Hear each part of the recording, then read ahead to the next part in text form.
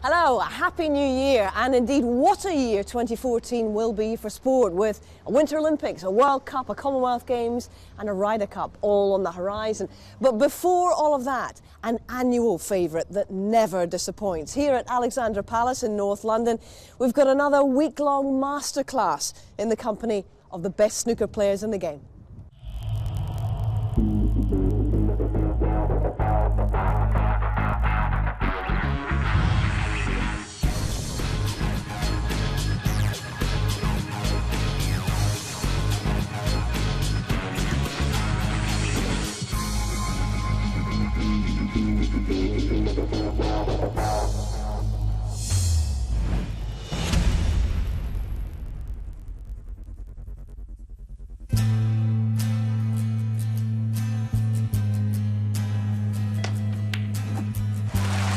It's a great one by John Spencer. So Spencer becomes the first Benson & Hedges master.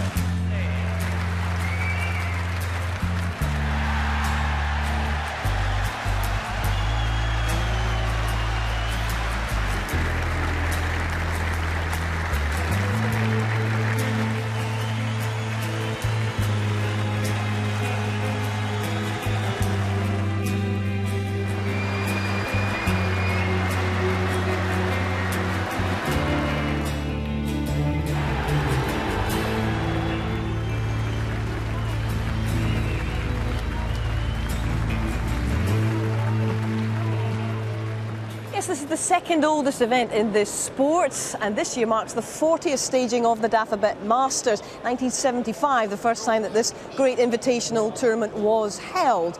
And a certain member of our team should just about remember that. Steve Davis, you may well remember that at the UK Championship in York just before Christmas, he was nowhere to be seen, certainly not on our channel anyway, as he plied his trade pretending to be a celebrity in the Australian jungle. So where else would you look for him here at Ali Pali than in amongst the palm trees? Good day. Good day, sir. Nice to see you with your clothes on. Oh, please don't. I'm pleased to be back into the world of unreality. Did you miss us? Yeah, I did. Yeah, I was thinking all the time, you know, what's happening up in York, you know, what the matches were and all of the fun you have here. And also as a player as well, you know, the statement of not playing in it as well, but I suppose that's where I'm in my career, so yeah, but I didn't even get results what was going on. But I have to say, when you came straight back, you were straight into snooker with some success. Yes, I had to play 2 qualifying matches. I think perhaps I was fresh, that's all I could say, and really sort of thoroughly looking forward to even being able to eat food in between matches and frames. Yeah, you might have been pining for us, but you were glad to be home for the food, I'm sure. You know, Steve, you won this Masters title 3 times in your career, and there is a debate about which of the big 3 this is. Is it number 2 title behind the World Championship? Where do you stand in this debate? I think probably the prestige of this event does make it number 2, even though the UK Championship has ranking points. The kudos of being one of the elite few that is allowed to play in this event makes it number 2. Yeah, absolutely, because as you say, every year for the last 40 years, only the top 16 in the world right now get to play, and in 2014, these are they.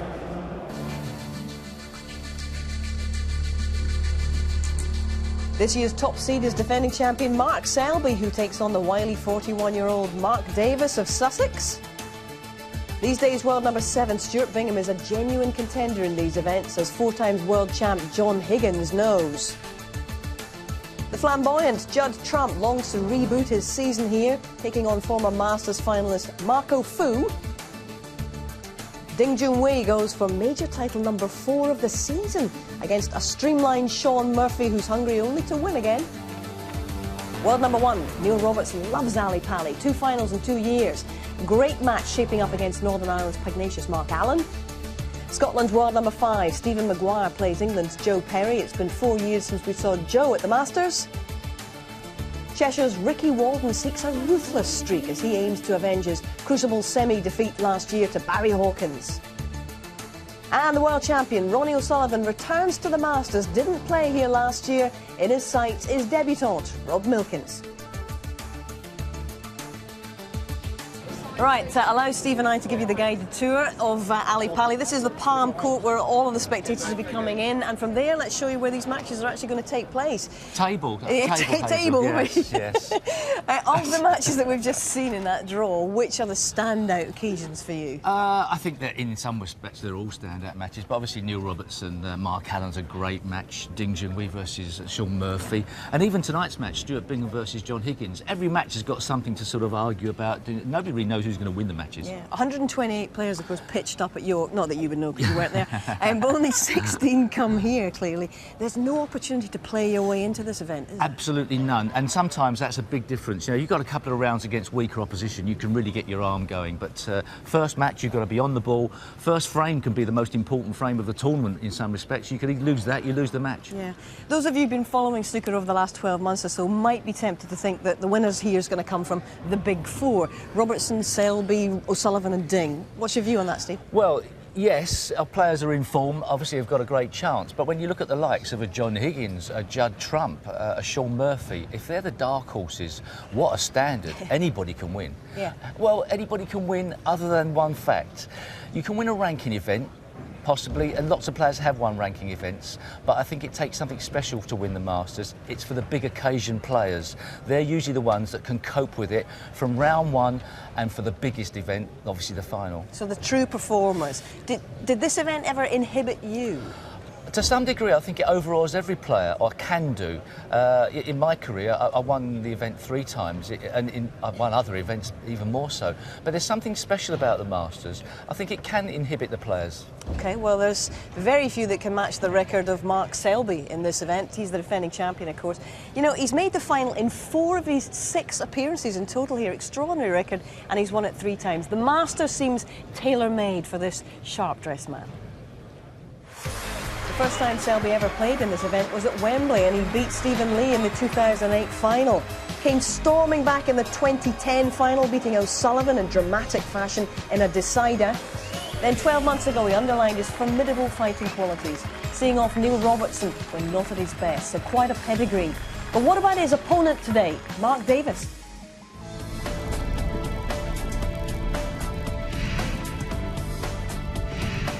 Well, when you pass the age of 35, people could say your career is coming to an end, but Mark Davis is now 41 years of age and playing some of the best snooker in his life. It's amazing how he's continued to remain wanting to play the game, to the fact that he's been almost a journeyman pro for many, many years, but the older he's got, the better he's got. Mark Davis is an example to anybody thinking of turning professional at the game. His technique has stayed the same. He's always been a great potter. His stickability is now coming to the fore, and that's why he's edging ever closer to that top 8 players. And it just shows you, it doesn't have to happen overnight. Just stick, if you've got a good technique, stick with it, and you'll get the rewards eventually. Well, the boys alluded to age, and Mark Davis has saved his best snooker when he turned 40. And you've got to have a great temperament to be able to do that. He's battled away for all those years, and now he's reaping the rewards. Mark Davis is now becoming very, very consistent. He's won the World 6 Red Championship 2 years on the trot. He's now getting to the latter stages of virtually every tournament he plays in. He's a player to watch over the next couple of years. Weakness for Mark, for me, is cue ball control. I don't think he makes as big a breaks as he should. And that could find him out at the very highest level, because we see so many times you're only going to get one chance. Can he do it consistently with one chance? I'm not too sure. It's a great tournament. It's a sort of privilege to be in it, to be honest. It's top 16, so you know, you've earned your ranking to get in it, and it's a privilege to play in it, and you just want to, you know, make sure you can play well and show people what you can do. Obviously Mark's defending champion, but he's been at the top for a long time now. He's won a lot of titles, so he's used to that. So I don't think it'll bother him too much, and like I say, just basically try and concentrate on what I'm doing, and then, you know, do the best I can, and hopefully if I play well, then, you know, I know I'm good enough to sort of be anybody on the day, but you've got to go out there and do it. It's an admirable achievement for Mark Davis to be here for only the third time in, what, 13 years. And therein perhaps lies the problem for him today, Steve, because he's yet to win a match at this stage of the Masters. Yes, and people that make their living from trying to predict sporting outcomes would put a lot of stock in the saying, horses for courses. So Mark Davis has a big problem. Not only has he got to play a great player in Mark Selby, but he's also got to overcome never winning in this arena. Mark Selby, on the other hand, knows full well he's been here before, he feels comfortable in here. So, as a form horse, a lot more money would go on him. What's your theory as to why Mark Selby has been so successful? 4 finals in 6 years in this event. I think some players are far more suited to a one-table setup than others. You can't hide out there. In a 4-table setup, you can sneak through. So it does magnify things. And can you liken it to your love personally for one particular tournament in your career?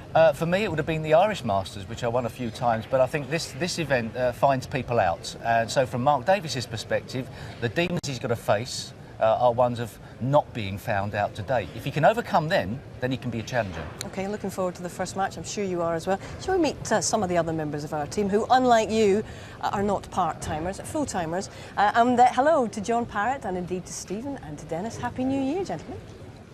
Yes, Happy New Year, Hazel, and it is indeed an honour to be in with former Masters champions. Dennis was a champion here in '87, and Stephen was very greedy. He won 6 of these, wouldn't let anybody else win. It is a very special event, this, the Masters, isn't it? Yeah, it was always my second priority in a season.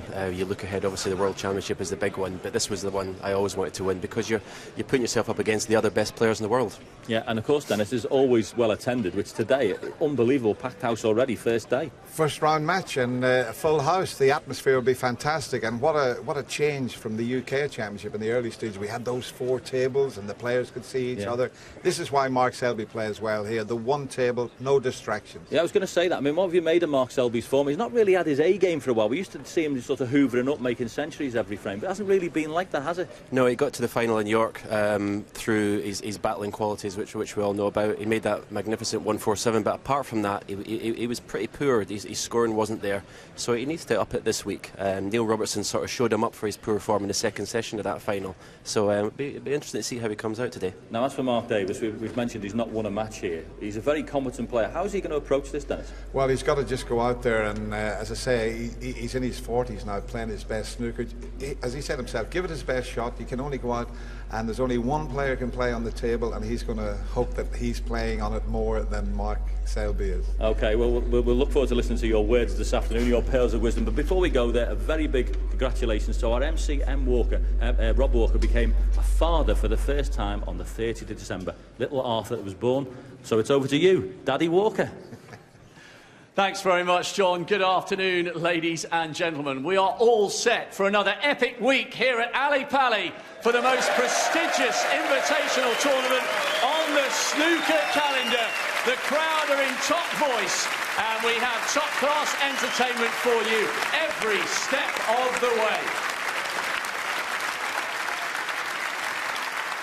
Please welcome, first of all, a player flourishing into his 40s, twice a winner of the 6 Red World Championship, showing the best form of his life in the last 2 years. He is the Renaissance man from Hastings, Mark Davis.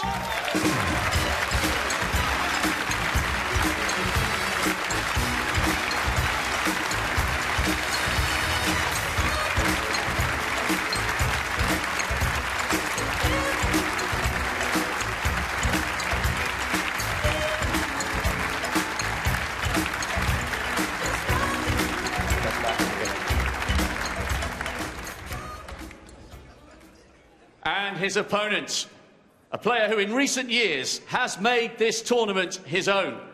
One of the most colourful characters on the circuit, with 3 titles here in the last 6 years. He is your defending Masters champion. He is the jester from Leicester, Mark Selby.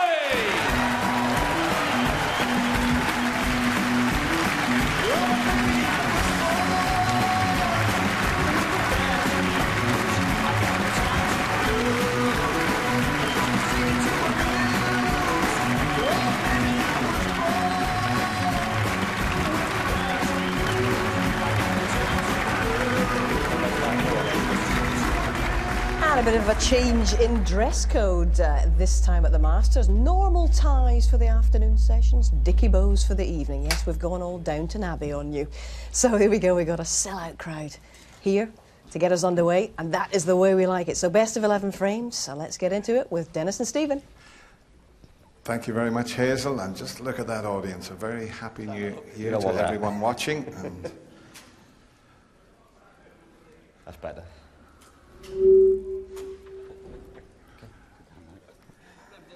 Usual handshake, and Mark Davis has won the toss.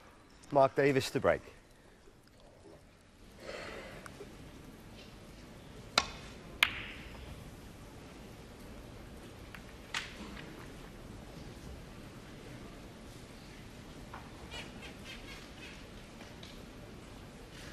Pretty good break-off shot from Mark Davis. That's the plan with the break-off shot. Try and get the white as close to the baulk cushion as possible.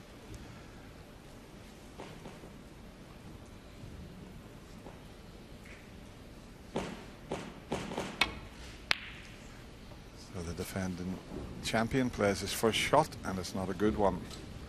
He's pushed that red right over the corner pocket. Well, having said that, it's bounced enough off the cushion and it's dead straight, so that looks easy, but where the cue ball is, a little bit of angle there, but not much. Couldn't do a lot with the cue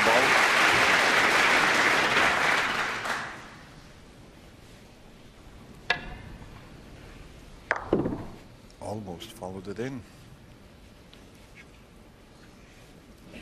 Yeah, we mentioned the crowd, Stephen. What a buzz. It's fabulous, isn't it, for the opening session of this year's Masters. Mark Davis won. Yeah, there's nothing better than playing, obviously, the second biggest tournament of the season in front of a full crowd. I always think if you can't play well in this atmosphere, you shouldn't be playing snooker.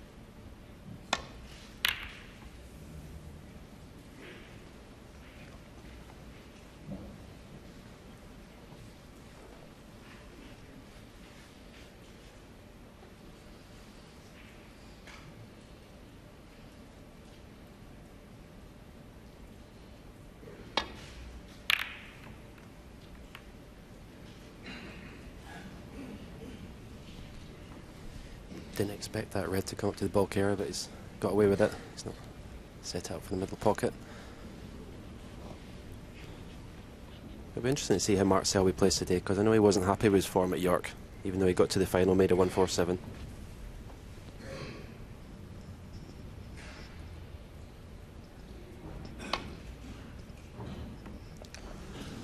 Well, he needed a thin edge, but he might just be okay. It depends as to whether there's a red that'll pass the pink.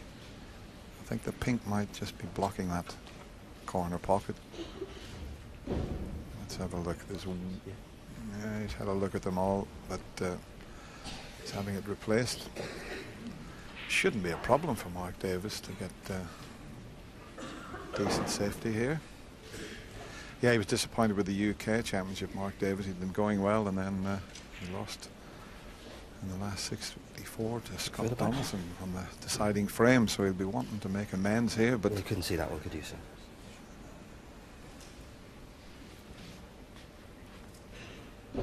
And from a psychological point of view, Stephen, when you've never won a match here, it's a little bit of added pressure on you.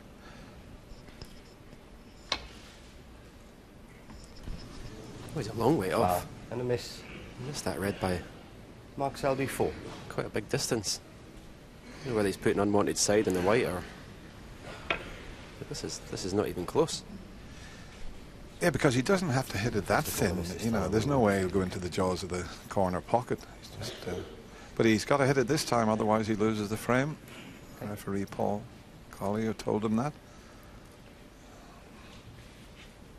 So he'll be hitting it slightly thicker this time. Well, he'll be hitting it, otherwise he's lost the frame. Oh, it looks as if he's playing the other one now.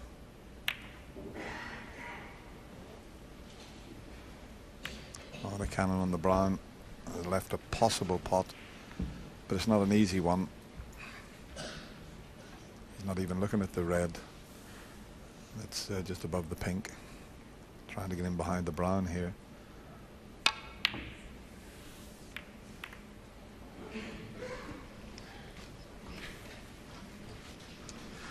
Yeah, just going back to Mark Selby at the UK Championship, what we say is his B game. He played a lot of matches with not on his top form and still got to the final and led Neil Robinson 5-1. Looked like he was going to win it, but great performance from the Australian to come back and defeat him.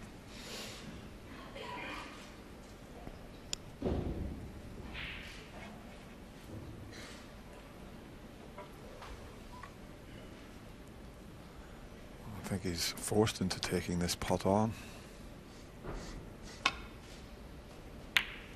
Oh, he thought he had that.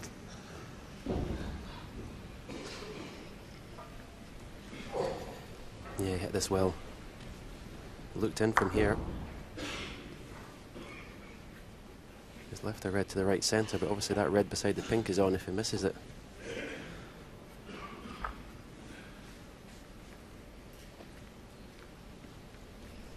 Nice to see the boys back wearing ordinary ties in the afternoon. Stephen, when you turned professional, had we done away with that, with the bow ties when you turned pro every session?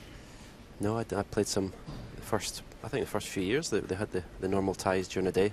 I always found it difficult to get comfortable in a good position. The cue the tie used to always get in the way.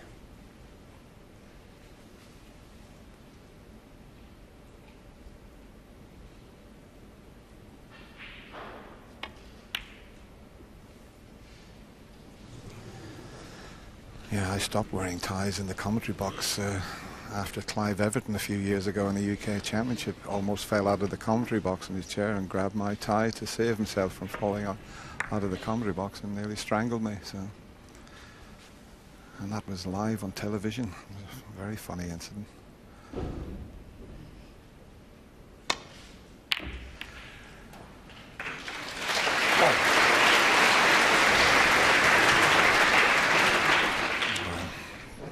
Couldn't do much. He had to just rely on the cannon, and he was hoping to hit the pink a little thinner and finish on the blue for the middle, but it's awkward. He may have just rolled to the brown here. Ramble.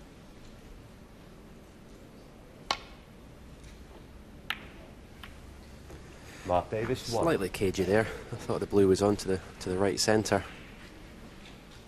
So the first frame doesn't want to take any undue risks.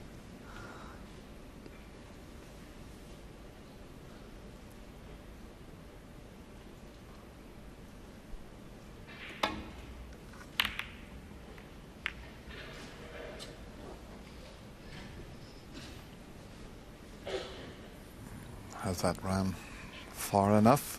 Mark having a close look to see if he can get to the potting angle. But even if he can, there's an awful lot of balls in the way to get the white back around the table. He could play it slowly and the white would come off the cushion, cannon the red and black, and leave him still on the pink. But again, taking the safety option. I don't think Mark Davis wants to get tied up in too many of these frames. I think that will suit Selby more.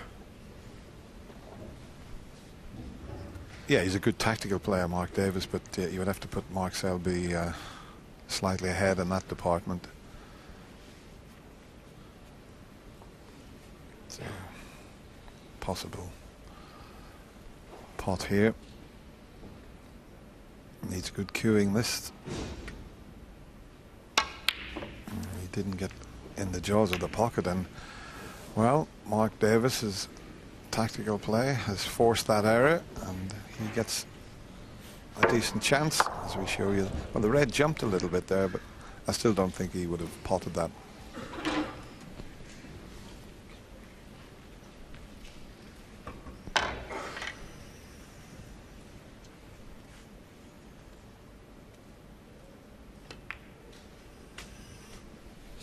1.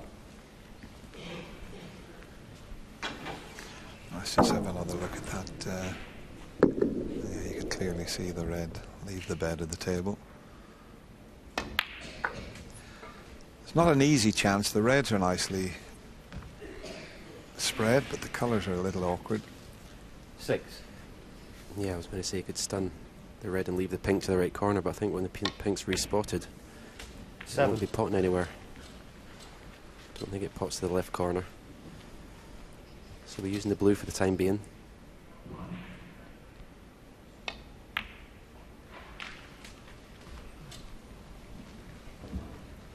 Yeah, you could do with, mind you, I don't think he's got the angle. I was going to say you could roll the red and get on the blue and then play a cannon onto the green and 2 reds, but well, he can still do that.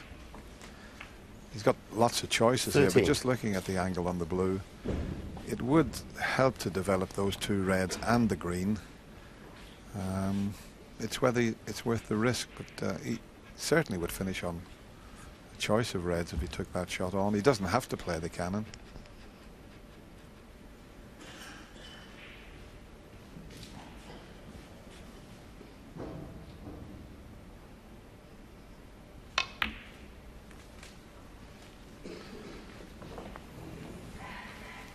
Just played for that single red, but 18. If he's dead straight on this, he's just off straight, so really the only colour he can play for would be the yellow, unless he forces it back up towards the pink and the blue. That's why I thought the cannon on the green and 2 reds might be an option there, because I think those reds go past the yellow into the corner. There's 3 reds that may pot.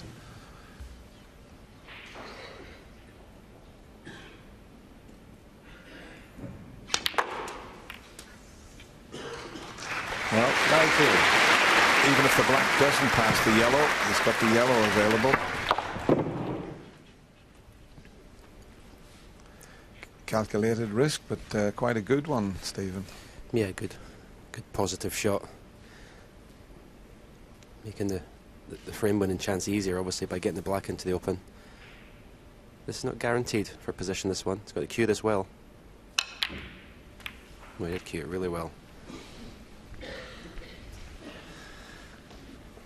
Now, is that a favourable kiss? As we show you the shot again, the black hitting the red. Has it put it into a potable position? It's a thin one. He's having a long, hard look at it, but he will finish on a colour, because even if he heads up into the balk area, the brown's available, but it is quite a thin snick, this. Oh, he's overcut it.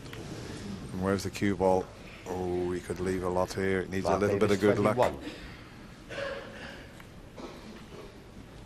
And he might just have had that little bit of good luck, but having said that, I think he can get between the reds to pop this red to the left corner.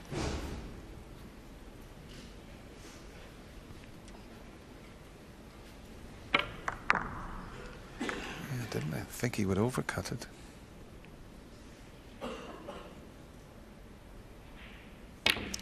In fact, that was a bonus, being able to take that red, because that's freed the black up.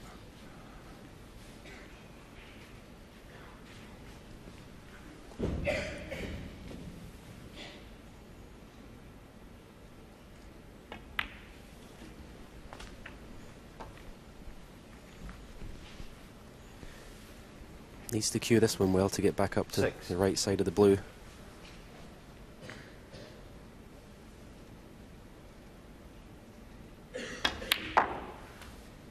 Well, in fact, he had a nice angle just done across the black. That was a good shot. Played that well.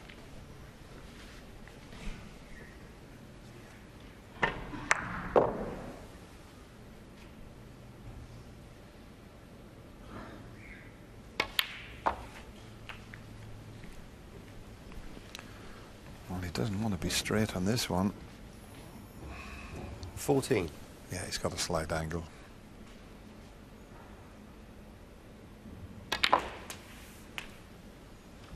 15.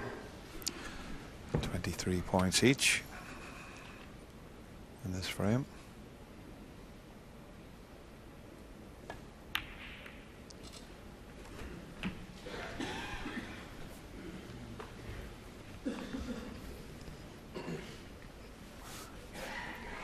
22.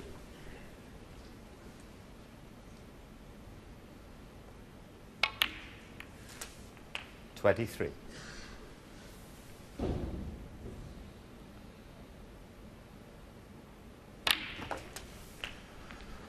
He's got 2 easy reds left, and then he's got the 2 difficult ones by the green and the one near the cushions slightly awkward. 30. So not a formality to clinch this opening frame. But after this next shot it might 31. be, because he'll cannon the 2 reds, bring them into play.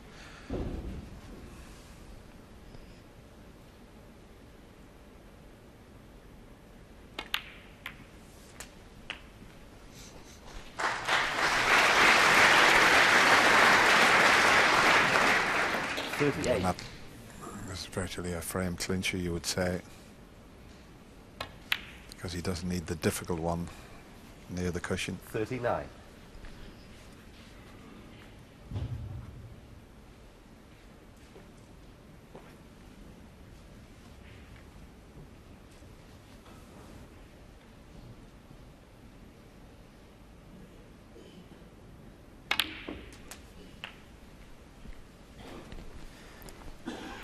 Obviously Mark Davis did the hard work really for Mark Selby by bringing the black into the open.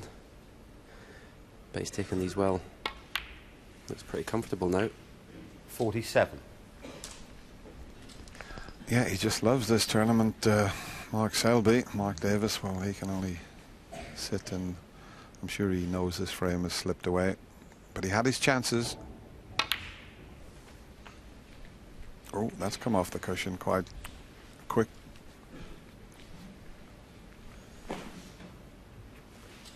Just needs this red, but shouldn't be a problem.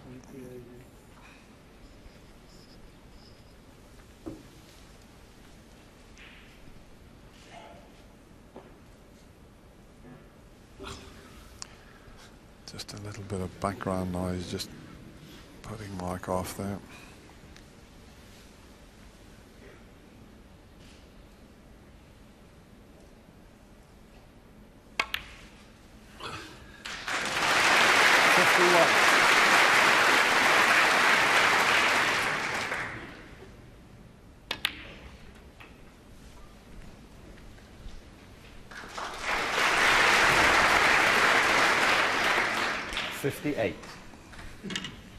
Always nice to start with a decent break, and this looks like it's going to be a frame-winning effort from the defending champion.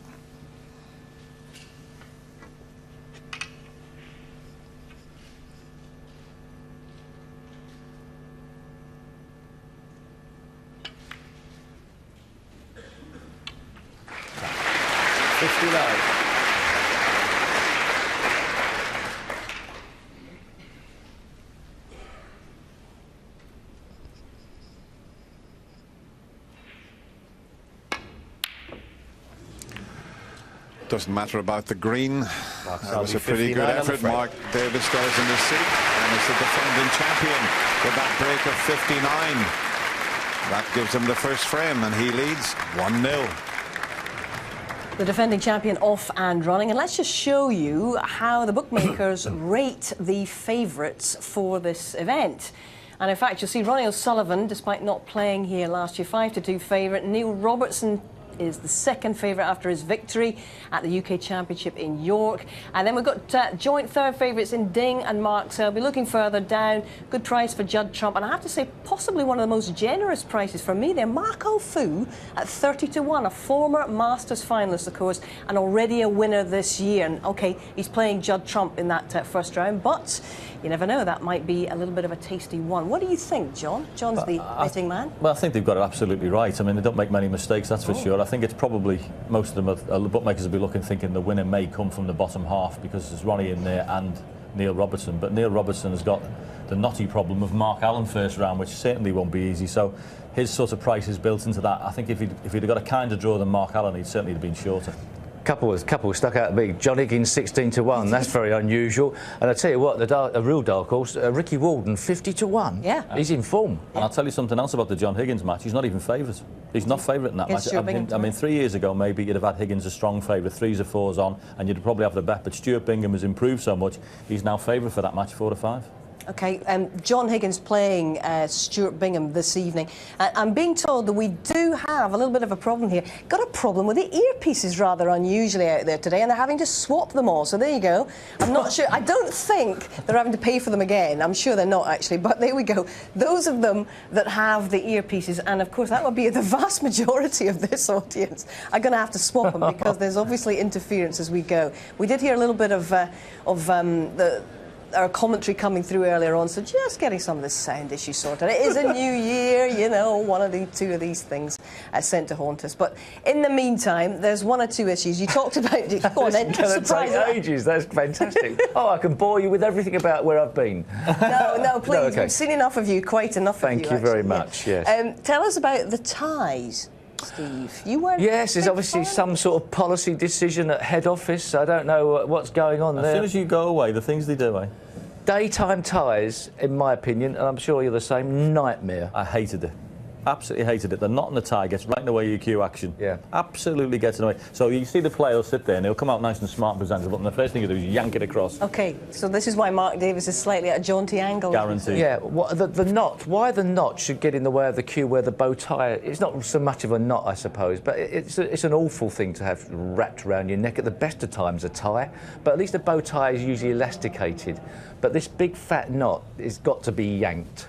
OK, right. I've been told that the audience have been asked to return to their seats once again, and they're going to try and swap some more of them at the end of the next frame. So this is not exactly as planned, it has to be said, for the opening day of the Masters, Steve. I think World Snooker bought a dodgy lot of gear from off a Barrow in Romford. Tell you what, these pound shops aren't what they used to be. Yeah, they're not, no. And, you know, it was next to the perfume shop, Barrow. Barry Hearn was walking past. He went, I'll have some of that, a bit of Christian Dior and 3,000 dodgy earpiece. I'm sure we'll get it sorted out, but in all seriousness, this doesn't help Mark Davis's cause, because let's be honest, it's a nervous enough occasion for this man. He's been, what, 13 years, and this is his third appearance in 13 years here, and this has happened to him. Yeah, and what he can't do is what he just did there, which was give away a very easy opportunity. He does a little bit marked.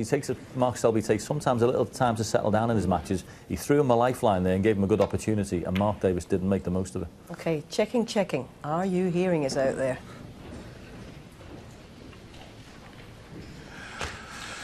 Well, at least everyone at home's hearing us, I hope. Dodgy earpieces there. Is Dale Boy around? Has he been around the last couple of weeks? Chance here. Get round the back of the black.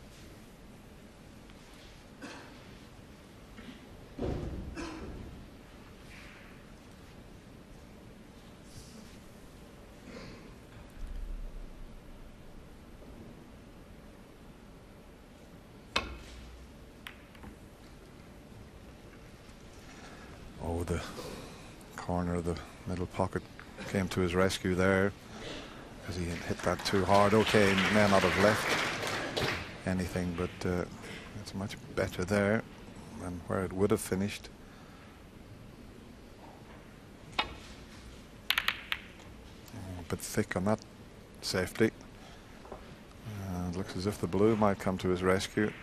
Or is there a gap between blue and black? Oh, it's tight.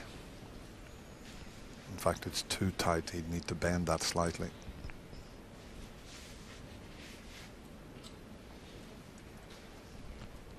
Yeah, it looks to be enough room there to just play a little bit of right-hand side, but he doesn't fancy it. And this isn't an easy safety shot, bridging over the yellow.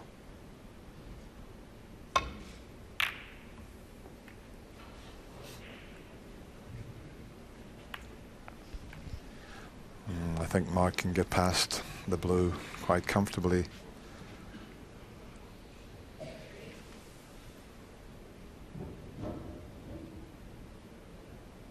Plenty of room.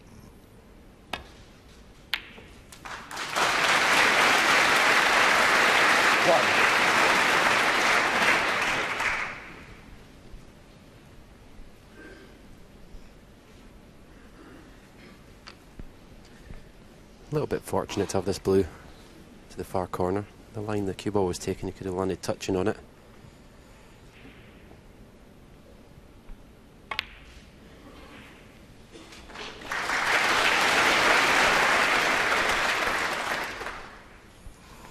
Reds are not too badly placed. Black's awkward. 6. Pink's a little awkward. So back for the blue and then see what he can manage to develop. Oh, the pink's available. So we know that the pink will go into the right corner. 7. He's got the perfect angle on the blue. He's got a choice of shots now.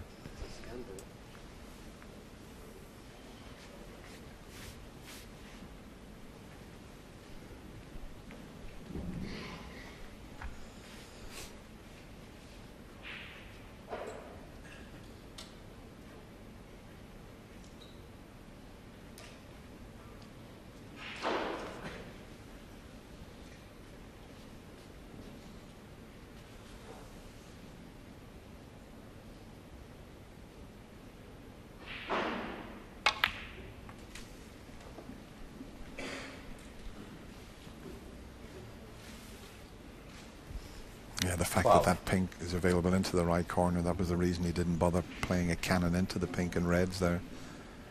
But has he got a good enough angle to get on that pink?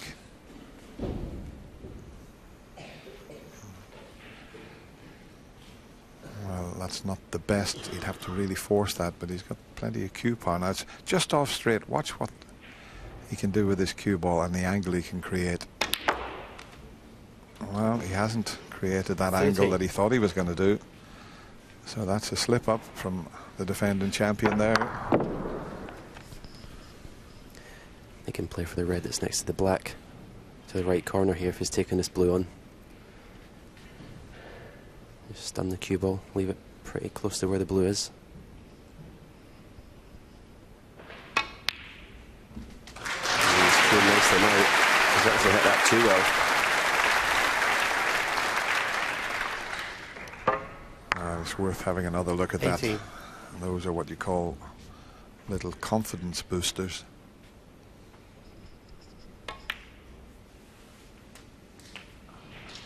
$19.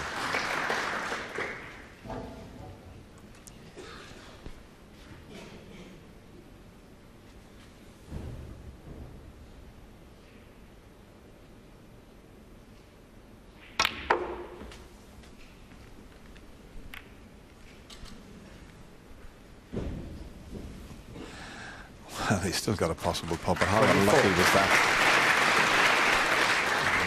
Played that perfectly, and just have a look at the white. 1, 2 cushions, and it looked as if it was going to get a favourable cannon, and didn't quite work out as nice as it could have done. But he's still got this red available. One more good positional shot needed.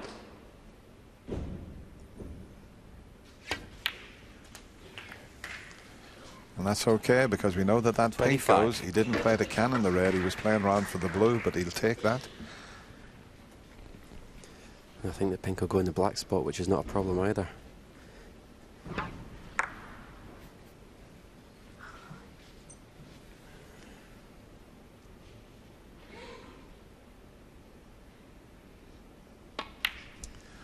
Always has been the case, Stephen, isn't it? When you're playing well and cueing well, you always get the nice little nudges and flicks, and everything just seems so easy to you. And when you're struggling, you You get the wrong cannon and you run out of position.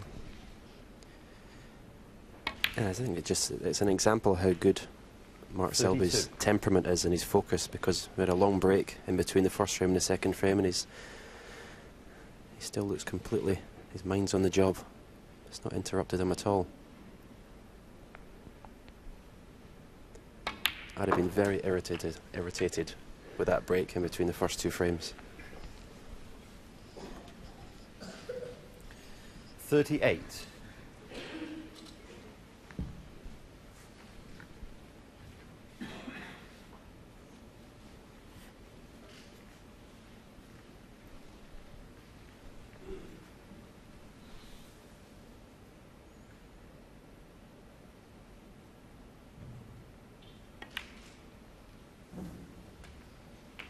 $39.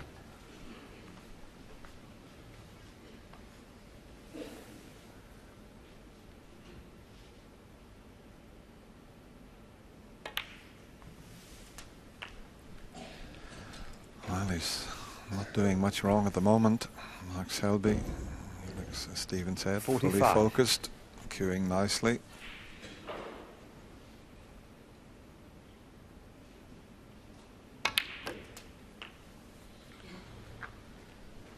Come up a little bit short this time.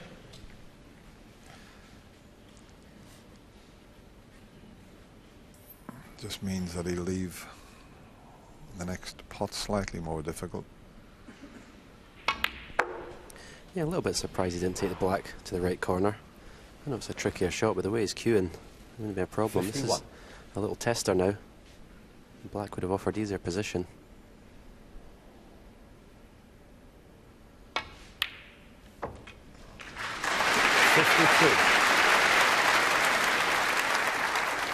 Well, there's another example of his cue action and how well he is cueing.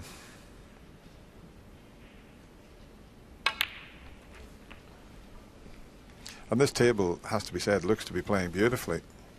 He hardly touched that, and look at the 58. action he got on the cue ball to screw back and off the cushion without hardly hitting it. Yeah, this is just timing. You're timing the ball perfectly. You do get the action out the cue ball.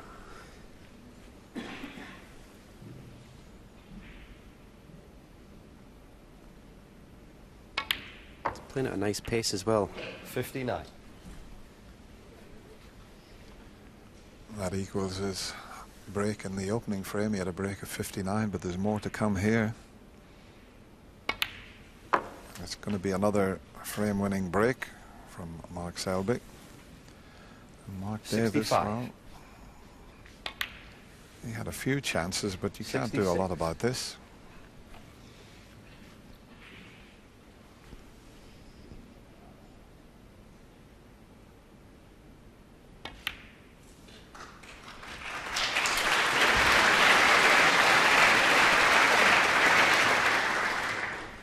$72.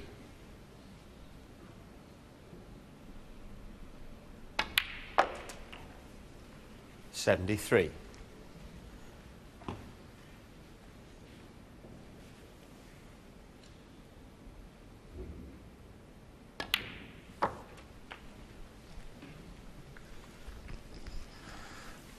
Might risk developing one of the reds. 79.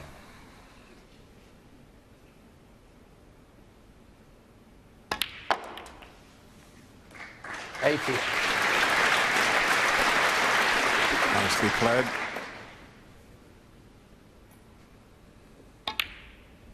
And that wasn't very nicely played. Just Mark lost his Selby, 80, I'm concentration afraid. for a moment there, but that's another splendid effort from the defending champion. He took the opening frame with one chance. He's done the same in the second frame. He now leads 2-0. And where are we going, boys? Have we got an interval coming up by the looks of it? Well, what we're going to do, Dennis, is these fellas are just going to take a quick break here because we're going to swap over the remainder of these earpieces. We have got to the bottom of this, and that is that some of those earpieces were not transmitting the commentary from Dennis and Stephen. I'm not sure if that's a bargain or not, with the greatest of respect, obviously. But they couldn't hear the guys in the commentary box, and now they're swapping them over. It'll take a couple of minutes, so that process is underway. And in the meantime, we shall find out about Mark Selby's perfect player.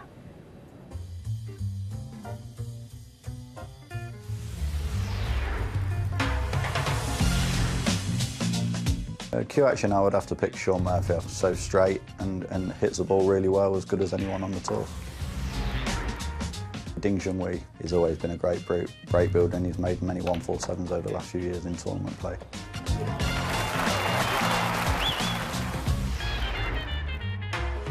Neil Robertson. Ding Junhui, I mean, when he does make his breaks, the white ball's never more than 3 or 4 inches behind the object ball, which is the idea of the game. The legend Steve Davis. Neil Robertson, I mean, I think his temperament's great. You never know when he's winning or losing. He always gives it all, and his hunger for the game is second to none. Judd Trump, I'd have to say. I mean, the amount of times he pots a long ball and screws it back 10 times up and down the table is like, yeah, I don't think many players who can play that shot what Judd plays. Sean Murphy again, yeah, I think he's very good with the rest. I mean, we're more or less the same age, and as junior days, neither of us was that tall, and we were both using it quite a lot, and I wasn't as good, and he used to never miss a pot what I can remember, and even still now he's very good. I have to say Mark Allen. I think in the World Championships a few years ago when he played O'Sullivan, it's not easy to beat Ronnie at the best of times, but to beat him at the Crucible, when I think it was only Mark's first or second time there, showed great character. Stephen Hendry. The amount of times he used to do that when his back was against the wall, 40 or 50 points behind, and win the frame was phenomenal.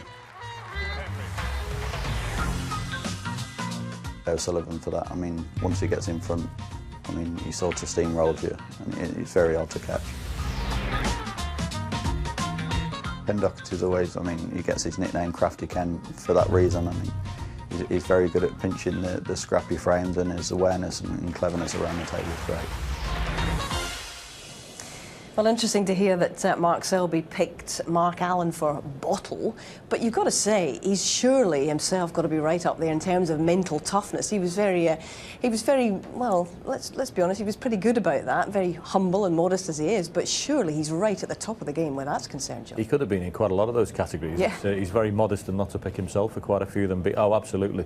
And the thing is, I mean, I'm being ultra critical here. I don't think we've seen his A game for quite a while. I mean, when he was winning here the events and winning properly, he was winning with 100 break, 100 break, 100. We called him the Hoover, didn't we? Yeah.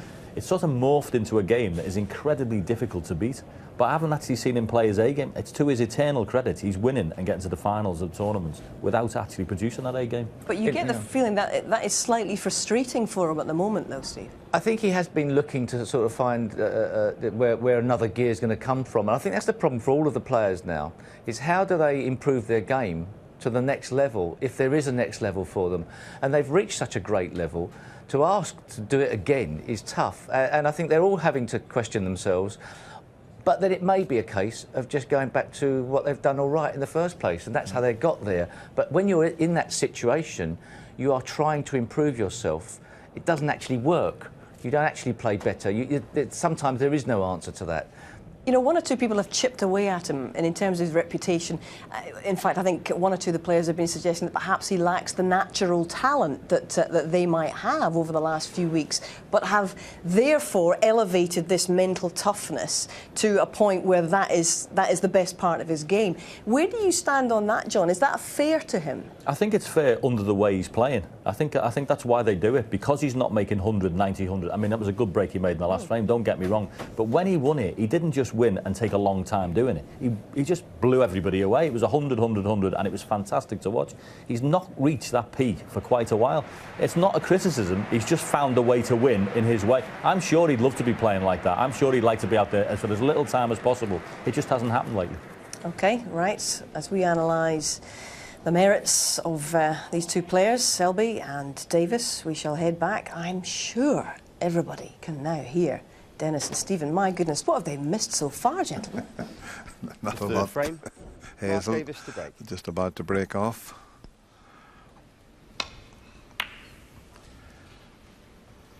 Yeah, they've been around quite a while, the old earpieces, never used to have anything like that in the game. But the people that turn up, a lot of them somehow want to listen to the commentary. I'd rather just sit there and enjoy the snooker and not listen to us, Stephen.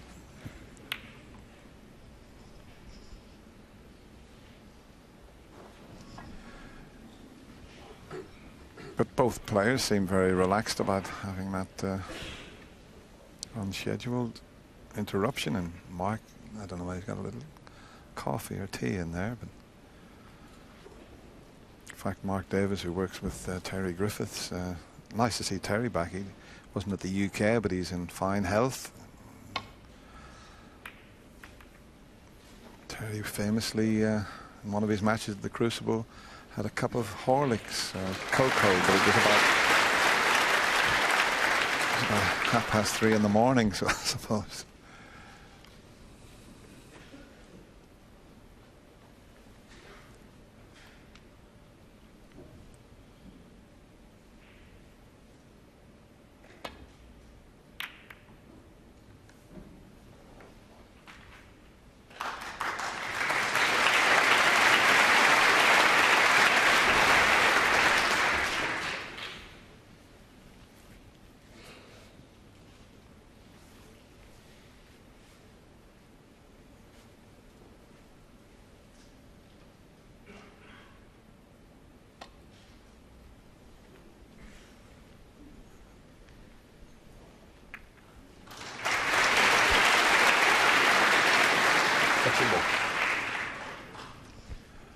Yeah, it is touching, so that's useful for Mark Selby. He can just play away, and well, he can even try and get up behind the green, but usually you want to leave it near the cushion. But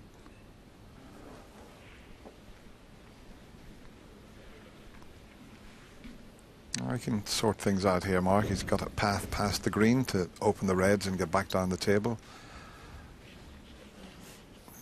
Had a quick glance there to make sure he wasn't knocking one over the left corner pocket.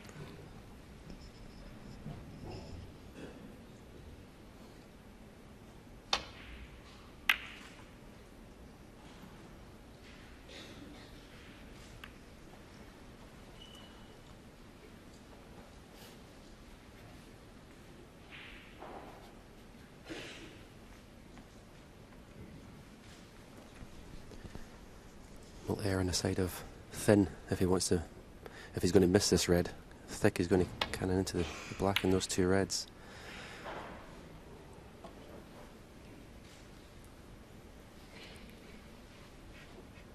Not the best cue ball. Obviously the yellow and brown are the target.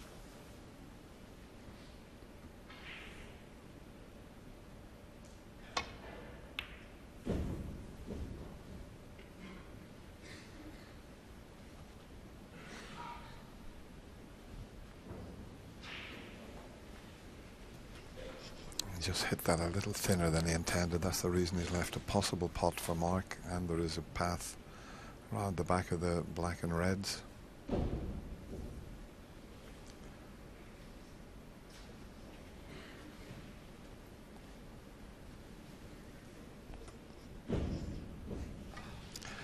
A bit of background noise. I don't know where it's coming from, but that's twice it's made Mark get away from the shot. Certainly not in the audience, it's backstage somewhere. The door keeps banging from the media centre. Well, there's a door that keeps banging somewhere just out of the arena.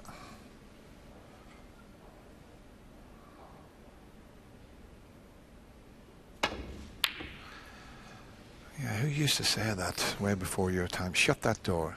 Larry Grayson, that was it, remember? Younger ones won't remember that. Yeah, at that time he wasn't able to keep his temperament in check. He'd be annoyed by that, because I think he would have fancied potting that red at the beginning.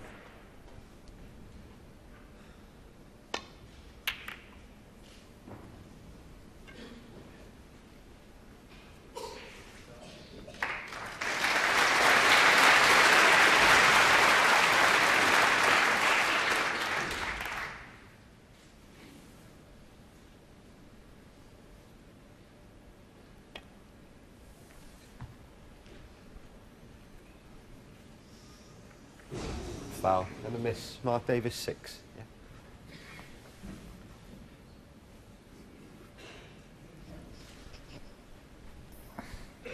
Just a slight adjustment with where he's making contact with the side cushion so that he doesn't hit the pink. He certainly doesn't want to slip past the reds, otherwise he can leave the one to the left of the black. So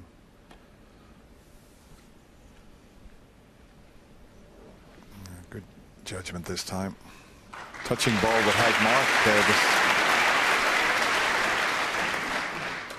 Well, it's clearly not touching.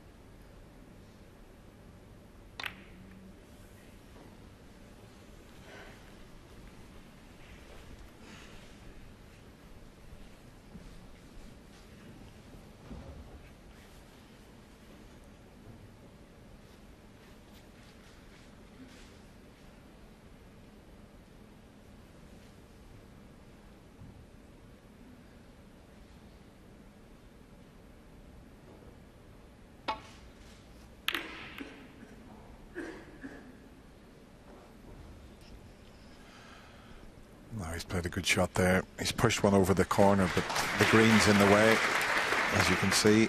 So Mark Davis in a spot of bother here. He may have to just come off a couple of cushions and nestle on that red, but he's got to be careful. He'd have to get that absolutely right. Yeah, again, the little swerve shot may be worth a go, because it's the only red he can leave. And if he plays it at pace and pots it, he can be on the black to the right corner. But again, he's taking the safety option. Yeah, if he come off two cushions and just nestled on that, he wouldn't really leave anything, but he's going into the bunch, so shouldn't be a problem really, but that's a bit pacey. Yeah, just about okay, but he could be back in trouble again.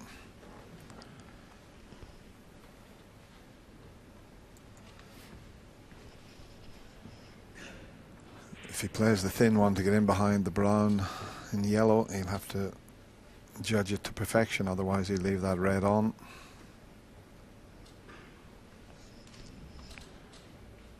That's why he's looking at an alternate. It's all about covering the red that's near the left corner pocket. So if he leaves it up in the jaws of the pocket, the pink will block the path. That would be guaranteed slightly easier than the other one. He played it well.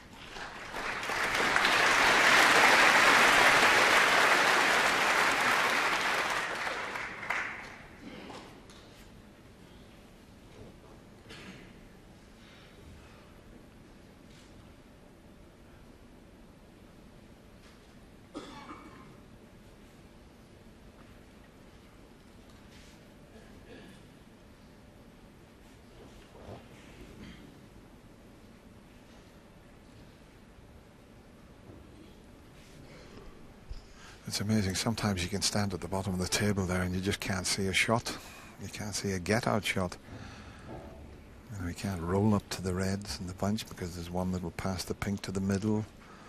Otherwise you could just nestle into the pack as a containing safety.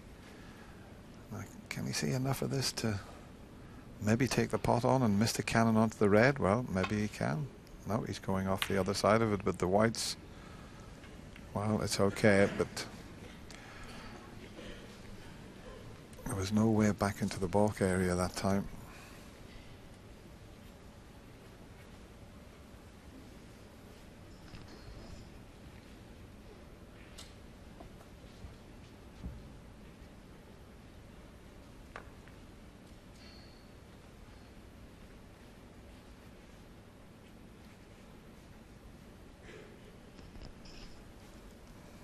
Well, it's not the easiest of pots. On to the right middle.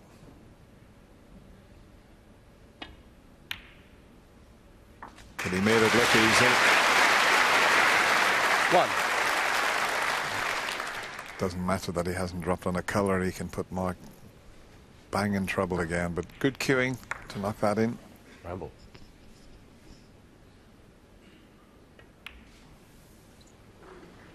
Mark Selby 1.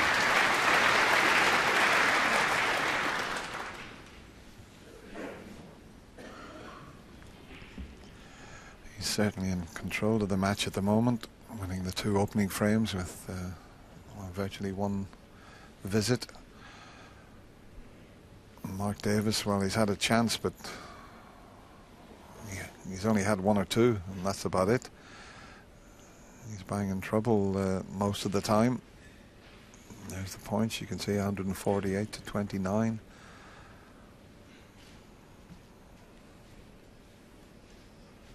I don't know if he can get twice across the table to land on that red that I mentioned previously, the one near the pocket.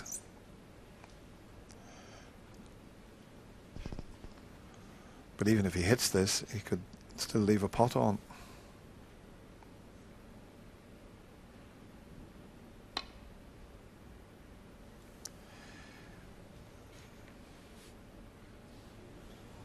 Foul and a miss. Mark Selby 4. This might go back because if he hits that any harder, he's going to leave the red on. But it's the only really shot that I can see for him to play.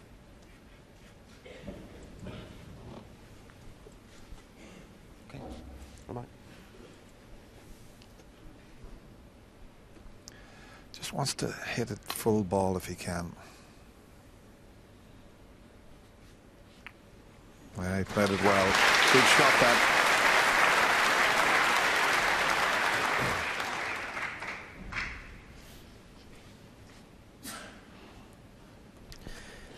Well, Mark Selby's not even looked at the red that's nearest the black spot on the black cushion to the right corner.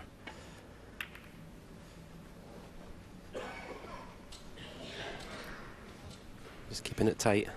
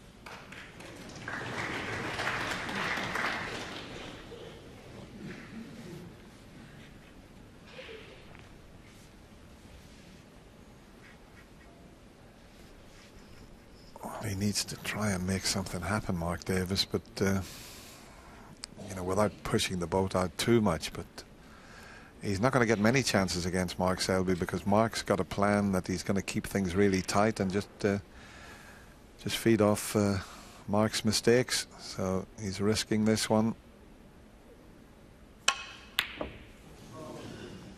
Where's the red going to finish?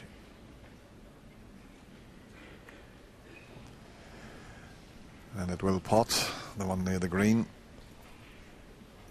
Got plenty of action on the cue ball there. He was hoping it could play it as a shot to nothing, but the red is available.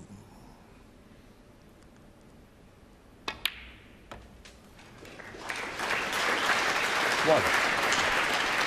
Not easy with the black on the side cushion.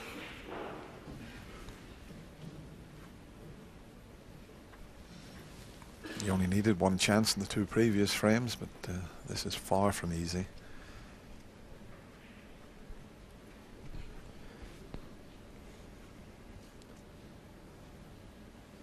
Don't think the pink will go in its own spot when he pots this, so it goes in the black spot. It's That's not a problem.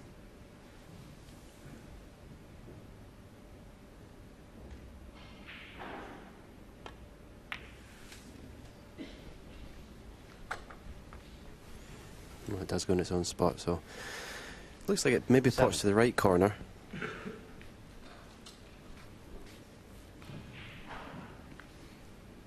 As you say, Dennis, it seems to be Mark Selby that's getting the best chances in these frames.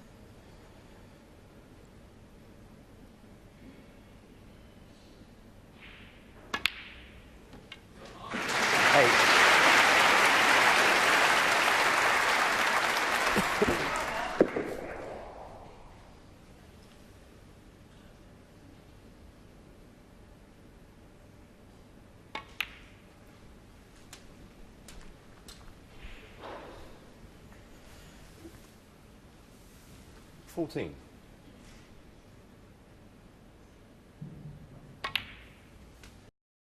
15.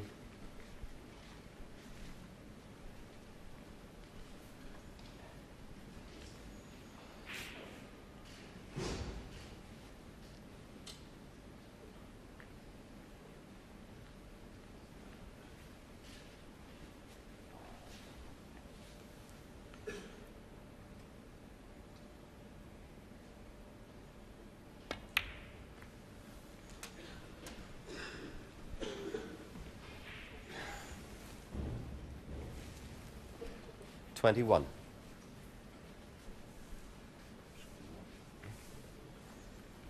Yeah, just spotted something on the cue ball there. Probably just where he's going to cue at it. It's just a distraction. Sometimes it picks up a little hair or something, can come off the carpet and transfer itself up onto the ball.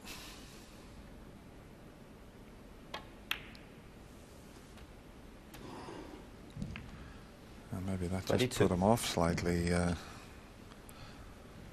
having that cue ball clean. He's played a poor positional shot, probably the worst of the match so far.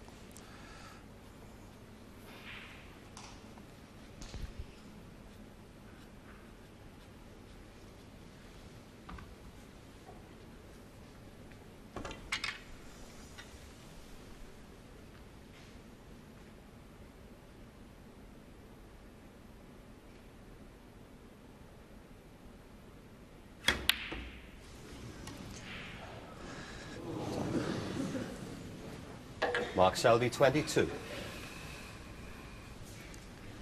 Well, I'm not sure exactly what red he was playing on. It must have been the one to the left of the two reds that's near the left corner pocket, but he certainly made a complete mess of the pot and the position. Lucky for him, he didn't get on the red.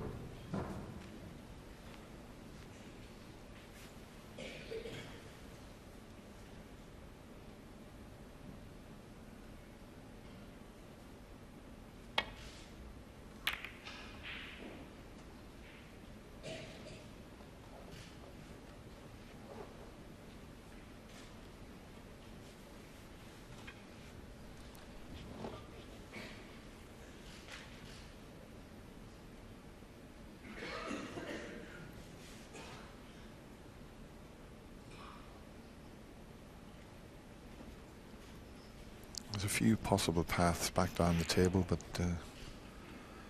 he's got a few balls to negotiate. One just above the black spot, the one he's taking, gives him a path back down the table.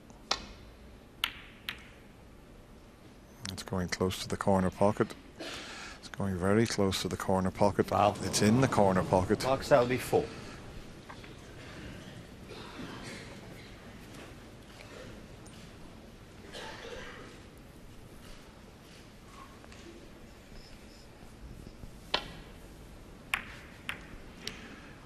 was no colour there to get in behind, so probably a little unlucky to drop in the pocket.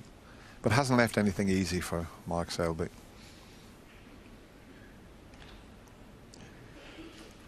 It's one of those, Stephen, do you take the chance? He's just gone in off. He might get an advantage from this if Mark has a go and misses this long one, but he looks pretty confident. Yeah, he's got a choice of 4 or 5 reds here. It's just which one offers the best position.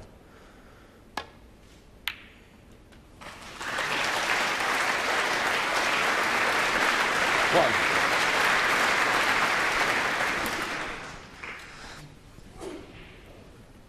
Yeah, it chose the red that he didn't have to do a great deal with, just plain ball striking, which made the pot slightly easier.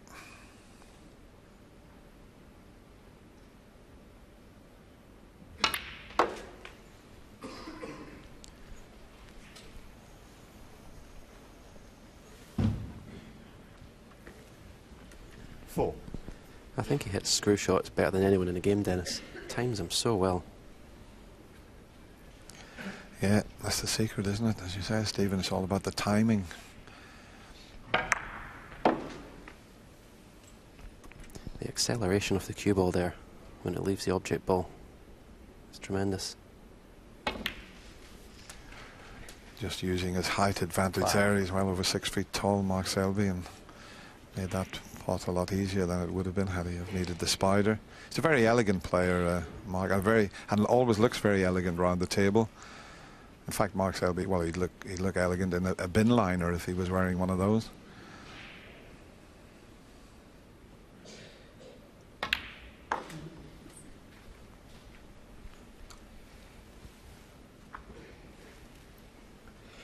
Ten.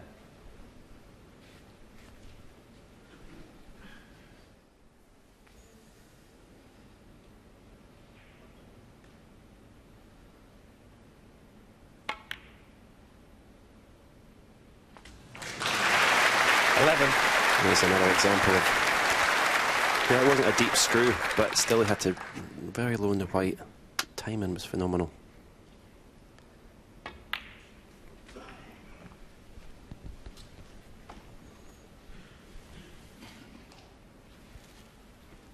$16.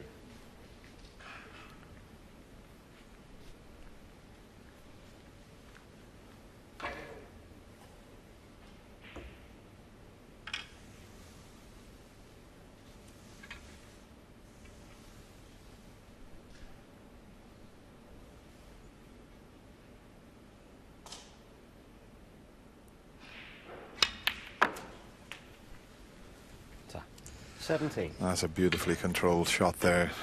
Could quite easily have covered the pink when he screwed into that red.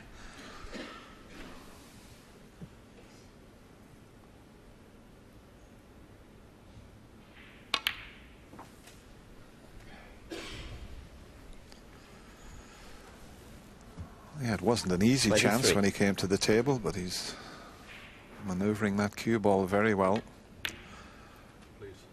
He's got a kick there, though, that spoiled 24. it slightly. That's took all the pace out of that cue ball. He would have been nicely on the pink, but the kick threw it off at a different line. In fact, he would have come right across the table and finished nicely on the pink. Now it's change of plan because of that heavy contact.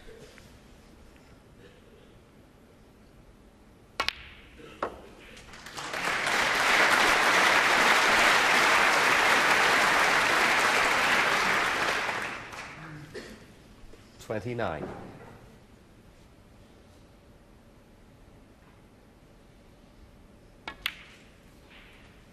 $30.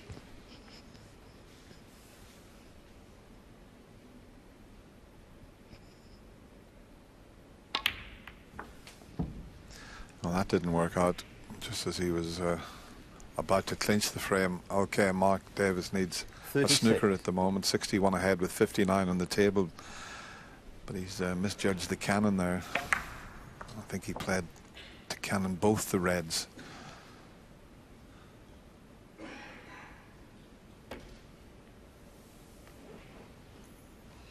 Mark Selby, 36.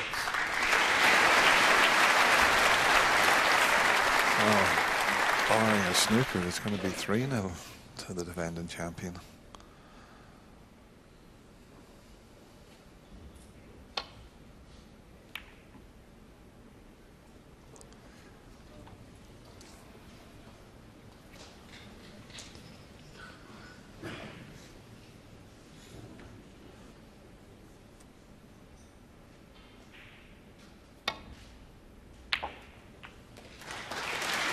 One.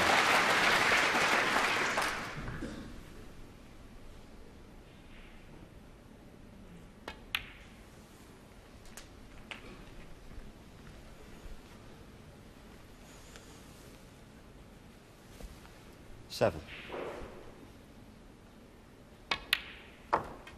8. 4 frames to be played before the mid-session interval.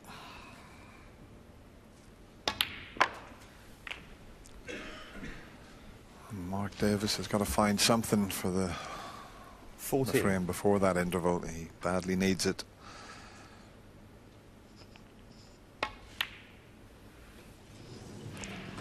Mark just has a look at Paul Collier. He said that's enough of this frame, and sure enough, the defending champion. No big breaks in this frame, but he leads 3-0. Well, as you said, Stephen, he looks very comfortable, very relaxed out there. Nothing seems to be phasing him. Maybe just lost a little bit of concentration, a bit of background noise. But other than that, he's not doing much wrong. Mark Davis is not getting many chances. No, and he's playing at a good pace, Mark Selby, today. He looks a bit quicker around the table than he perhaps he was. He looks more confident. You look at this. I was talking earlier about how good he is at screw shots. We see this one. This is a deep screw shot. He's got to avoid the middle pocket here, so he has to hit this perfect. You see the cue ball comes back. Anything less than perfect, it goes in off. Tremendous timing. And this one is such an acute angle, the pot. And to be able to get that much grab on the cue ball to again miss the in off was incredible timing. Yeah, the normal angle would have took him into the brown there, but he is cueing beautifully, and he looks very focused there, and he is a Masters champion, it has to be said. 3 times he's won it. I mean, you hold the record, Stephen, 6 Masters title. That will take some beating, but that's the beautiful Waterford Crystal trophy there. I know the original trophy, the sponsors give it to you after you won it for your 5th time. Where have you got that, Stephen? On the mantelpiece still? I'm not telling you, Dennis. Yeah, that was obviously a very special moment to be given that wonderful gold trophy. Great memories. Obviously a different venue. That was the old Wembley Conference Centre. Now the Alexandra Palace, but I think this is developing into a great venue for this tournament, Dennis. Great bit of camera work there. Take your seats, please. Wasn't it? Going right into the trophy. The 4th frame, Mark Selby to break. As Mark Selby breaks off, it's not been much fun for Mark Davis so far this afternoon. And unless something incredible happens, his record of not winning a match here doesn't look like it's going to change.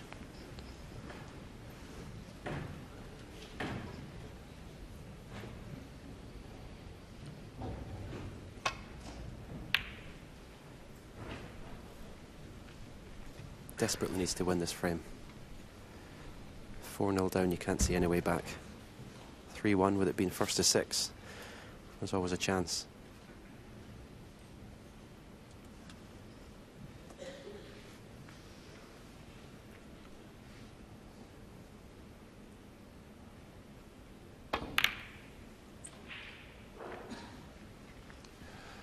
Yeah, Mark Davis lost last year to Mark Allen, 6 frames to 2, and you have to go way back to 2003 when they had wild cards there, and he lost the wild card round 6-5 to Alan McManus. So, but as you heard before the match started, this is the big tournament. This is the hardest one to win, with the exception of the World Championship, because the top 16 set out. It's one of those tournaments, every first round match could virtually be a final of any ranking event.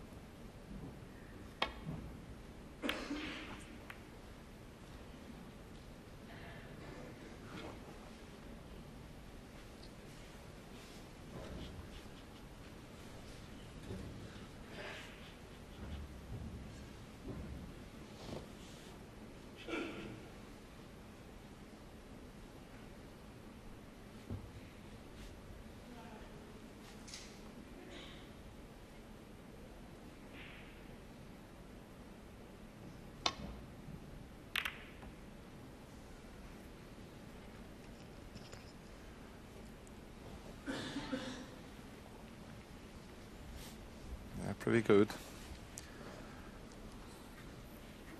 This time they're not trying to get over on the ball cushion behind the green because of that red to the left of the green. That's the one that they've got to keep covering, and the reason they're leaving the cue ball nearest to the pocket on that side of the table. Well, can he see enough of this to possibly take a double on to nothing? No, he can't see enough of that, surely.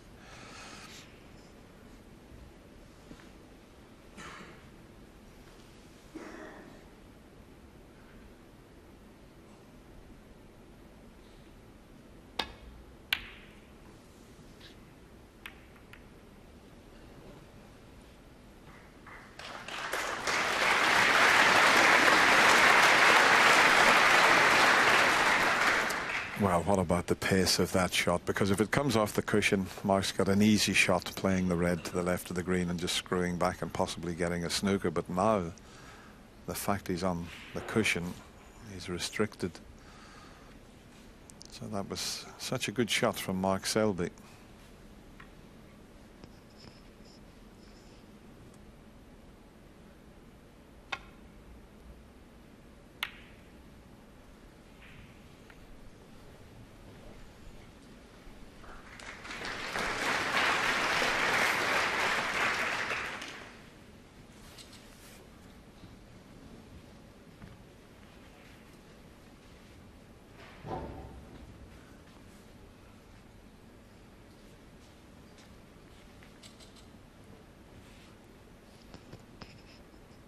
Think the red went up past the other red into the corner pocket. He had a look at it because he could have taken the pot on, played for the black, and he's having another long hard look at it because he wouldn't leave a great deal. So what a shot this would be to pull off. As you can see, it will go, and you've got the perfect picture. We'll know if it's in before he does. Oh, that looks good to me.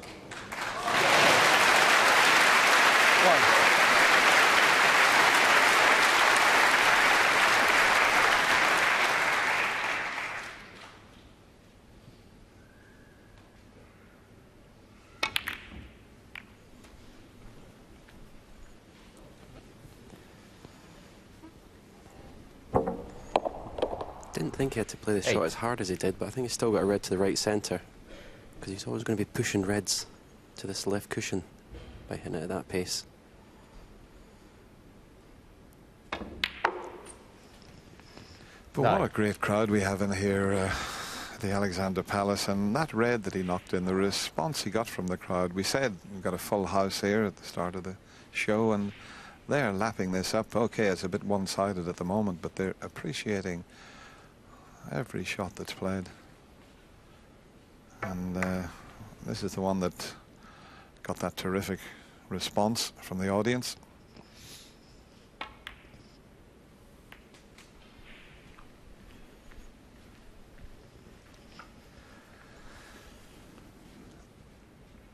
Well, he's back 15. at 90%. That's where you want to be, 90 or the...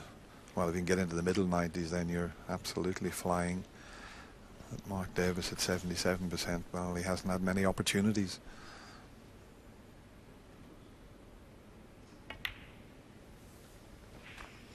$16.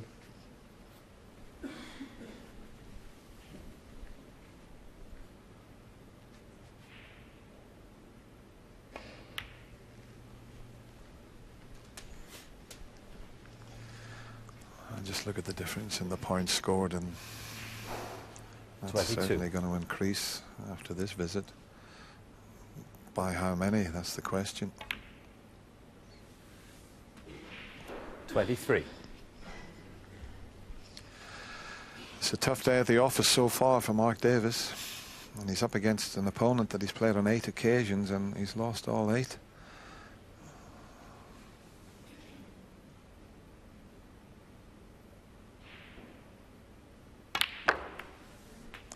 He does work so hard at this game, Mark Davis, and he's reaping the rewards. In his 40s now, playing the best snooker 30. of his career, but you can't play much snooker from your seat.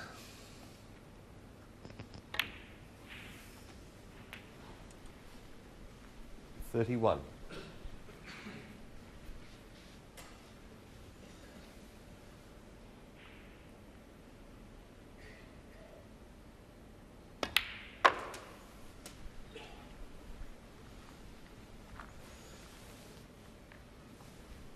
37.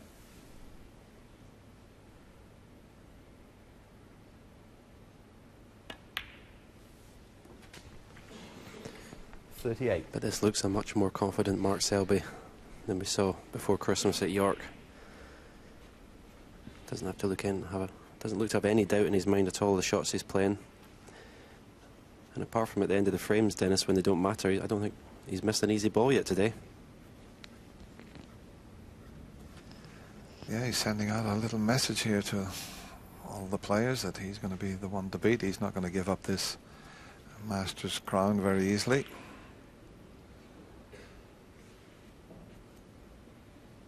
But as Stephen mentioned earlier, when he split the reds, he pushed a lot of the reds towards the side cushion when he hit it probably harder than he needed to, and now he's just having to work out how he can bring a few of those reds back into play.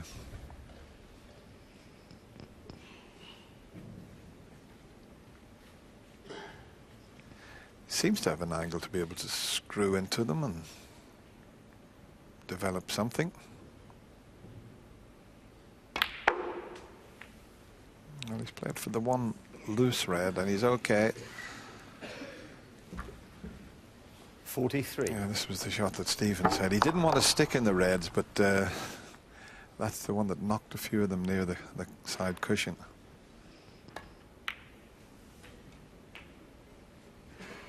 .44. Slight problem now. He's straightish on the black. He's got the pink, which would give him better position, unless he has an angle on the black. Well, there's not much of an angle there, is there? He could possibly force the black in and play for a red to the right centre, the two that are close together. I don't think he's got the angle to even do that.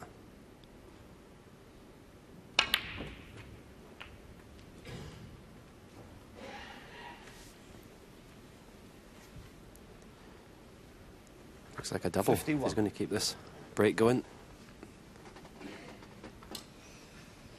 Yeah, he wouldn't leave a great deal and he'd be on the pink if he doubles the red. Just making sure that that one's not available, the two reds together. The right one is not on.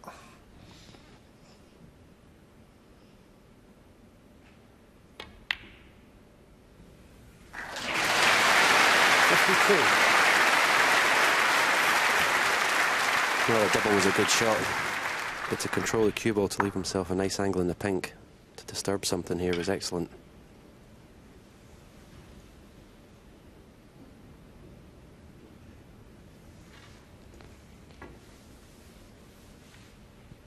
Normally when you play doubles you concentrate so much on making the pot you forget the position.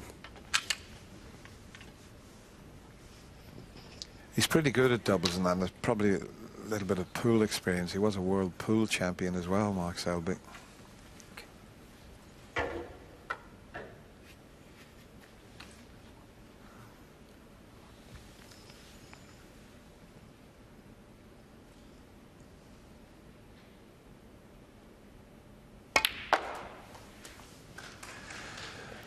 That was a mishit.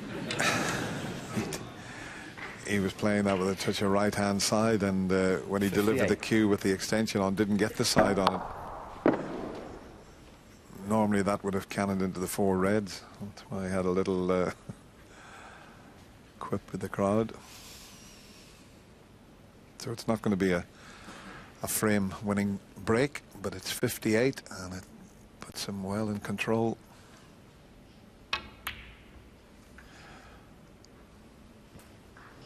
Mark Selby, 58.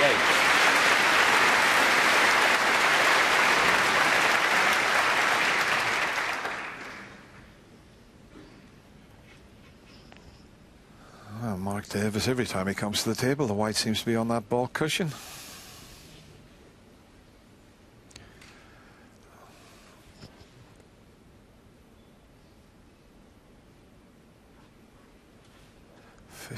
Minutes since his last pot, can you believe it?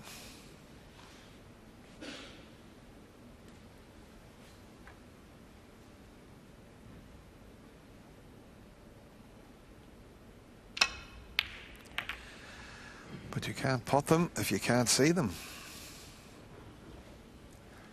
A good cue ball, but I think, as is usually the case when you're struggling and you're trying to find a bit of form, that's the sort of thing that happens. He gets a good cue ball. There's a path through to the one that's near the pocket. It's a bit of a guide going past the other red, so if this goes in, it could be the end of this fourth frame. Oh, phone the police. Mark Selby's missed an easy ball.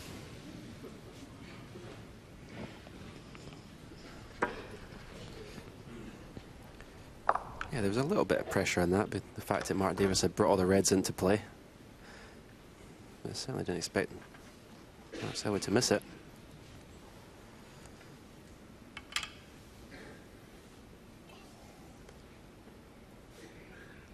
Got to make something of this opportunity.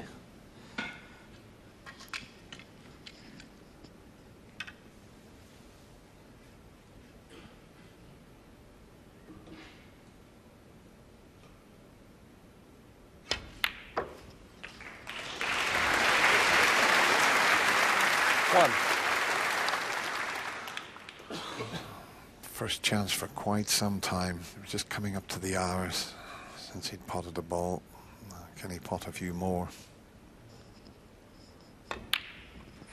It's asking a lot, but there's three difficult reds. He might try and develop the one near the middle pocket here.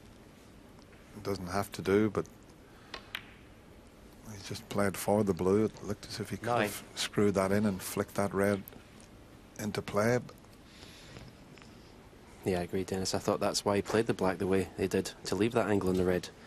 It looked an obvious shot. Perhaps it's a slightly thinner angle. We never see the exact, obviously, situation the players see, but that looked a shot.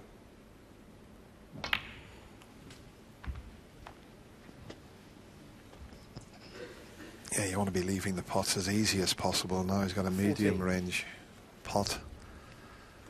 Normally he would knock this in, but he's having to get his extension. And the fact that he's 3-0 down and he knows one more mistake and it'll be 4-0 adds a little bit of pressure to this pot he normally would knock in. Well played. 50.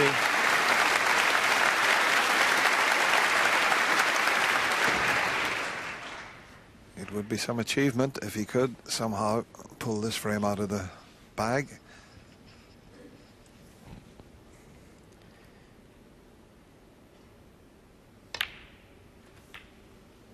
Well, I think he'll be playing the shot this time. The red is closest to the left middle pocket. Look to dislodge it here.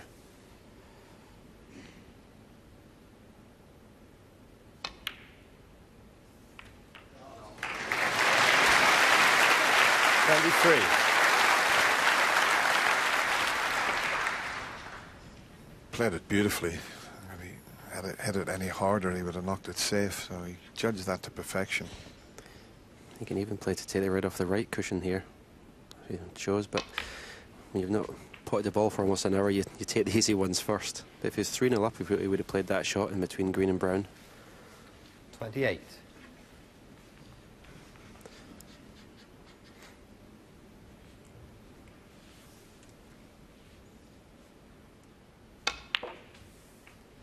$29. It looks as if he might be able to just drop in behind that red that's to the right of the pink. I'm not sure. Maybe he hasn't got the angle to do that now. He may have to move it. And he has moved it, and he's done a terrific job with it. 34. Yeah, his plan was to drop in behind the red, but he actually ended up with a perfect angle in the blue, a natural angle to take this red off. Now, normally to get on and give yourself a chance of developing the difficult red, you'd rather be on a balk colour, but how does he get there from that position? He had to make do with the black. 35. He's got an angle here. I'm just wondering if he can screw up past the pink. It definitely won't pot into the middle pocket. He had a look at the angle. It's too acute. But he may even be able to screw into that red. We've got the perfect picture there. Let's see. Oh, he's stunning it, so.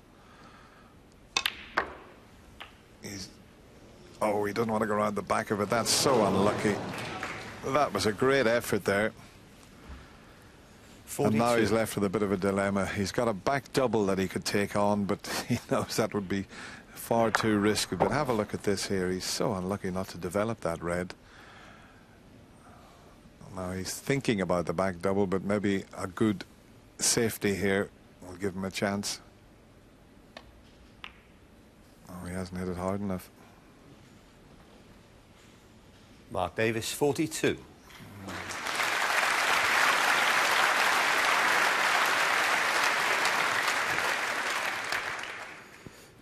Mark Selby can knock this red up and down the table and put the white ball somewhere behind the yellow. There's a lot of balls to snooker behind here.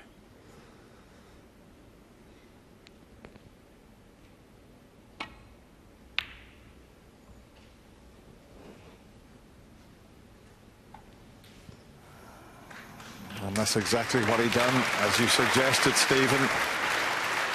But he shouldn't have had the chance to do that. It was Mark Davis who played a poor safety shot. He acknowledged the fact that he didn't play a good shot as he walked away from the table. And now he's got need a little bit of luck here to knock this safe. And he hasn't. This red will pass the yellow, I feel. It would have gone over the corner pocket if it didn't catch the jaw of the middle pocket, but it will pass the yellow, I feel.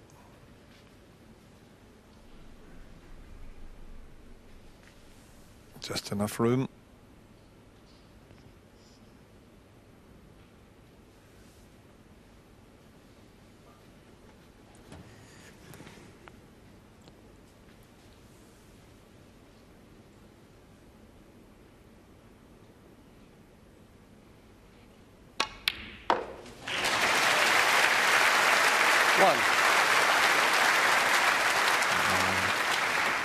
That chance has disappeared.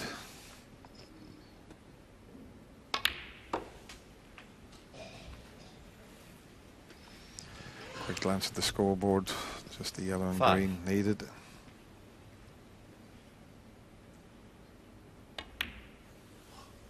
Oh, he got a kick, nearly missed the pot. 7.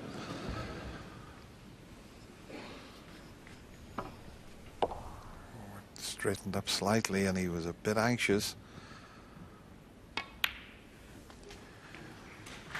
10.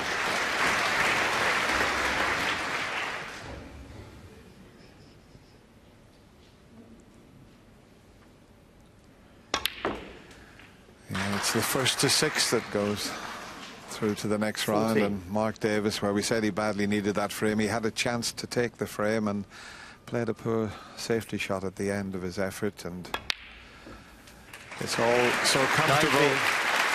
for the defending champion. A lot to think about at the mid-session interval for Mark Davis.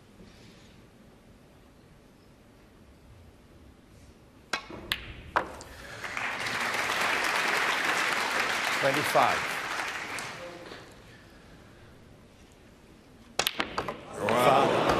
I don't know what to do. That's the black off the table, but he's had breaks at 59.80 and a 58 in that frame. And the defending champion, Mark Selby, goes to the mid-session interval. He's won all 4 frames, 4-0. Yes, and it would appear that the defending champion has started this new year in very solid form so far. Steve, let's assess this from Mark Davis's perspective. You called it in frame 1, such an important frame for him as the contender, as the challenger to him. Yes, I mean, so often the first frame of the match can be the most important one from your perspective, and if it goes wrong, the hole you dig for yourself can get deeper and deeper. And Mark Selby, as the Undertaker, has done a very good job in making it a very, very difficult prospect for Mark Davis. Mark Selby's played brilliantly out there. He's been so accurate, but the first chance of the match went to Mark Davis. he got in first. Mark Selby hadn't settled down, and he didn't make enough of his first opportunity, albeit not a clear-cut one, but he didn't score enough points, and it's come back to haunt him. It has indeed. And, you know, when you look at Mark Davis in career terms, we've said this earlier in the programme, he's made such wonderful progress in his late 30s and early 40s, and might have expected a bit more after a brilliant season last time. Yes, and I think competitive momentum comes into the equation. Obviously, Mark Selby had a great UK championship and looks to have just continued with that form, whereas Mark Davis has had the problems in as much as he hasn't had good competitive results recently. OK, he got through a couple of the qualifiers just before Christmas, but he hasn't excelled in the big events, and therefore he's probably lacking a bit of confidence, let alone the fact of not doing very well here in the first place, let alone the fact of playing a guy in form. And indeed, a guy that he's had 2 wins against in 15 matches, and that's surely got to be part of the equation from his point of view. Yes, I mean, you know, if you sort of start to weigh up the things that are the problems for Mark Davis in this particular match, form, the player he's playing against, the fact he's not done well in this venue, the scales look a bit uneven, even though he is such a great player. And that's when you need a good start in a match. Indeed, and he hasn't got it, and he's got an awful lot to do, Steve, absolutely. Well, we're just getting started here this year in the Masters in Muswell Hill in North London. But, of course, the finish line is in sight in the BDO World Darts Championship. In fact, the final is just some 3 hours away, and we're going to be on the Oche there. Will we be breaking out the bunting for the top seed, Stephen Bunting from St Helens, or will it be Alan Norris from Yeovil, the man who knocked out the defending champion in the first round, who sends the Frimley Green Hordes into yet more ferment? For a place in the World Championship final.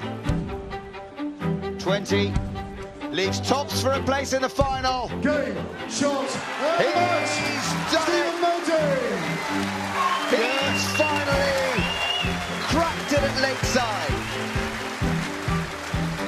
Absolutely over the moon. I mean, that was a really tough game against a really good friend and fellow Scouser, Robbie Green, but so glad to be into the final. For the match. Double 4. And takes it! Shot! Of the match! Alan Norris! He wins and takes his place in the final. The ambition is to lift the trophy at the end of the day and go and get some Brasso to keep it clean for the rest of the year. So, yeah, that's the ambition. So the ambition is not fulfilled by walking out on the final stage. Everybody says I'm a nice guy to be around and stuff like that, but yeah, 2 hours before the match, I've been getting me game face on this week, as it were. So, yeah, you've got to do that. I mean, I've got a massive task, but, you know, I really do believe I can beat him, you know, why not? It's what we play for all year. Form goes out of the window when you come here because you can win whatever you want. If you don't have this title on your resume, then it's not worth having. 180! If he hits 180, I've got to bash him back, and I've got to keep him under pressure. Yeah, there's been shot and the photo. I still don't feel like I've played my best on the stage. I know there's definitely a lot more to come from Stephen Bunting. I'm in the final. Hopefully I can produce the best in the final and become that world champion that I've been looking for so many years. You talk with the likes of Bristow, Taylor, Barneveld, you know, Scott Waits last year. It's just awesome achievement. First one to hit 21 winning doubles, that's it, mate, I tell you. If I do hit the winning double and become the world champion, then I'm sure it'll all sink in then. Well, not long to wait. 5:45 is when it all gets underway. The lights, the noise, the skill, the tension, and of course the beer. It's all there in buckets at Lakeside here on BBC Two. You know, it must be about 12 years ago now that we first witnessed John Parrott try his first live snooker demonstration as an analyst. It was an attempt to show us the best way to break off. Well, John indeed broke off and missed the pack of reds completely. And have we let him forget it? You bet we have not. And it is with great trepidation, therefore, we introduce a series of demonstrations that he volunteered for this week called Masters Class. No pressure, John, all yours. Yeah, thank you very much for that one, for reminding me. Yeah, now, many times I go to exhibitions and people say to me, John, safety play. We don't really like it very much. It's a bit boring to play.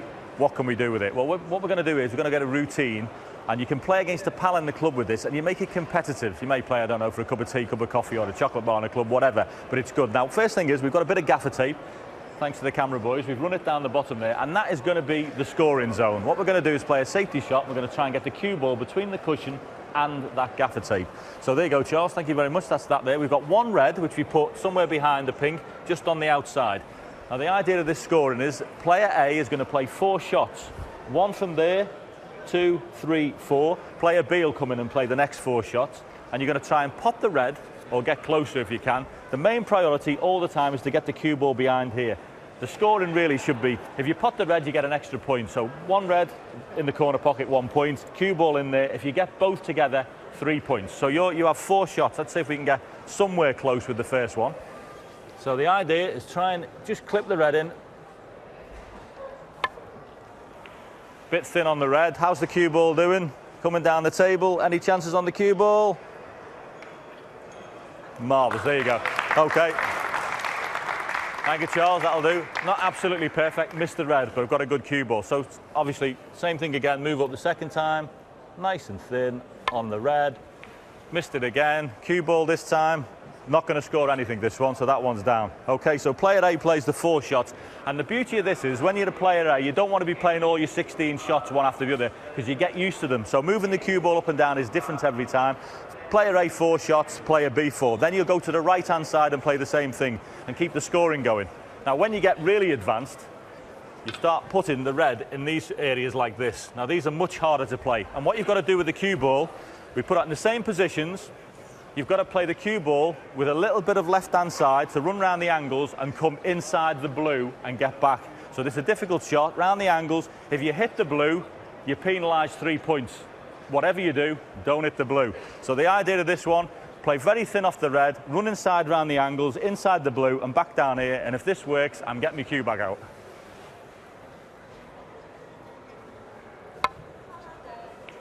Inside. Cue ball coming. It's looking good. It's looking good. Bingo! Can you believe it? There you go. Still available for exhibitions.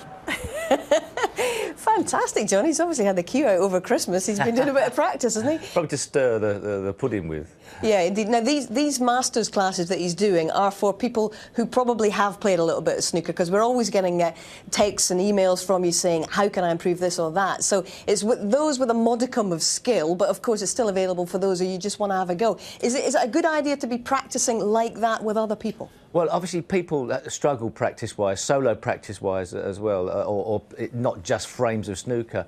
And what you've got to try to do is to make your practice routines enjoyable. So if you can add an element of competition, even amongst you, even if it's just on your own, you can compete against yourself, improve your personal best, so to speak, and you can make practicing less boring.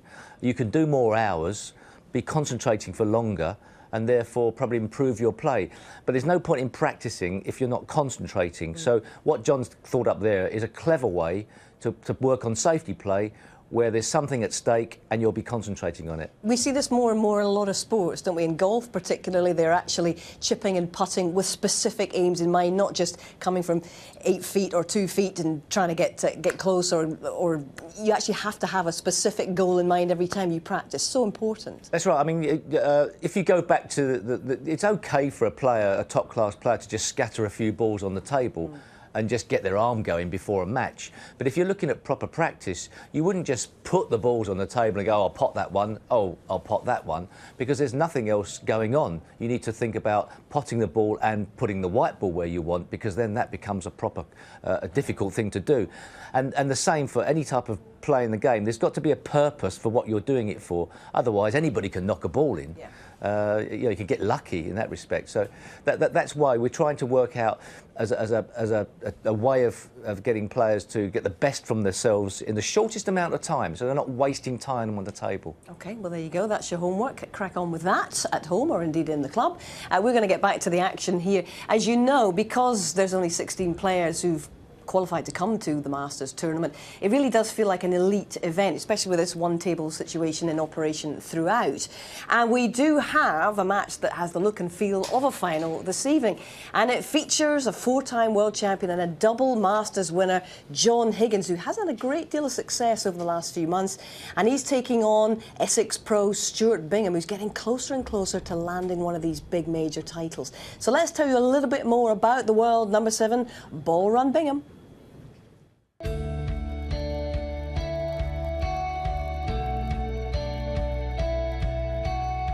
When I was younger, I loved any sport. I remember watching infamous 85 final. Mum and Dad got me a table when I was about 7 or 8. Picked it up and loved it. It was good because I didn't have to run about like football and squash and that when I was playing. So it was just sort of, just loved it, and it went from there. The thing is, obviously, in something like an individual sport, it's just you and the balls. Really, you're not playing the player at the end of the day. It's just sort of, just love it. I just love every aspect of it. When you get to a certain level, you had to play it like seriously. Sort of, if I go and play sort of my mates at snooker, sort of very rarely do it now because it ain't fun for me. It's a job. Not in that way, but it's like I can't just get down and shot and just hit and hope. I've got to play there. My mind flicks on and I've got to do that. And they want to play me at pool, and it's, I can't help it. You just get in it, and that's your job at the end of the day. With having a young son now, it's sort of, I find it hard to sort of get out the house. I sort of prefer to sort of play with him a bit more, but yeah, I still look forward to practice. Having Mayport in life as well, having a family, it just means sort of so much more. Sort of what a great job we've got. I did lose a few of the dreams over the years, obviously, because it weren't happening. But so obviously of late that it's Mayport a bit more reality, really. It's sort of I've got to a few finals now, and it can happen. So yeah, I'm chasing the dream every tournament. I want to try and win now. And Stuart has to be one of the most improved players in the game. And Steve, you'll have missed this obviously when you were in Oz, but he had a wonderful run at the UK Championship. He put out Ronnie in very, very composed fashion, you have to say, in what was a very good performance, and got so close to putting out Neil Robertson, who ultimately went on to win as well. He seems to need one of these big titles to cement his reputation in the game now. Yes, but what he's got in his favour is he's an optimist in the game. We have heard, even though we've now got a full calendar, we've still heard players moaning and complaining about their lot. But you don't hear that from Stuart Bingham. He's grasped the chances that the new regime have given him, and he's going to travel. Have-Q will travel. I'm in a better position than I was 4 or 5 years ago, and I'm going to make the most of it. I don't know how long I've got left in my career, but I'm having a wonderful time. You can't beat having a wonderful time in the game. You're an optimist. If you start looking at the negative things, that's when the problems start. So, OK, he's got a family, he's got a young baby. That can, if you go the wrong way about it, go, oh, I'm not so happy with the way it's panning out. But he's not thinking that way. He's going, OK, I'll go to work for my family. And that, you can't beat that. It's a great example, actually, to a lot of the players coming into the game. Treat it like Stuart does. Yeah, and indeed passion from Stuart about the game. In fact, I read recently that he was down at the Legends event a couple of weeks ago, just watching, just loving being there and watching some of you guys playing. That's right, and not moaning about practising. No. Oh, I love practising. I'm going to go and practice. You can't beat it as an attitude, and that's a work ethic that everybody should have if they can. And therefore, that work ethic has got him here, and who knows where it can get him, because if he's playing against players who are not as happy with their situation, he's in a better frame of mind coming into the matches. He is indeed, and you talk about work ethic, and I know Mark Selby's got a tremendous work ethic as well. He's the man, of course, that we're watching this afternoon. He's the top seed. He is right at the top of the draw in this year's Masters. The man at the bottom of the draw is the world champion, of course, Ronnie O'Sullivan. So if the draw were to work out according to the seedings, those two would meet one another in next Sunday's final. And in fact, Selby is trying to equal Ronnie's total of 4 Masters titles this year. What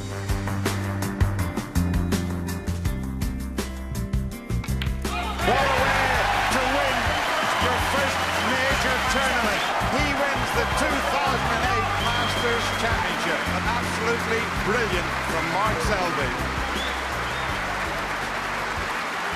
It was fantastic. I mean, just to win any tournament is a great achievement, but to be one of the big three, and a lot of players class it as the second biggest in front of the UK. Having people like Vicky there and all the close friends and family around me, to do it obviously with all them there as well made it even more sweeter.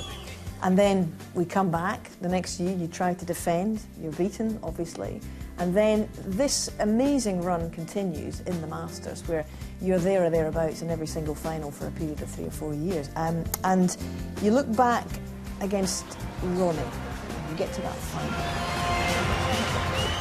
I still remember the night session, me walking down first and then Ronnie coming down after me walking down the stairs.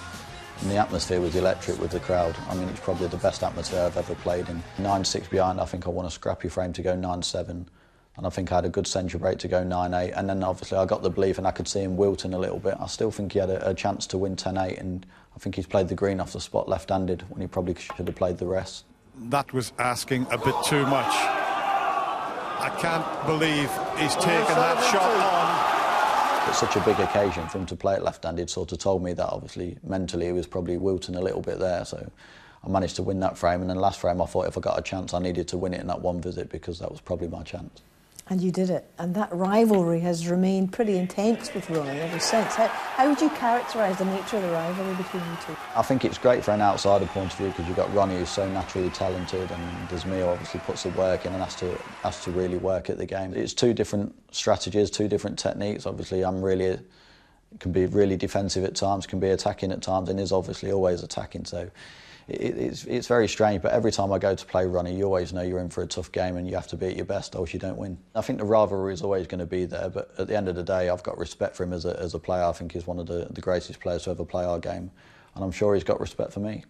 And it seems to bring out the best in both of you. You look at the UK semi-final a few years ago when you enter a final frame decider and he pulls out a maximum break in that ridiculous circumstances. Incredible, wasn't it? That was probably one of the best matches I think I've played where I've managed to lose. At one stage, 8-all, I felt so confident, thought obviously this could be my year winning the UK. And then he does something special like that. I mean, the boy's a genius, and like I say, there's only one of few people who can do that. You talked about different philosophies, and I think probably Ronnie, from what I've read, sees the philosophy differently to you as well, because he said about your game, he plays a very negative game, long bouts of safety, never takes on a ball unless he's going to leave it safe. Is that in some respects accurate? When I'm playing, obviously, I sort of work out the percentages and think, well, obviously, is it worthwhile going for it? Same as everybody else does. But sometimes, obviously, if I'm struggling, yeah, I'll probably revert to that because obviously, if you are struggling, I don't see the point of keep playing long balls. Obviously, if you know you're not playing well and getting them, so I just don't think the percentage is there. But at the same time, in a way as well, by Ronnie coming out with that comment, obviously I know that that's what he's thinking. So obviously, I'd be wrong if I wasn't playing that kind of game against him because I know it's getting into his head. Whatever people say, that's their opinion. I understand that, but.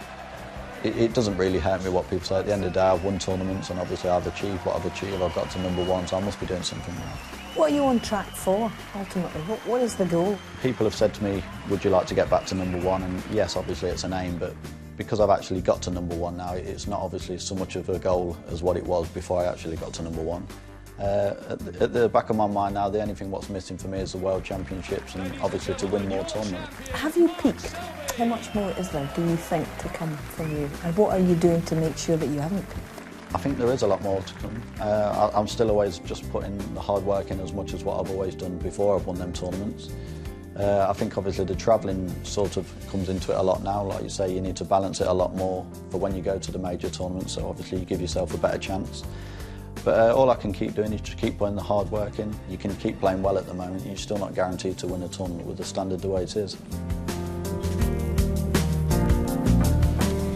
Well, he certainly has a very, very healthy work ethic, has the world #2 and the top seed here, Mark Selby, and always a genuine pleasure to speak to him and his lovely wife Vicky, who is somewhere here in the audience, always is in his corner supporting him. There we are, the two Marks coming out, Mrs Davis and Selby. I'm not sure what Mark's tipple is there, whether it's a coffee or a cup of tea or some water. Anyway, he looks fairly comfortable, as indeed he is in this match. 4-0 up, needs another couple of frames to book his place in the quarter-final. Back to Stephen and Dennis we go. Yeah, Mark Davis really up against it. He was unfortunate at that fourth frame. All the not cameras to get in the away now, final please. red. The 5th frame. He Mark did Davis need to break. that frame 4-0 down.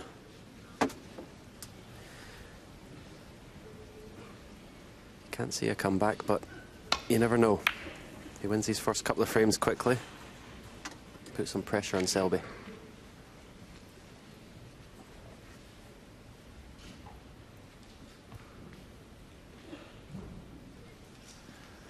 Big difference there, isn't there?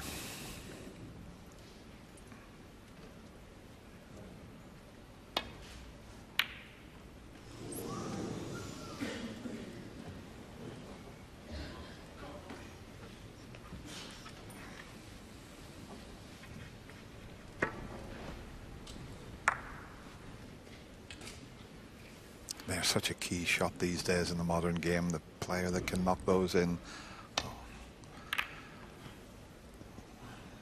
gives you an early chance, and it's a shot that the players practice as well, because it can give you such an early chance. If you can knock that type of pot in, get on a bulk colour and then in amongst the reds.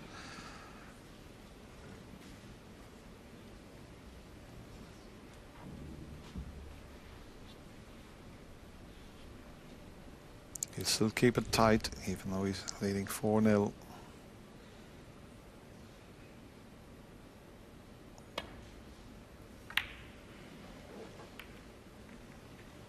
He's going to make Mark Davis work for every pot. Yeah, I think Mark Davis has got to change something in this match. He's got to take more risks. Maybe take on the odd 50-50 ball just to get himself, make something happen. Get back into this match, because obviously if it keeps going the way it's been before the interval, he's going to lose.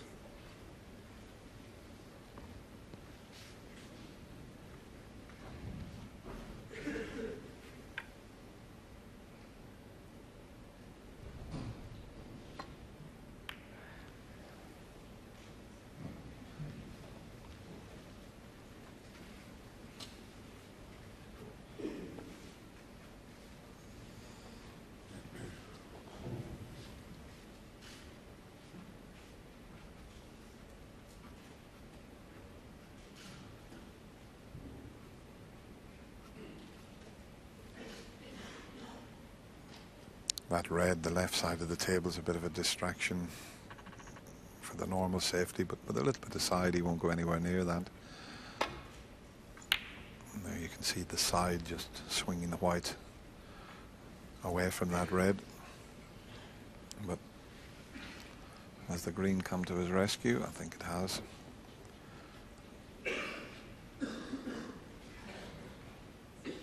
Got to be careful with this safety because of that red I mentioned, the one between the blue and brown. So you can't see enough of that. Yeah, so try and get the cue ball in between the green and brown here. Well, in fact, he's just playing the containing safety.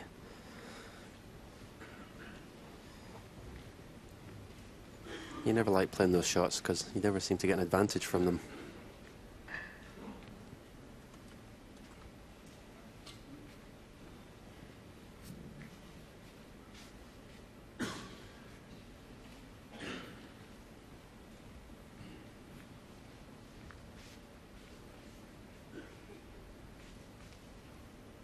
Oh, that's a bonus. He can get past the black to play that one, the left side of the table.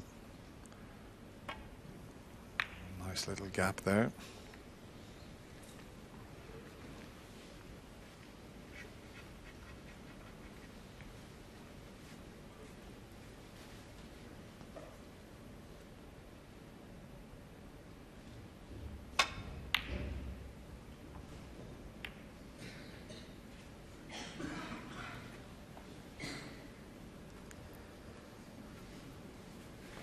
Don't think he attempted that pot there, but again, it was one that was potable.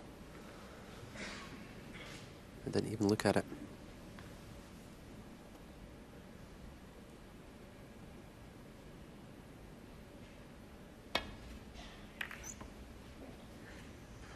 A total mishit this time from Mark Selby, but he may have got away with it.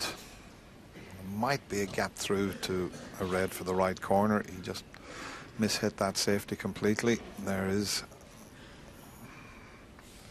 the red, at least one of them that's available. The plant would be a bonus. It's not a direct plant, but he can make it and get on the black if he wishes. All he's got to do is play the first red to the left of the pocket as you look at it. It's not in a direct line, but you've got the perfect picture to see if he can pull this off. Oh, that's a bad misjudgment there. He needed to give that a little bit more thought. It just wasn't a natural plant.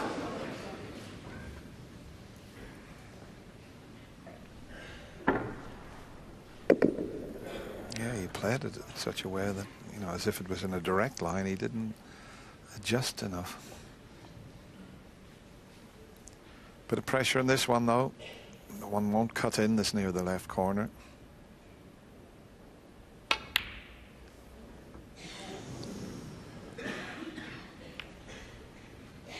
Well, has he screwed it back far enough to leave it safe? I think he has. This is just a safety shot.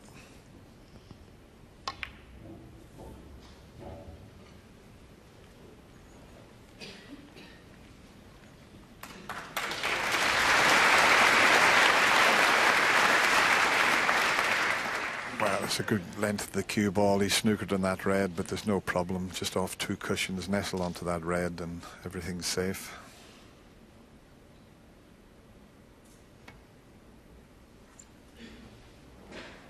Might not reach. Might not reach. Wow. And a miss. Mark Davis 4. Didn't.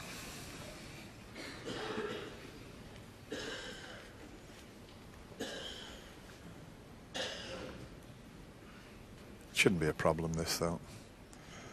Hey, Mark.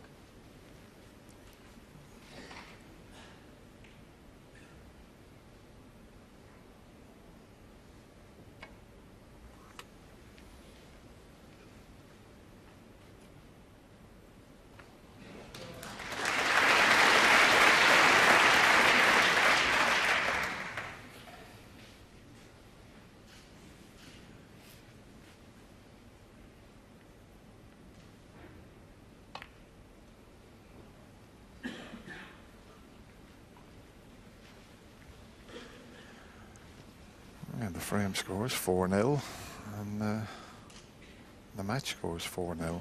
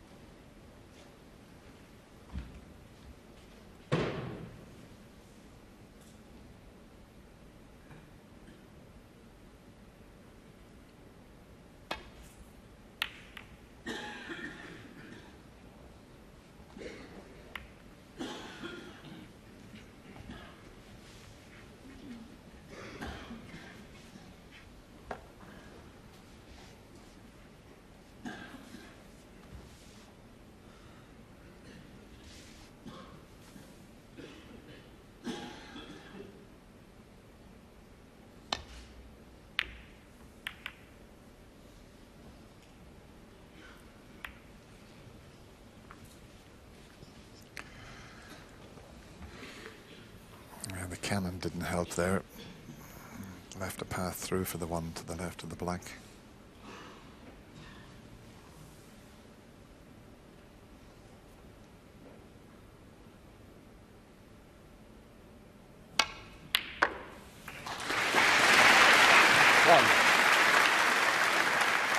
A good pot, but not the cannon that he desired. A full ball cannon would have left him on the black. Quite a thin snick, this. He may cannon the other red if he pots it. He did cannon the red, and how's his luck? It's not bad. 8.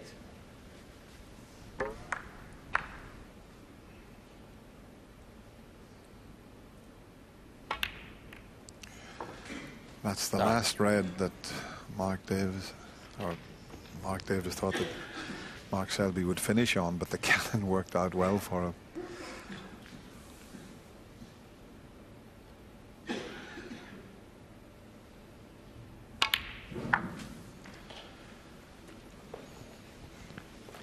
As you said earlier, Dennis, when you're confident and you're playing well and you're 4-0 in front, these things happen for you.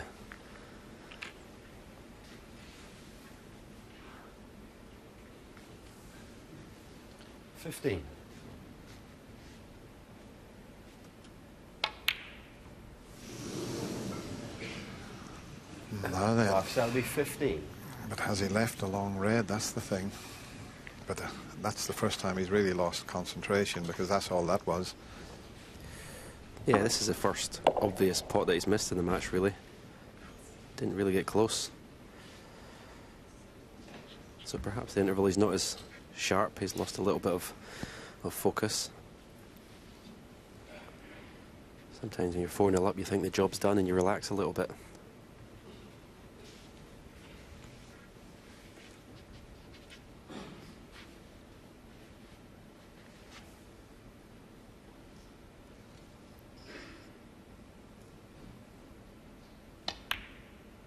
Oh, that's a lovely shot. Beautiful shot.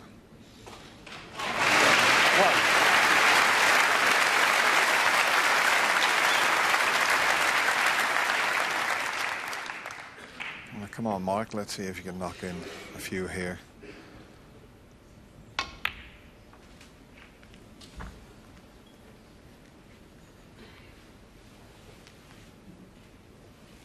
Six.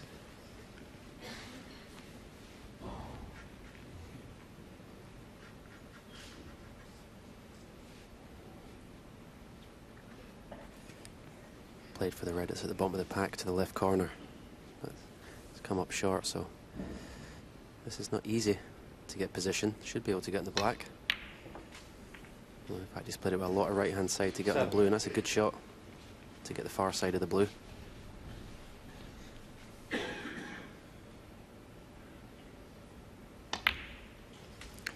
Now, has he judged it this time? The way he's walking around the table, there must be a couple of reds available. Yep. Now, if he's dead straight, he might be able to run the white through that gap of the reds and leave himself on the black.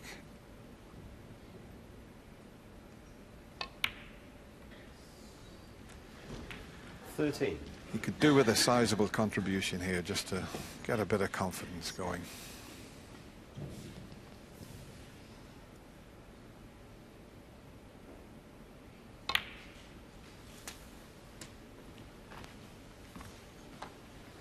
When he pots this red, it's going to clear the path for the red to the left 20. of it, into the right corner.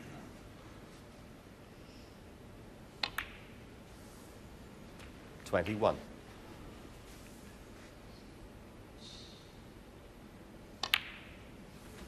It's the first time he's been in around the black spot area with a chance.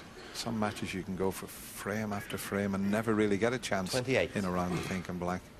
And it's what you need, and he's got it this time. 29.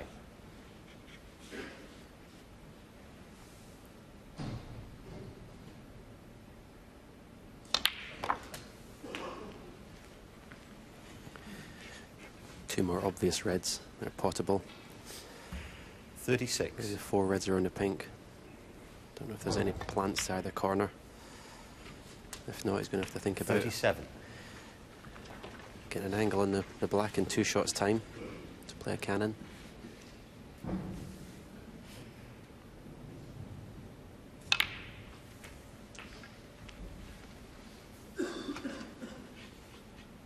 Underscrewed that one. 44. Wanted to be playing for the black from this red, but he's going to have to go up for the blue. Might be straight enough to follow through for the black and disturb the 4 reds at the same time.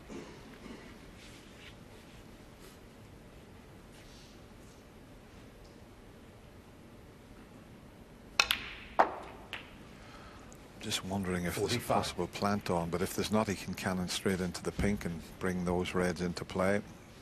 Now, if this shot works out, he could give himself the first frame. Oh, it slipped away towards the cushion. 50. Cannon the reds, so wanted to hit the pink a little fuller than that.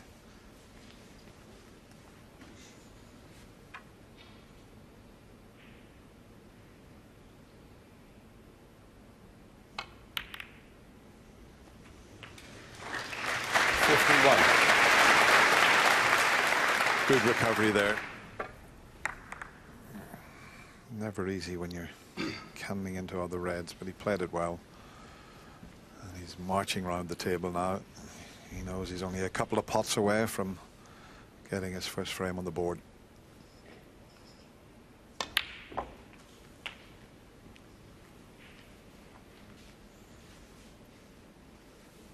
$58. Yeah, and you always feel, as long as 59. your opponent needs 2 frames to clinch a match, you're always in with a chance. So this is the start of the comeback.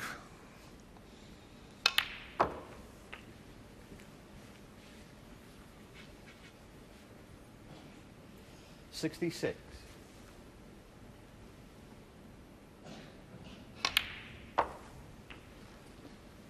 $67. Well, we talked about that first easy ball that Selby's missed in this match, and he's been well punished for it. So you'll remember that. Yeah, this is the one where he just lost a bit of concentration, 72. was focusing more on the position.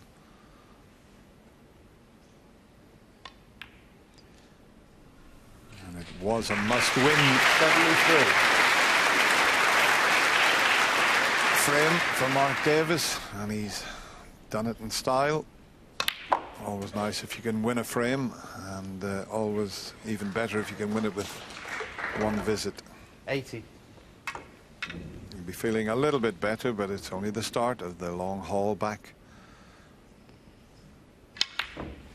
Doesn't matter about that. You'll be feeling a little bit better inside. Mark Selby made one mistake. Mark Davis took full advantage.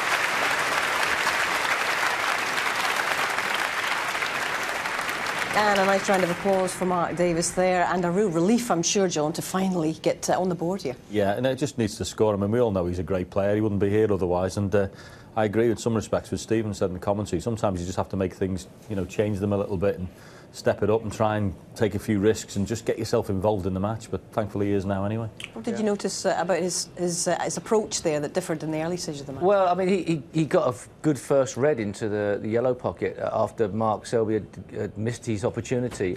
And somewhere down the line, you've got to take a few opportunities, and that was an excellent opening shot. And then he made it pay. He kept in position. Even though he was a little bit out fractionally, he kept it going. And that's the sign of a good professional, that even if you're not feeling 100% and your arm's not totally flowing, you can still play the right shots and play the right positional shots and give yourself a chance to make a break. He'll be sitting in his chair now a lot happier, a lot more comfortable. How difficult is it sometimes, you guys all know this, to be out there and have to remind yourself that you are a brilliant player when things are going against you? Do you consciously have to tell yourself that at times? Yeah, every day. I'd need a good memory for that question. You better answer that one. But it's horrible. I mean, listen, we can all play when it's going well for us. It's the champions who can dig it out and play and produce good stuff when they're not 100%. And that's you know, why this fella breaking off is one of the very best. Even when he's not at his best, you try beating him. OK, well, it's not going to be a whitewash. And how far back into this match can Mark Davis come?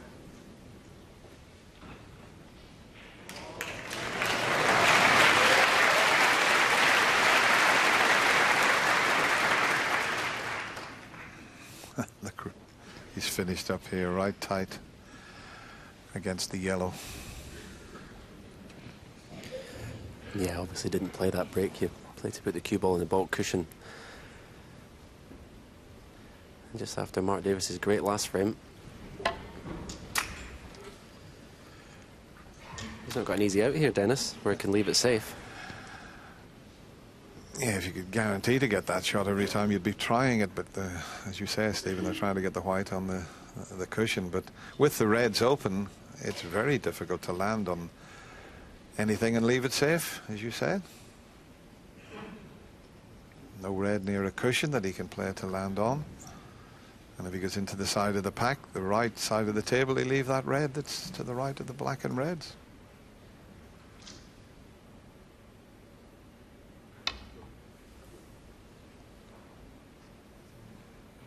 So that's the problem there, you know. Touching ball. You're absolutely right, Stephen. He hadn't got a get-out shot there.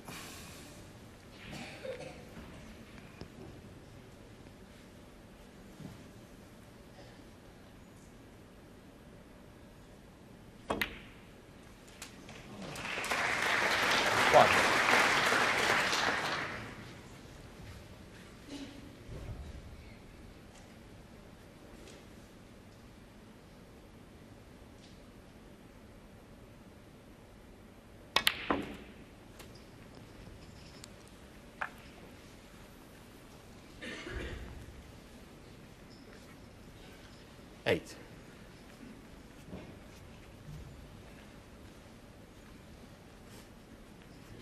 Just hit that one a little bit harder than he intended.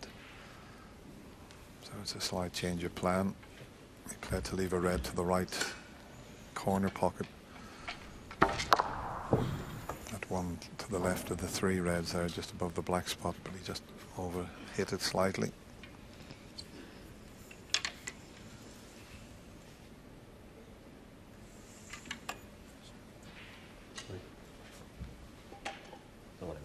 Doesn't fancy that, so he's back looking at the red that he originally played for.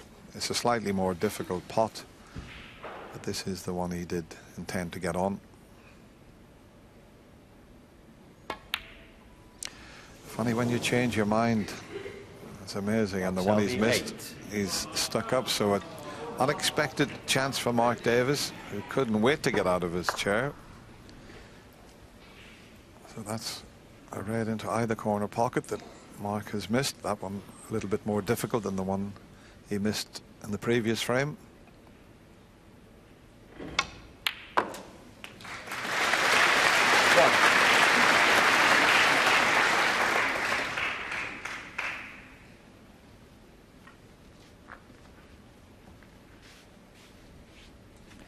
Has to strike this shot well. He's going to have to screw off the side cushion for a choice of three reds to the left corner, but he's slightly off straight, so this has to be struck well with left-hand side.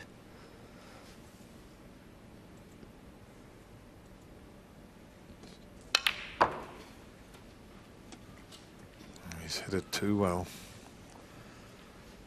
He's overrun that by about 12 inches, 18 inches. He's still on the red, but shouldn't be a problem. Just drop it in with the rest. But I'll just show you the shot again. Stephen mentioned he had a choice of reds to play on. Just over-screwed it, but shouldn't be a problem.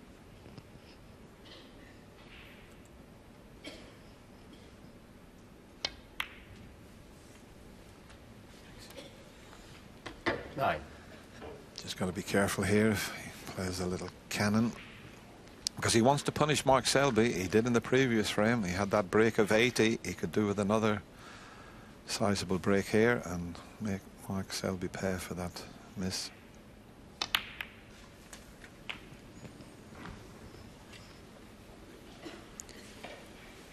He's got the cannon a little bit thick there. He's still on this 16. red.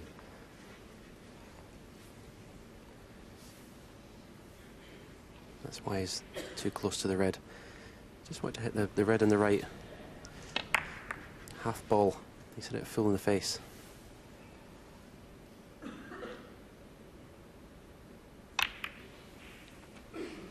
$17.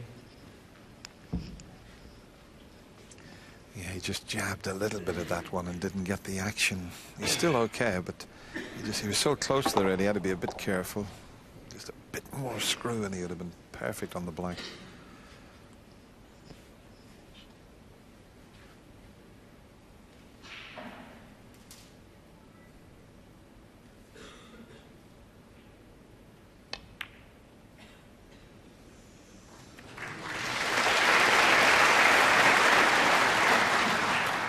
He's made sure of the pot there, and he was just hoping that the white would slip past 24. that red, but it hasn't. If he finds the gap there, he's got a choice of reds to the left corner. This is awkward.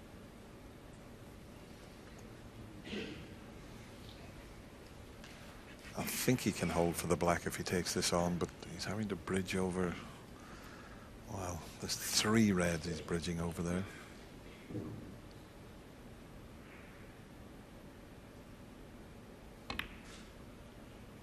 Good recovery. Is it going to reach? Is it? Yeah. That's right. 25.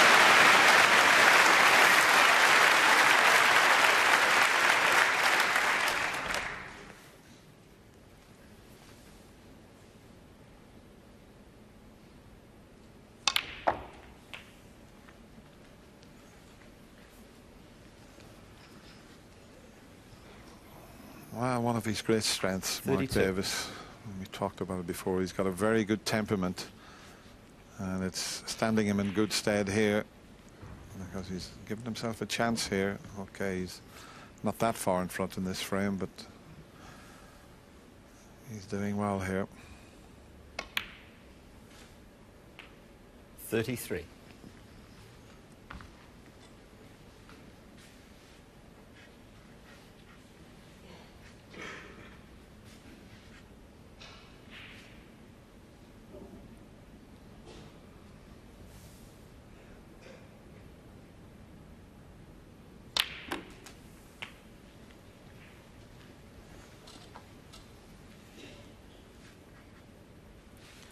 $40.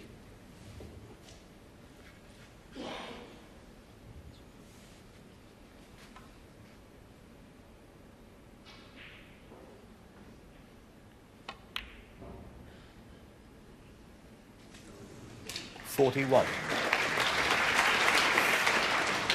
There's one loose red. There's the pot success rate. I mean, he's gone up to 92%, probably because he was down to 77%, but he didn't have any chances earlier on in the match. Now he's gone over the 90 mark. Needs a bit of luck here. He needs a bit of luck, and that red's come off the cushion and blocked the path to the pocket. How unlucky is that? 43. Played the shot as well as he could have done, and he didn't get the run of the ball there. And if he's going to try and plant one onto the other, as we show you the shot again, he couldn't have played that much better. I'm very unlucky to finish like that.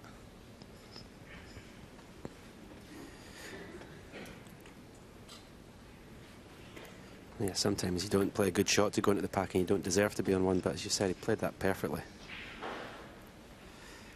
That's painful when that happens. Another tricky one, bridging over the reds there. He pulled one off into the other middle pocket. Not this time, though. Mark Davis, 43. It's very unfortunate.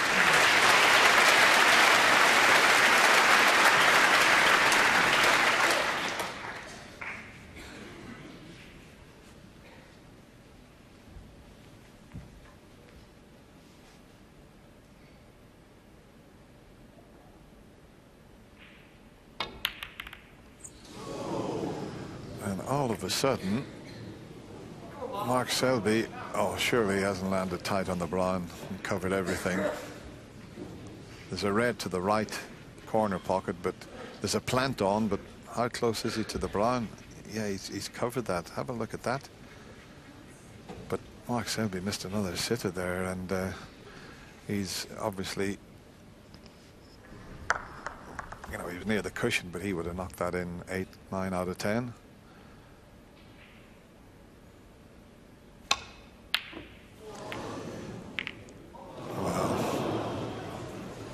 It was an easy pot, that, but the circumstances, Steve, he should have had a much easier one until that white landed on the brown. Yeah, I think if there was no other pots on, he would have just got down and knocked it in, no problem. But the fact that Selby had been so lucky was probably preying on his mind. He knew should have had a much easier shot than the one he had to play. 1.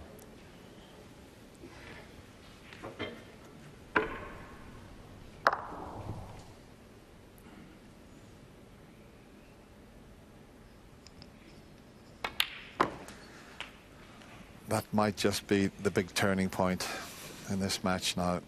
He had a great chance to get just 2 behind, 8. but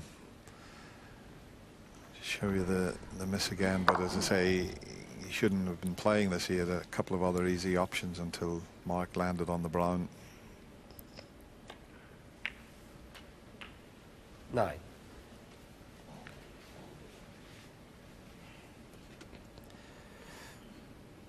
Yeah, and into the bargain. This is probably what Selby needed after those few misses. An easy opportunity.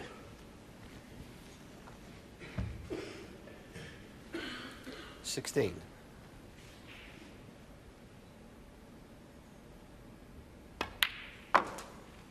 17.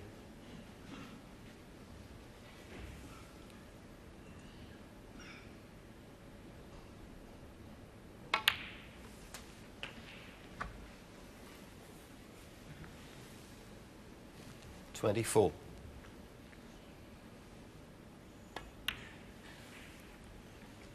25.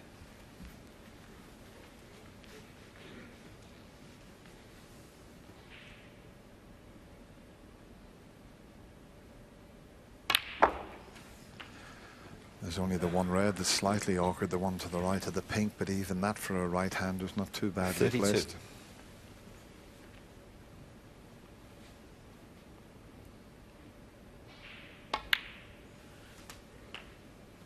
33.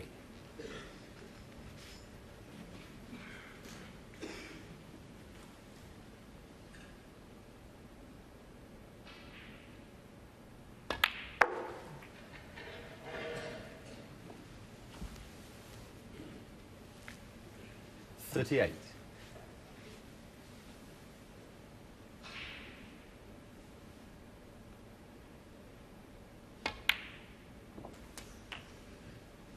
39. Didn't hit that one well. Got the red into the right-hand side of the pocket. Nice. Still no problem.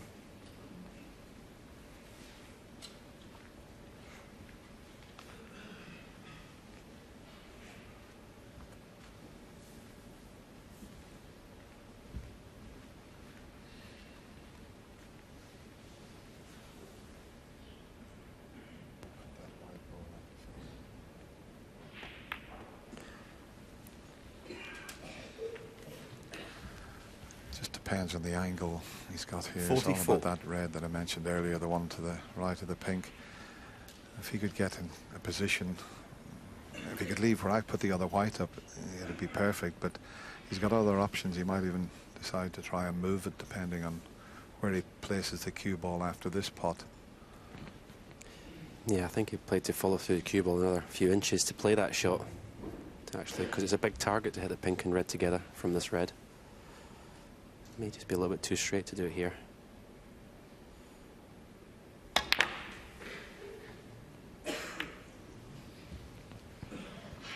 $45. Going to be awkward now.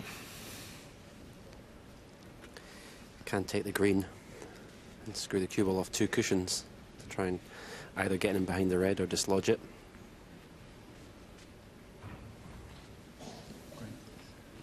Yeah, he's got to avoid the yellow and the blue. He's got to find the path between those if he pots this. It's a great effort.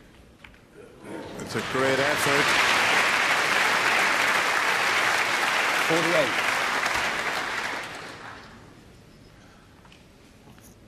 48. 23 the difference. Let me show you the shot that he played, the one that Stephen mentioned. It's a thin snick, this. Yeah, This red. Sorry, Dennis, the problem here is the pace you play at, isn't it? You don't want to leave it over the pocket if you miss it.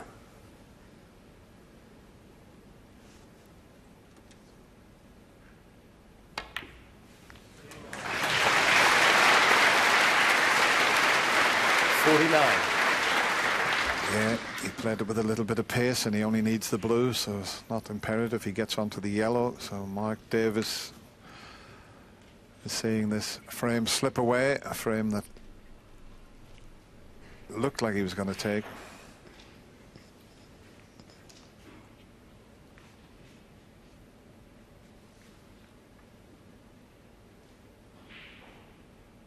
In fact, the blue's not enough.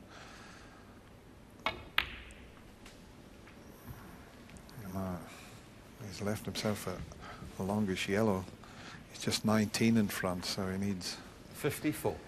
The yellow and green. It's a similar shot to the one he played previously. He's got to pot this yellow and screw off 2 cushions and out onto the green.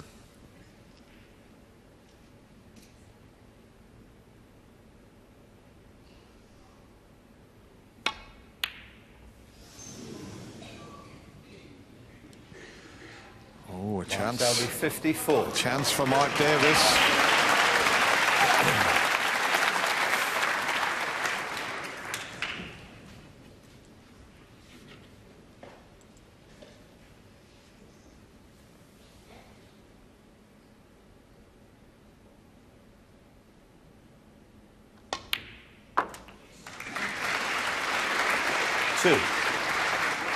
And psychologically, this would be a great frame now for Mark Davis to take Stephen after he thought he'd been unlucky and thrown it away when he was unlucky when he went into the pack. But all that'll be forgotten if he can clear up and win the frame here.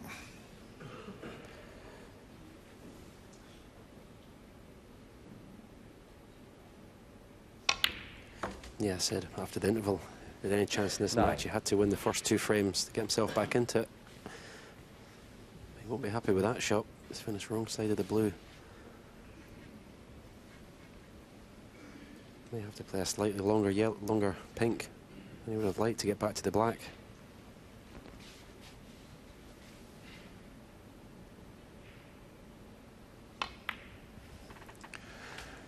This is the one.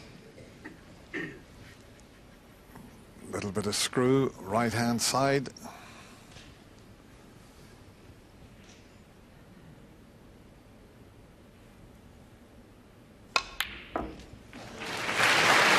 Needs to keep coming. He's coming up a bit short. In fact, he potted the pink into the right side of the pocket. That's the reason he didn't get on the black, Stephen. Yeah, hit the pot. This pot far too thick. Almost missed it. Took all the pace off the cue ball.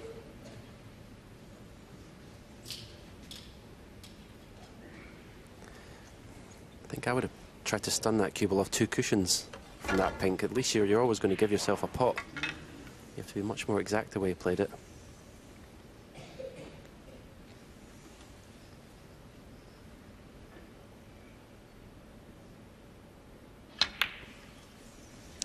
That's a pretty good pace. Mark Davis 20.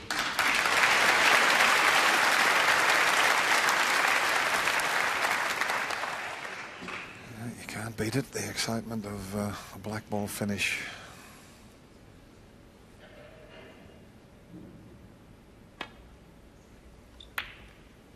Oh, that's another good shot.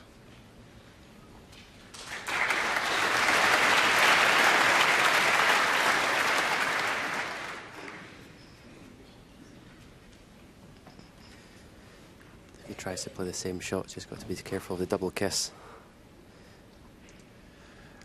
He might have to double it up towards the right corner pocket and a little bit more pace to leave it on the side cushion. And that's what he's done, and he's played it well. He's made a very good job of that.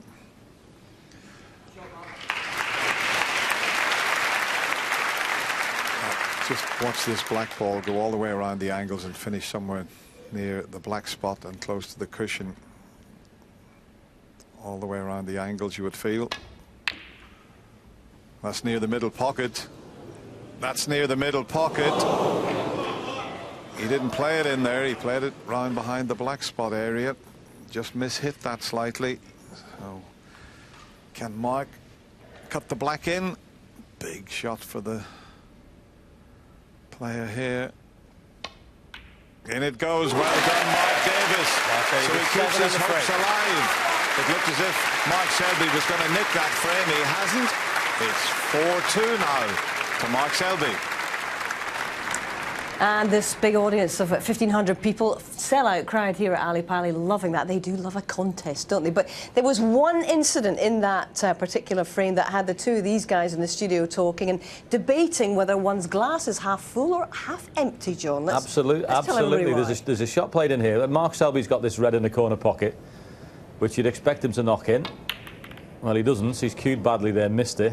Now, here's where he's been unbelievable. He's left a plant on the top, There's a red in the middle of the pots, but the cue ball goes down the table and is glued to the side of the brown.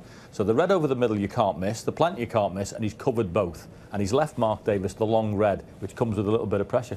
Which is unlucky for Mark Davis. But if you're a club player, that happens a lot of times. You go, oh, why me? Why did I get unlucky? But actually, the way to look at it is, from Mark Davis's perspective, consider yourself lucky that the guy's missed a shot and be prepared to play any type of shot that comes, because he could have not gone to the table. So getting down for that next shot for Mark Davis should have been full of positivity instead of negativity, and that way is your best chance to pot that ball. Couldn't agree with you more. Wish I'd have done it. Oh, well, I was going to say, that's pot calling kettle black. All I'm saying is, if you'd have done that against me... Honestly, I mean, that is one of the biggest pieces of luck I think I've ever seen, for it to be glued next to the brown. But it comes with extra pressure, because you know you should be having an easy shot and you've got a longer one instead. And ultimately, he's had his reward in that frame. Yes, and from Mark Selby's perspective, the foot is firmly off the gas now, off it, and Mark Selby is sort of struggling a bit to keep that pressure on Mark Davis. OK, he remains still 2 frames away, does the defending champion.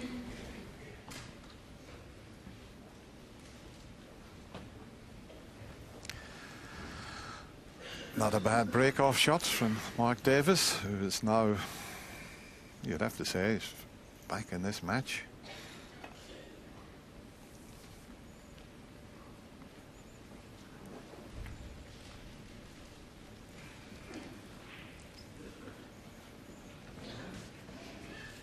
It looked as if Mark Selby was going to win that frame eventually. It would have been match over at 5-1, it would have to be said. But there were signs in that frame, you know, where Mark Selby, he missed a few balls. This was the first of them. He normally would knock that in. And this was another one that he normally would knock in. And of course, the one the boys were talking about there, when he had that slice of good fortune to freeze the cue ball on the brown. And a miss. That's only going to cost him 4 points. He needed a thin snick.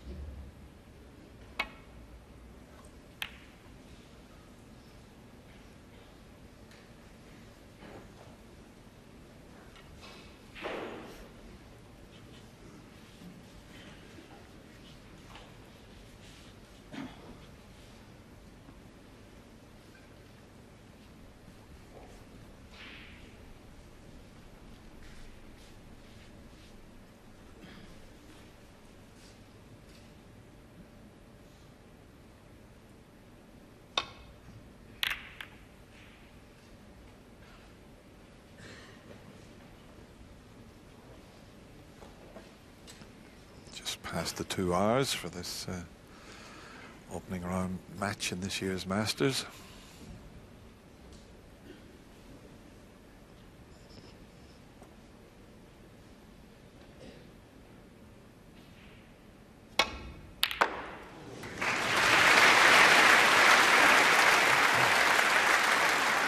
One.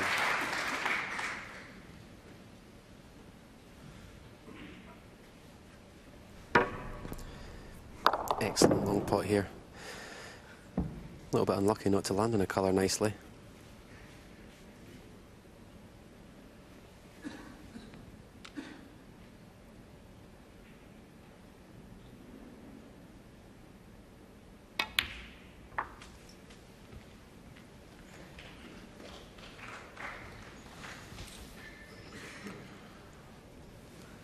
Fine. Back for the blue here, and then try and get in that red to the right of the black.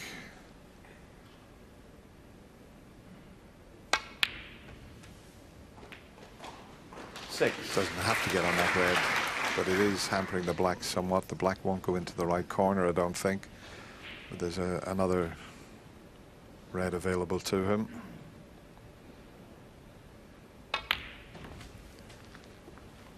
He's overscrewed that somewhat. So may help the situation.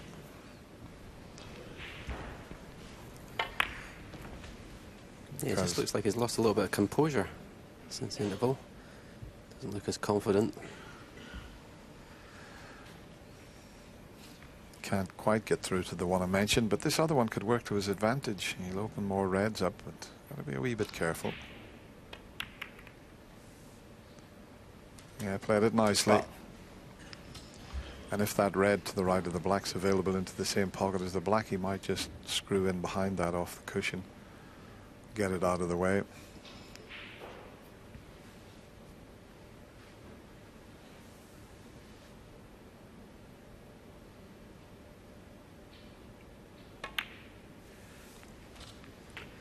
And sometimes you need your opponent to do what Mark Davis has done in 1 of 2 frames to sort of 19. Wake you back up again.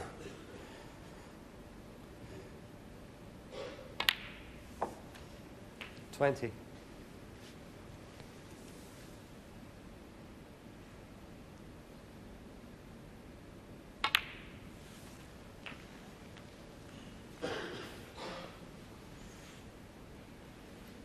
$27.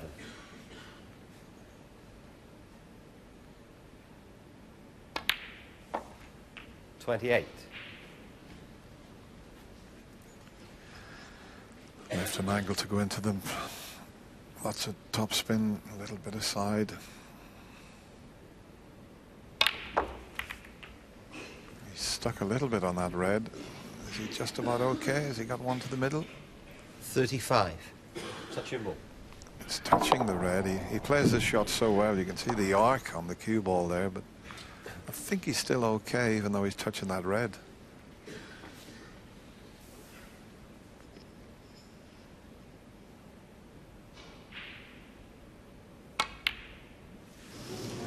Well, he's not okay. Mark Selby, hasn't left 35. anything, but Mark Davis will be pleased to be back at the table.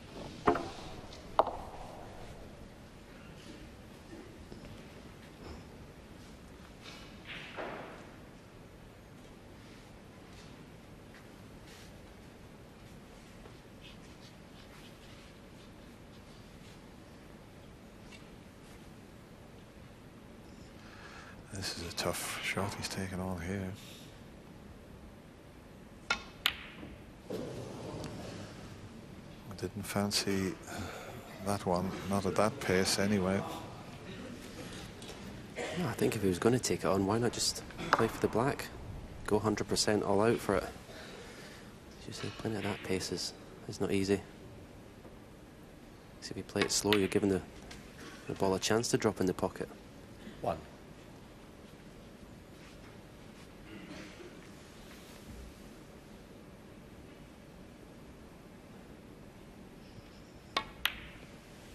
Yeah, it's as if he was thinking, I'll have a go at the shot, but I'll play it at pace, and if I miss it, I might leave it safe. But as you said, Stephen, it would have been better going full-blooded for it.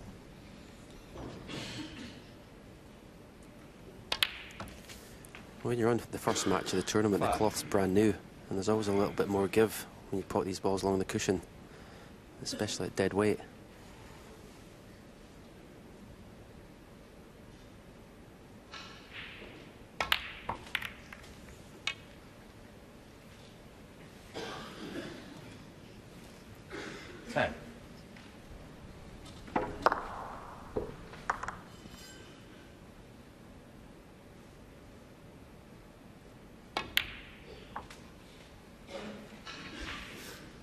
$11.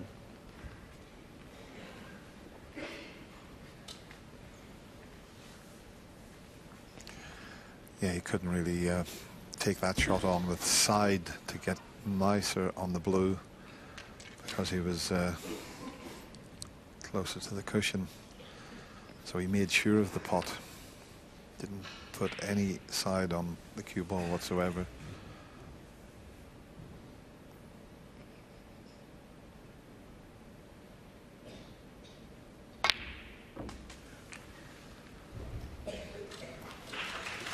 That's a good shot. Oh, I say it's a good shot. Hang on. How close is he to the black? He was lucky previously. He's not lucky this time. He can't believe. He thought he was okay. Went to put his extension away. He was coming back to the table. I thought, I've got a nice easy red. And all of a sudden, the white has landed on the black. Just have a look at this. You know, he's walking away around the table. I'll put my extension away. It must be on that red. And then all of a sudden he thinks, maybe not. Well, if he comes off the side cushion, this will be some shot. If it was over the pocket, I'd fancy him for this, but the fact that it's not, this is so difficult to judge.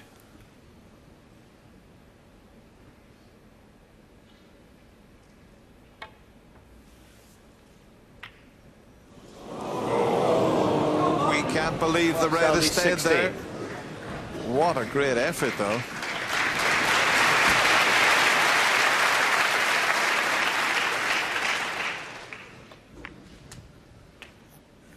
Well, Mark Davis, if you ever needed a break, it's now, but that was so close as we show you that attempt. Could he possibly pinch this frame and get back to just one behind? He's got the ability, he's got the talent. 8.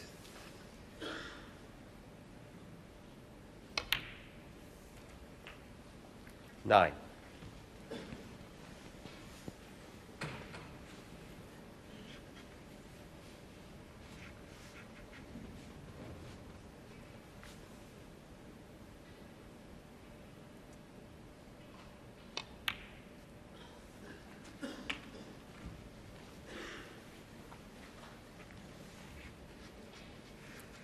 16.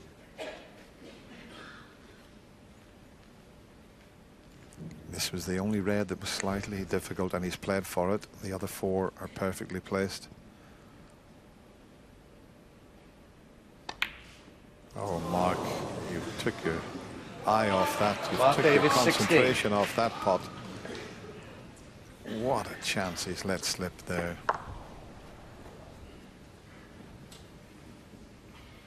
Nothing to do with pressure there. That was just a lapse in concentration.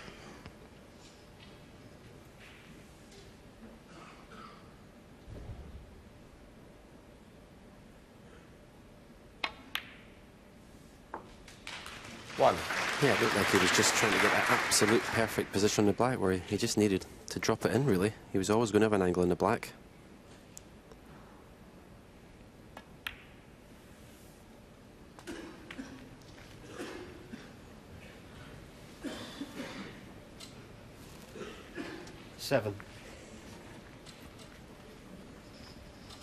Yeah, you always get lots of turning points in matches, and that's definitely going to be one of them.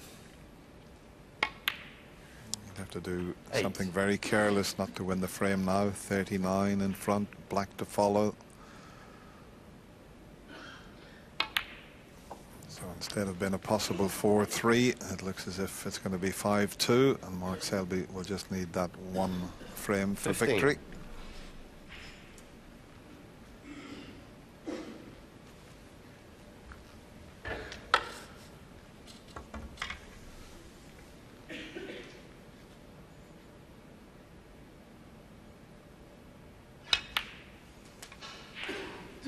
$16.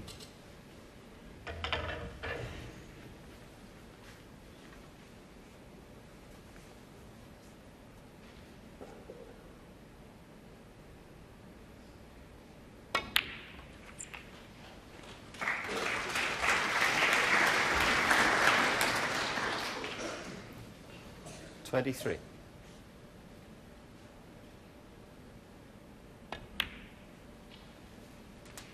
24.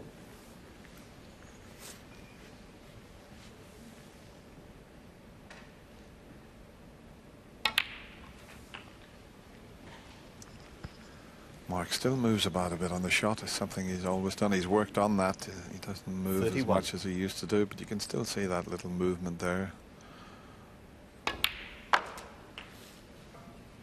32. Something that's probably just natural to him. He's learned to play with it.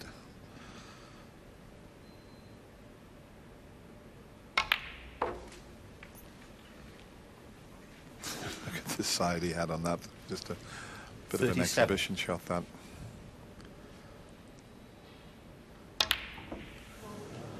He won't bother about the yellow.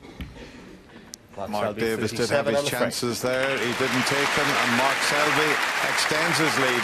He's only 1 frame away from victory. He now leads 5-2.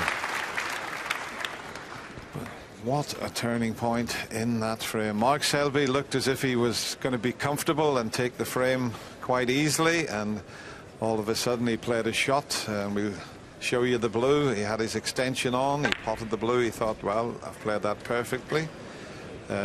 He just has a little glance at the white, and then all of a sudden the white nestles onto the black. He was snookered. He made a brave effort to pot this red off 2 cushions. But Stephen, I thought Mark Davis had a great chance to pinch the frame. Yeah, and I think this is, you know, as I said, he tried to get absolutely perfectly. He didn't want to leave the cue ball too close to the side cushion, didn't want to be left with a tricky black. But when you look at those chances to pinch frames, to me, that's what separates the real top players from the rest. To be able to rely on absolutely doing that every time, you'll be disappointed. Yeah, because that was the only red that was slightly difficult, and he was taking it out of the way early on. And as you say, he could have finished anywhere because of the position of the 4 reds. But as you said, he tried to get absolutely spot on the black, which meant he took his concentration slightly off the pot, was thinking more of the cue ball, and that is a stonewall chance that he threw away. But there we go. That's history. He's got it all to do now. He'll have to win all the remaining frames. Frame 8. Mark Selby to break.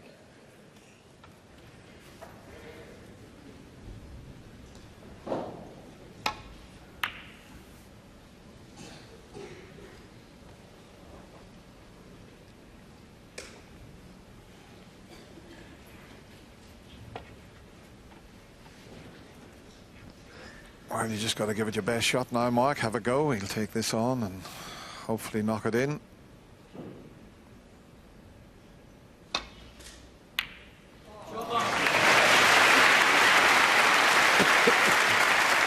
One.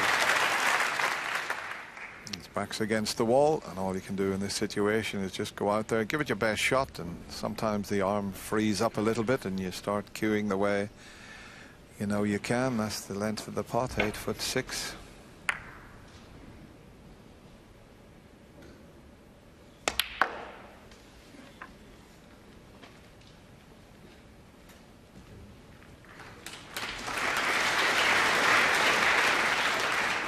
Four.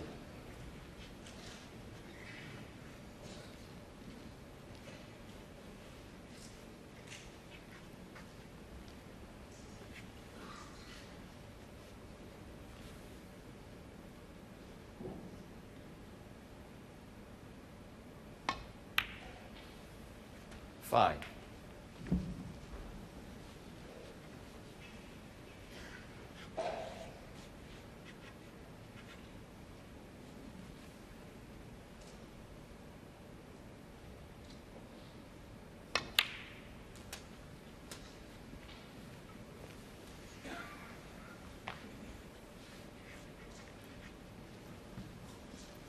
Twelve.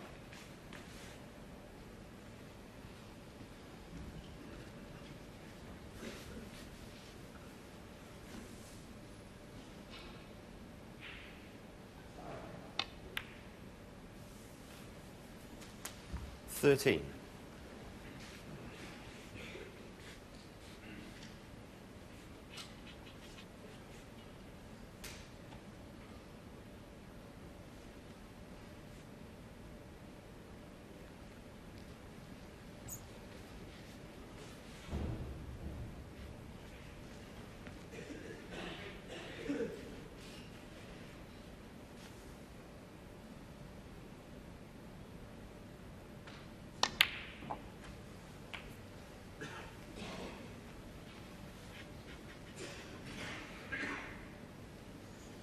Twenty.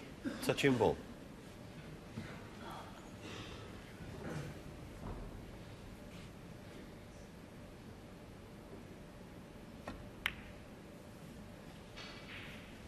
21.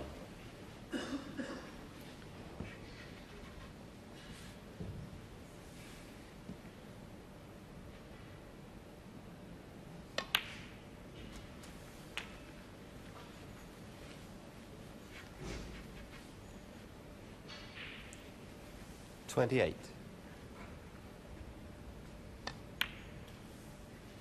29. As you can see, there's still another red available at the back of the bunch there, so he doesn't necessarily have to go into them because they're not a good pack to go into. In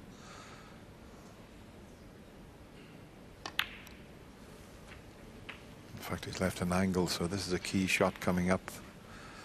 He'll be canning into other reds and got to make 36. sure he gets enough action on the white to come away from the reds.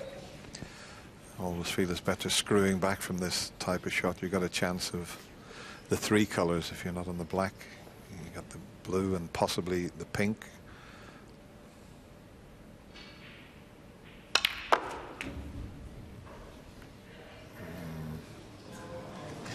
$37. Always difficult to judge when you play that type of shot. He got into that very well. He got plenty of screws. You can see, look where he's hitting the cue ball, right down at the bottom. And he really did get hold of that. In fact, too well.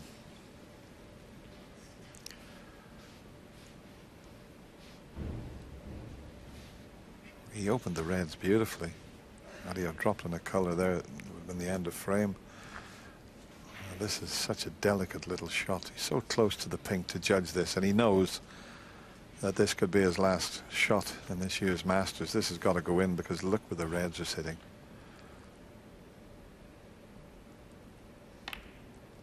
Is it there? Well played.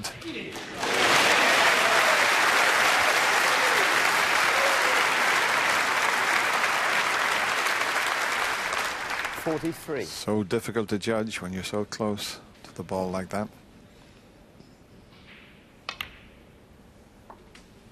$44. Well, this is great stuff from Mark Davis after what happened in the previous frame. It looked like he had a chance to get back to just one behind and he missed that easy red, but 51. He's loosened up here, and this is the way he's been playing for the last couple of seasons. And this is the reason he's 52. number 14 in the world.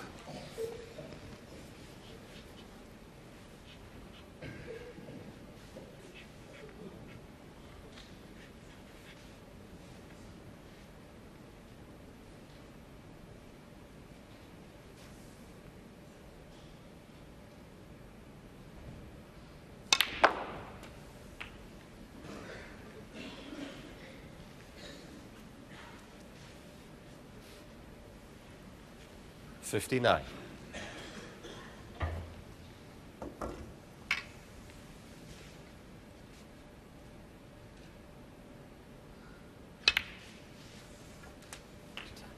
$60.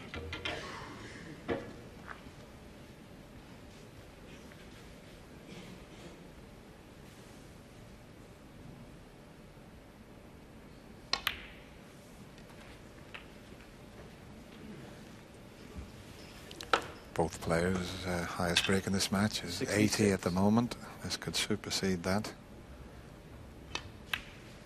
Might even get the first century in this year's 67. Masters. Make sure of the frame first of all.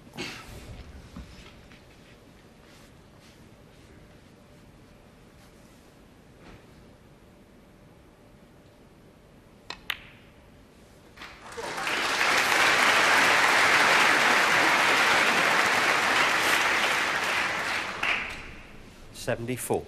Taking these really well though. That one hiccup in the middle when he opened the reds and had to play a tricky pink.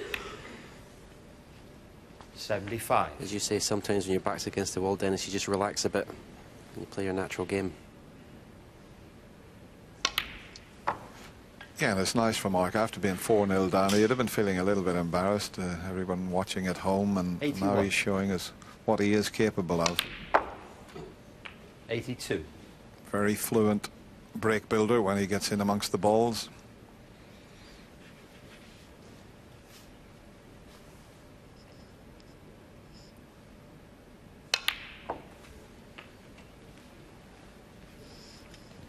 Yeah, you can't do anything more than this, can you? Knocked in a good long red. 89. He's won the frame in one visit. It's a perfect snooker. 90. It'd be nice if he could make a century. Great way to keep yourself in the match, isn't it? A century break.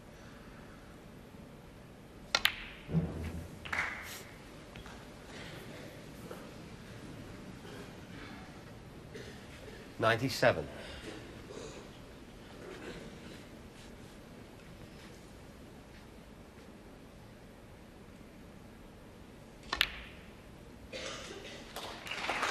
'98.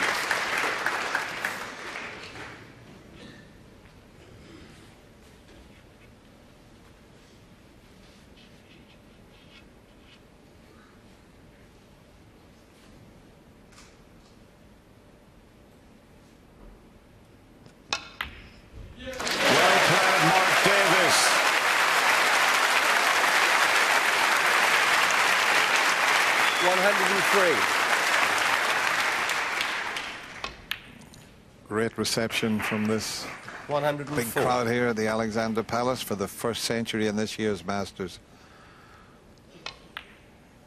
Coming just at the right time for Mark Davis. And he's marching around the 109. table now. You'd think he was leading 5-2. 111. But it's another small step and another comeback. Mark Selby, 114. still a strong favourite, but you just never know at this game.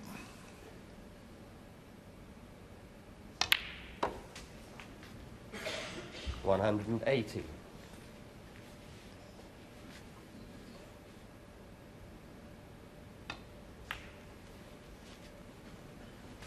$123.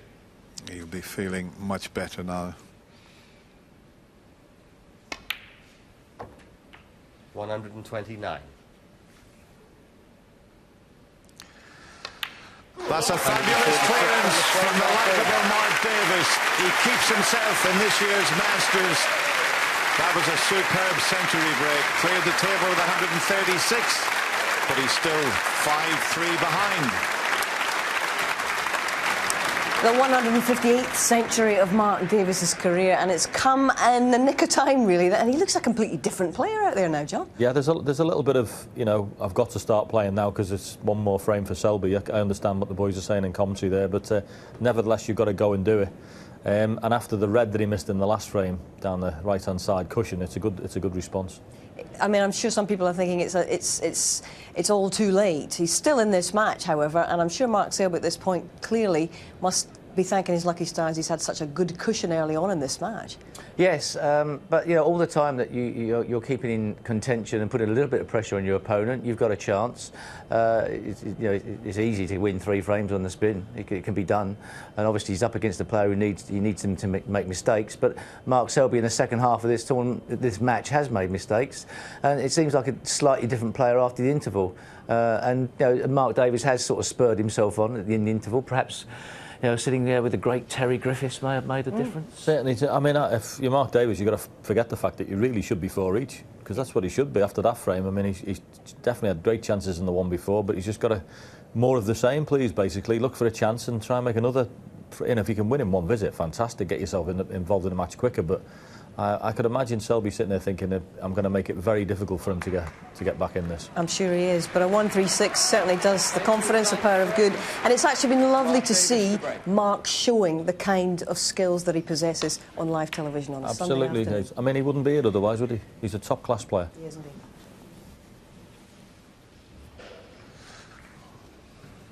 Well, he's still here, is Mark Davis, but for how much longer? That's the big question. Can he win 3 frames in a row?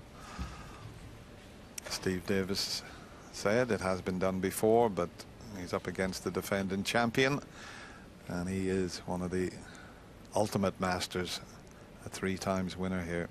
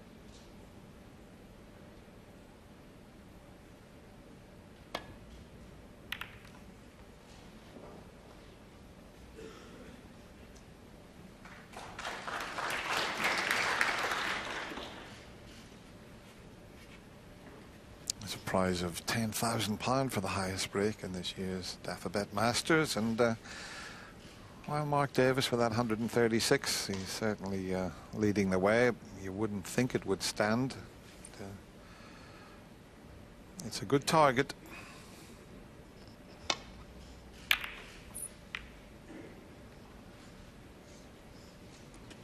Yeah, I'll bet you a fiver, Dennis, it gets beat.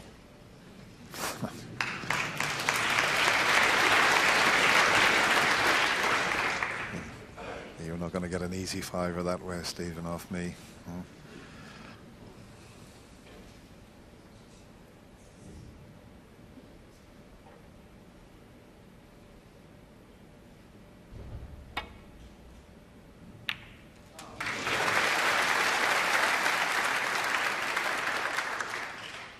One. So difficult to control the pace of the cue ball when you're tight in the cushion. He's a bit unlucky not to have a colour on, though. Was it my eyes there? Did that white just go a little bit to the right as it come to rest? It seemed to just, well, it was a fingerprint or something, but I'm sure at the end. Let's just have a look here. Yeah, turned right angles there. Mark Selby, 1. It's like a problem with the slate underneath the cloth. Yeah, it was quite unusual that, you know, just as it finished, just watch here, just as it comes to rest, all of a sudden, it's not going to make a lot of difference, not at that part of the table. Yeah, if you had to play a pot slowly along that baulk cushion, though, might be a problem.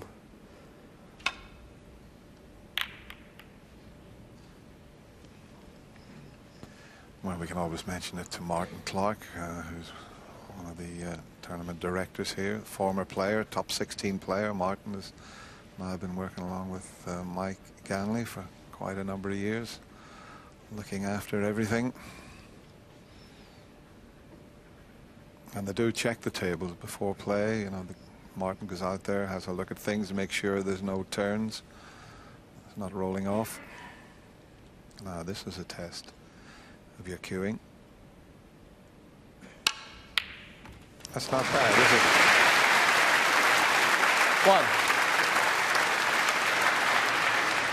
1. And once again, the action, he gets into it, and the timing. Look where he's striking down at the bottom of the white. The pause, delivers the cue. All looks so easy. And he's got a slight angle on the brown to get up to the reds, I feel. He's playing with topspin, so it's an opposite shot to the previous one.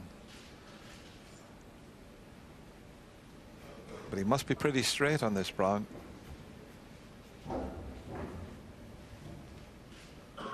Yeah, not a lot of angle to work with there. That's why he's changed. He's not playing it with topspin.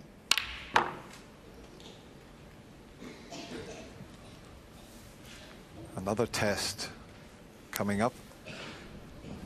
Once again, striking down at the bottom of the cue ball because he was straight on the brown.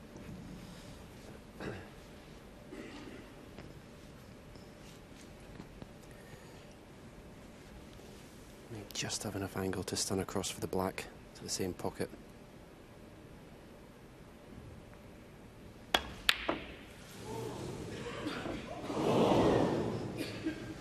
Mark Selby, 5. Well, look where the cue ball's finished up, so he mishit that completely. He was trying the shot that you said. He had a slight angle, he was trying to stun it, and well, he nearly fluked the red into the corner pocket past the yellow. But has he covered this one? The black? Does it even pot past the reds? Must be tight.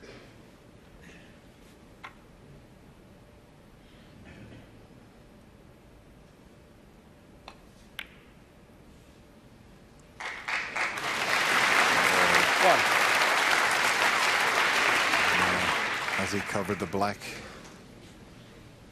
I think he might have. Yeah, even if he could bend that around and make the pot with no red available.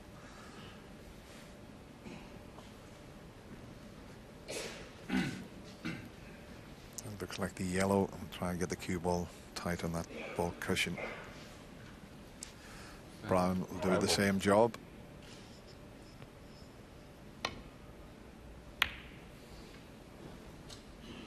Mark Davis 1.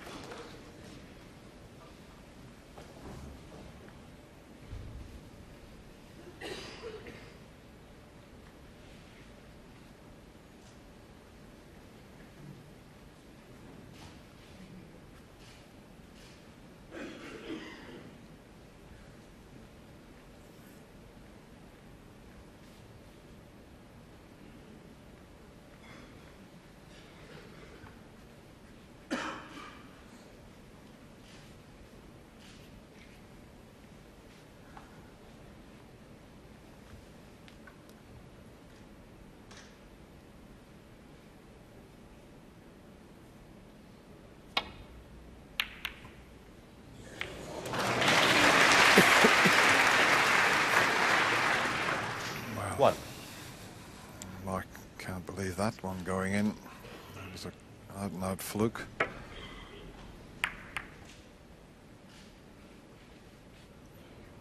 Just apologising, but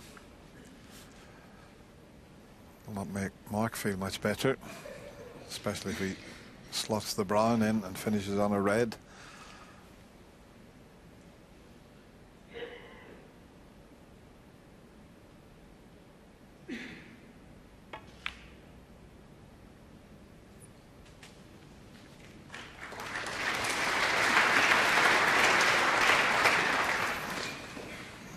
How many is he going to make from that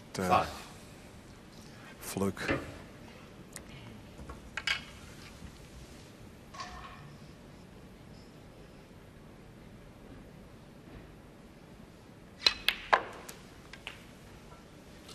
Six.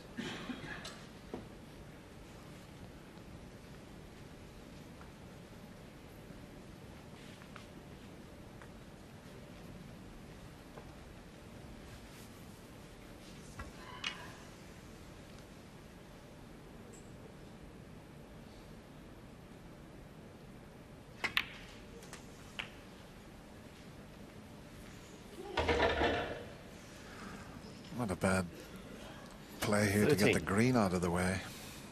Be straight on this red, green, and then that sort of helps the black. The green is just in a slightly awkward position there. 14.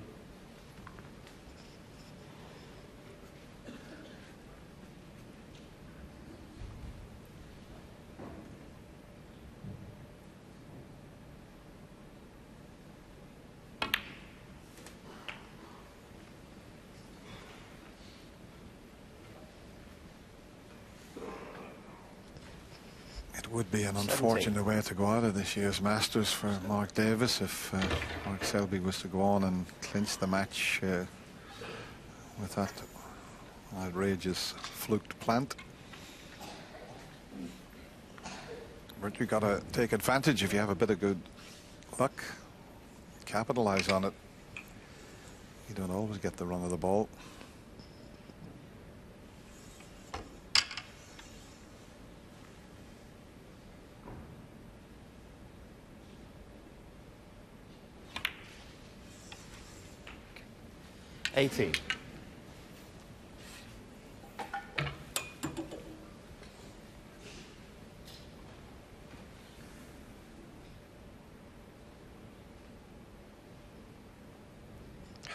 Ball spotted 147, and it's staying at 147. That's another lapse in concentration.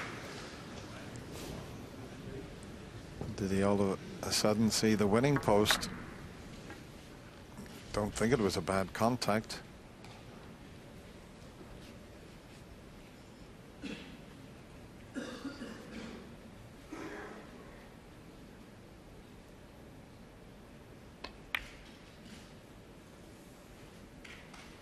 One.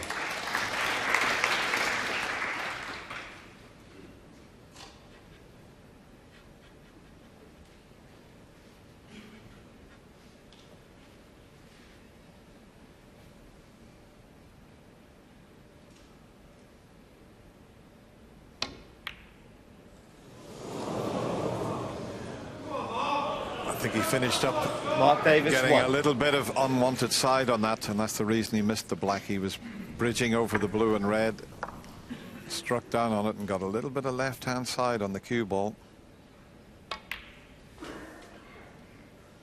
1.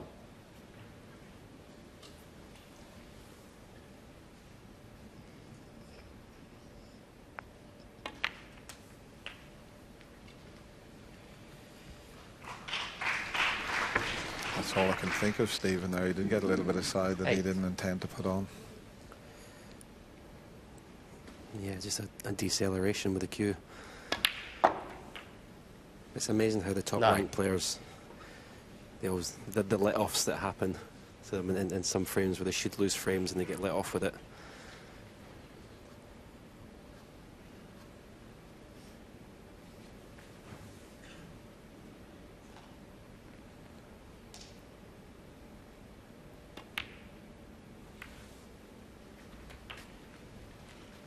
Clever little cannon there.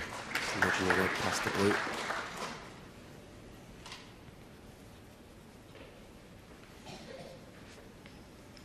$16.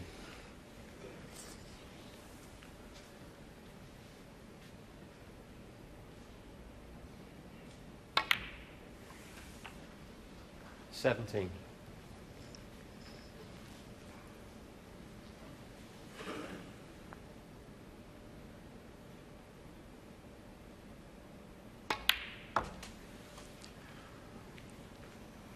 Key shot coming up because he needs an angle and a colour to get into the 3 19. reds. He's 41 ahead. So he's going to need one of those difficult reds. And he's going to have to do it off one of the bulk colours because of the way he's finished on this red. And the blue slightly in the way of playing a cannon in a couple of shots' time.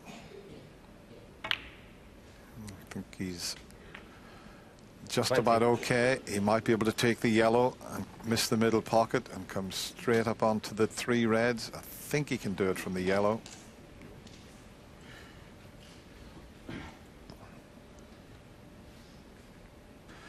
I'm not sure if he's got the angle to do that off the yellow. He'd have to get a lot of side on it.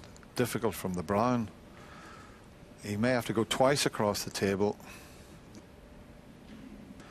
to get to those reds, which is even more difficult. A good effort, but not quite good enough. 22. He just needs one more red to leave Mark Davis needing a snooker. The black was always going to be in the way, having to go twice across. He just gone too far on the yellow to come off the one cushion that I suggested.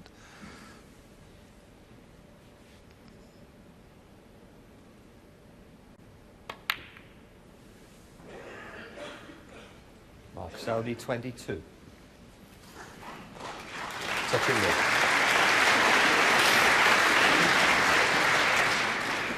And it is a touching ball, which gives Mark a few more options. He can just find a spot on the table that will leave things safe. Can't move the red that he's touching, otherwise it'd be a foul.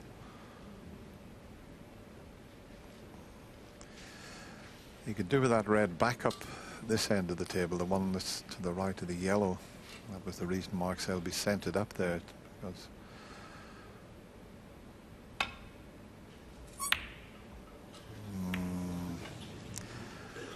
not the best.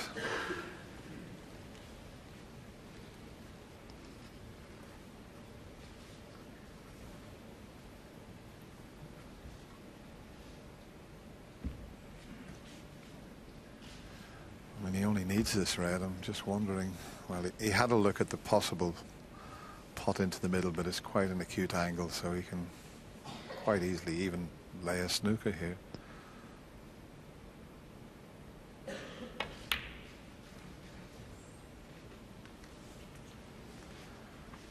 It's a wee bit too hard for the snooker.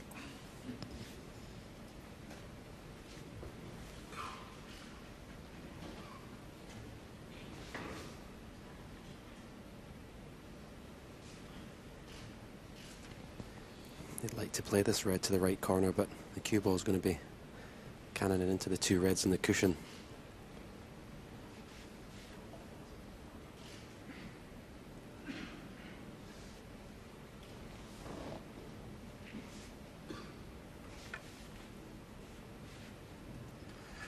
Yeah, he'd like to bring the two reds into play, but and that's what he's going to try, but he's got to be so precise here.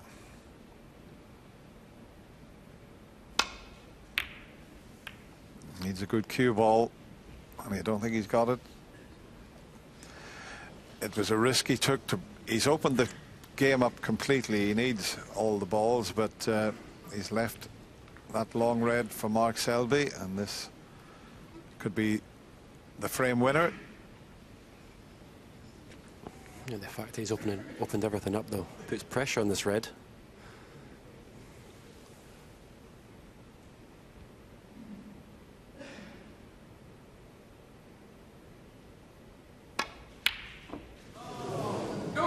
If those two reds were still safe in the cushion, I'd have backed Mark Selby to pot that long red every time. The fact that the table's been opened up, got a lot more pressure on this shot.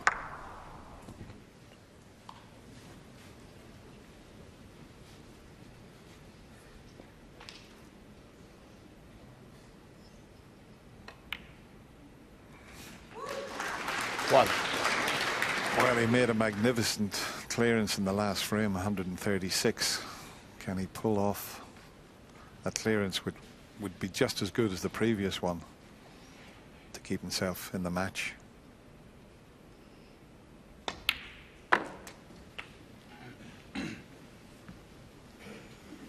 We thought we were in for an early afternoon here. 4-0. Mark Davis had other ideas.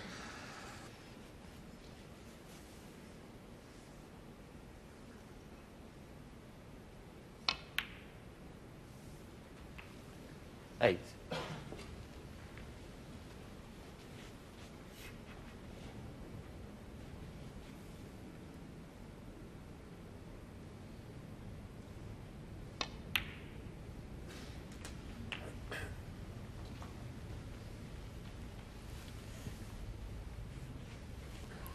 $14.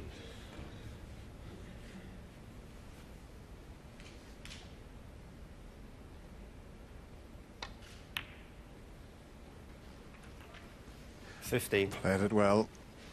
Made sure he left enough angle to get on the yellow. Anywhere over towards between the brown and the yellow would be perfect.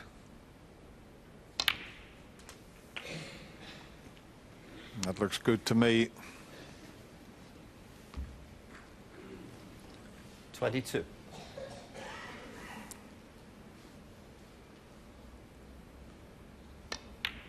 He had a quick glance at the scoreboard, but he has to 24. pot them all to get himself just one frame behind.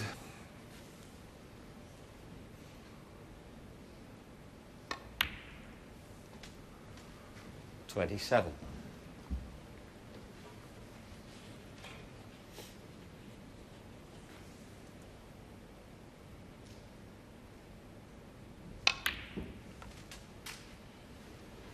$31.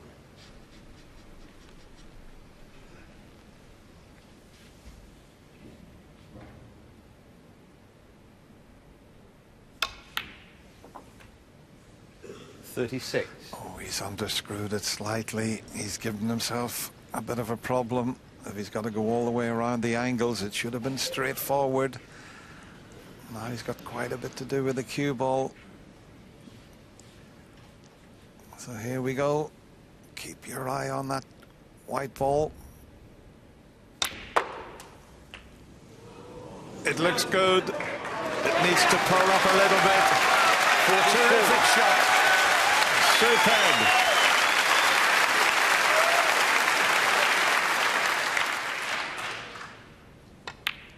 Can you believe it? Mark Davis is not finished yet.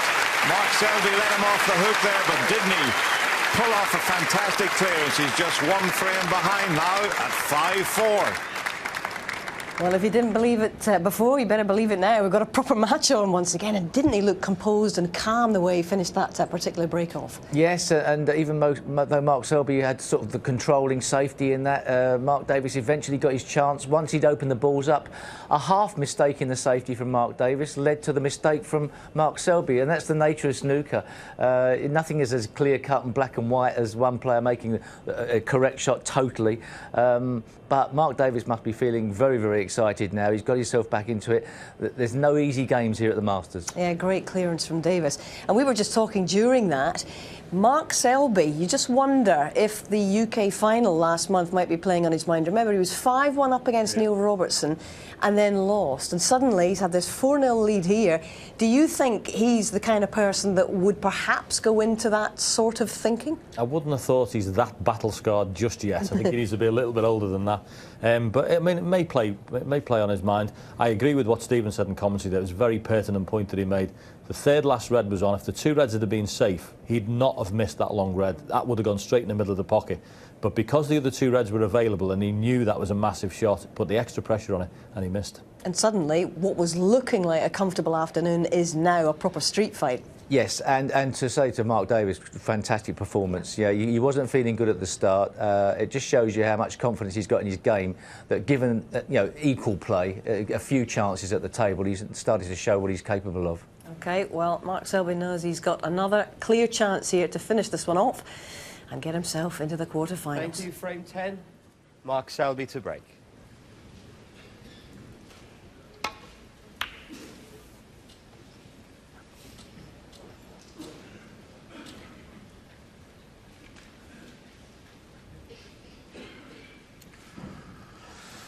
Not a bad break-off shot from Mark Selby.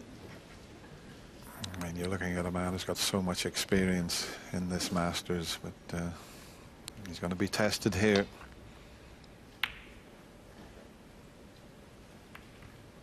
That's just nudged the red that Mark might think about taking on to the middle. Well, maybe not. He's tight on the cushion, so it's just a safety.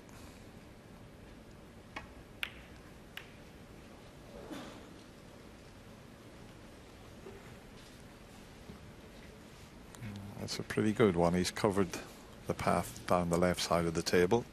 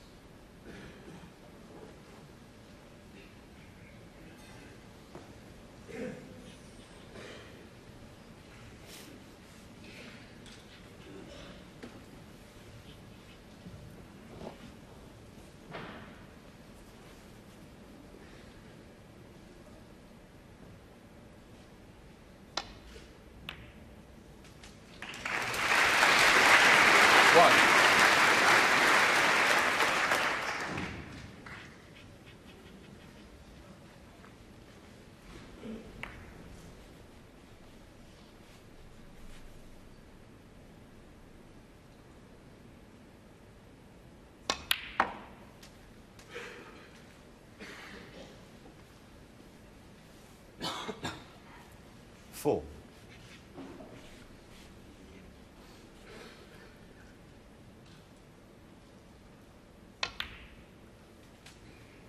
Five. A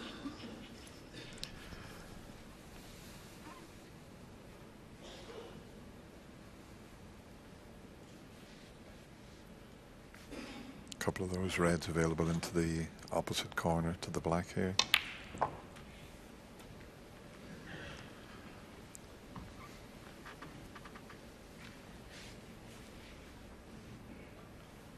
Wow. Let the white just slip closer to the cushion than he intended, which just means the next positional shot, he's got to be a bit careful here.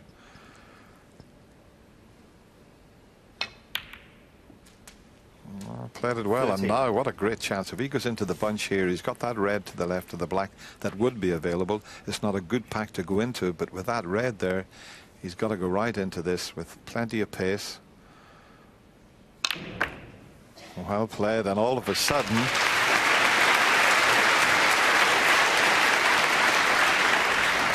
show you where he's 20. striking the cue ball to play that shot. All of a sudden there is the possibility 21. that in the opening match of this year's Masters we could have a deciding frame, and the defending champion, well, what a deciding frame that would be. Long way to go, but he's got another, what, 4 reds available to him. It's been a superb 28. performance from Mark Davis. From 5-2 down, he just let loose, Stephen, and he's produced some great snooker. Yeah, it has to be said. Mark Selby's let his standard slip since the interval. He's missed a lot of easy balls, but 29. at the end of the day, Mark Davis has still got to do it when he comes to the table. Selby will not be in a good state of mind sat in his chair at the moment.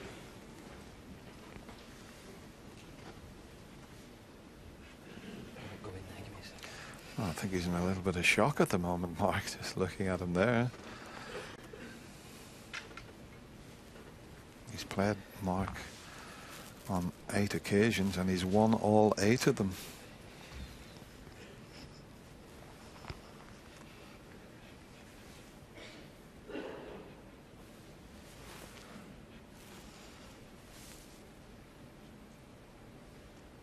In fact, all the 8 victories, none of those went to a deciding 35. frame.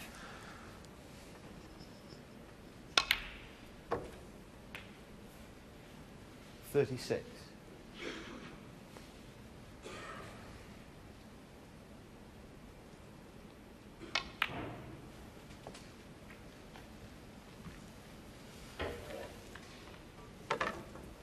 $41.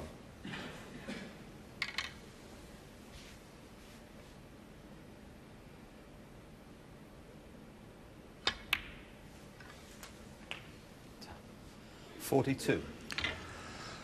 Key shot coming up now. This could pave the way to winning the frame. If he gets the cannon, it's an awkward pack to go into with the pink sitting at the back of the reds. There's 2 loose reds, but you'd feel even if he cannoned the red to the left of the pink, that would do. And that's what he's done. Oh, he's got one to the middle, but it's not a gimme. Played the right shot, 49. missed the pink with the cannon, as you can see, and could have finished a lot easier than this.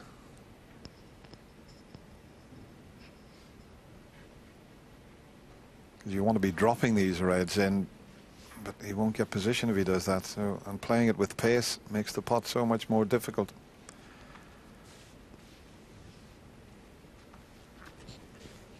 Yeah, I think he could play a cannon on the red just to the right. The red he's potting.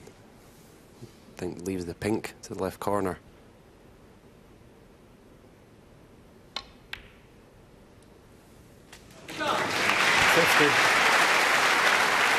Decelerate a little bit with the cue there. Almost missed the red. That's why he's lost position. Yeah, he missed the cannon that you said he was going to try. That's why he's faced with a very difficult pot now. He's got a difficult yellow.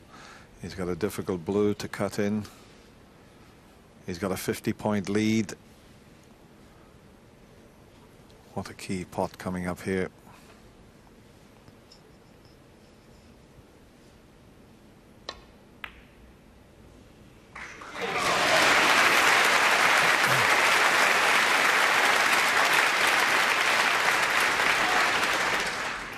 $55.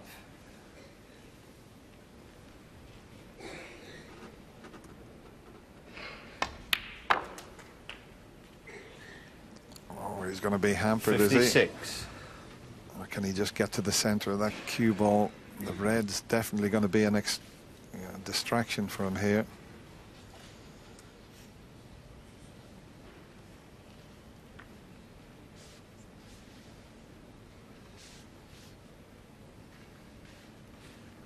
Just a fraction. It would have been straightforward.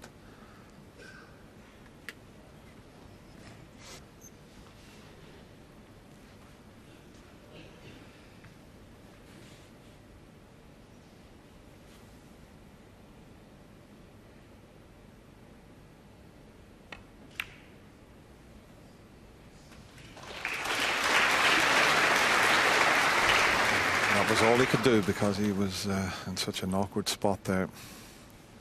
62 ahead. Very restricted with the cue ball there.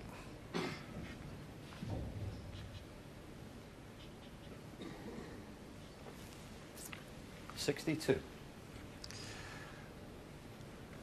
He needs a red and anything from the blue upwards, and Mark Selby would need a snooker.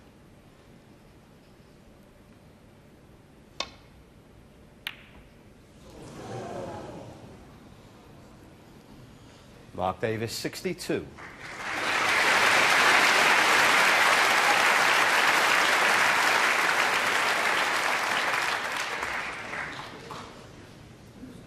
It's a pretty good effort, that, because he was perfectly on the black had he have knocked that red in, and he knew he wasn't going to leave anything easy.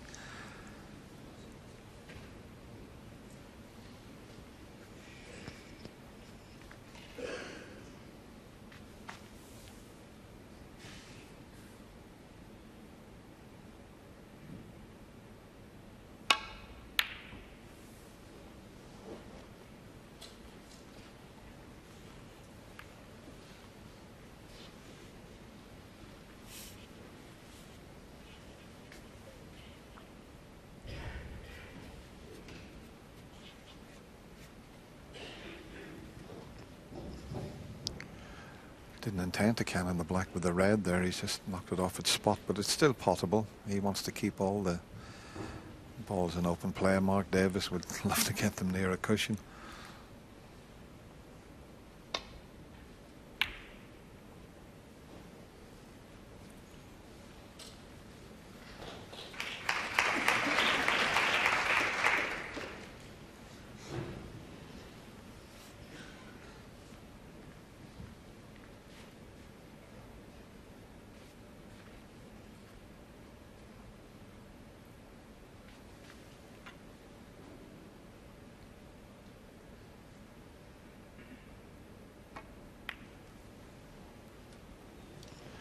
If that keeps going,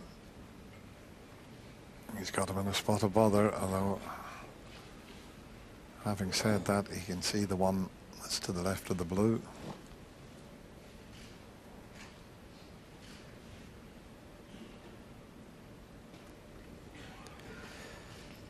Yeah, if he takes this on, he's in a similar situation to Selby in the last frame, where although he's got a big lead, all the reds are in a good position to make a clearance. So there'll be pressure on this red. He can't screw the cue ball back to baulk because the blue's in the way.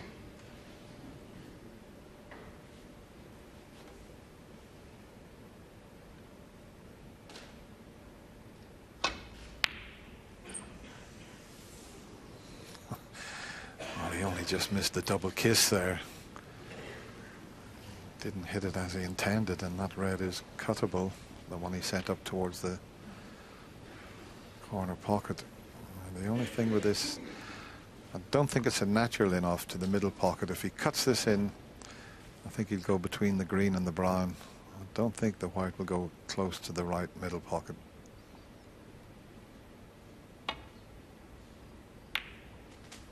Well, it's heading towards that middle pocket. It's in that middle pocket. Mark Davis, 4. He thought it wasn't a natural angle. I knew it was pretty close, but it went right in the heart of the middle pocket there. 66 the difference, so now just one red for Mark Davis.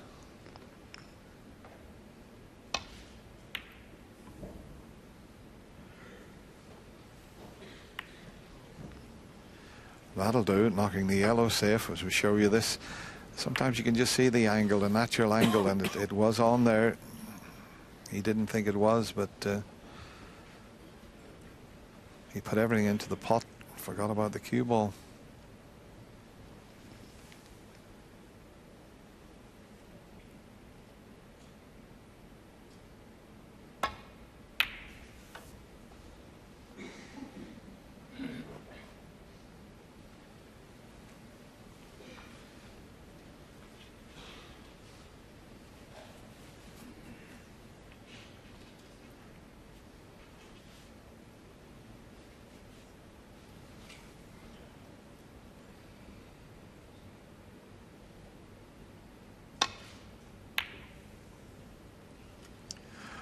Bit on the thickish side, but that'll do at the moment. Mark Selby needs the 5 reds, but he has to take blacks with each red and all the colours to win the frame and match by 1 point. So you'd have to say he's certainly a second favourite for this frame.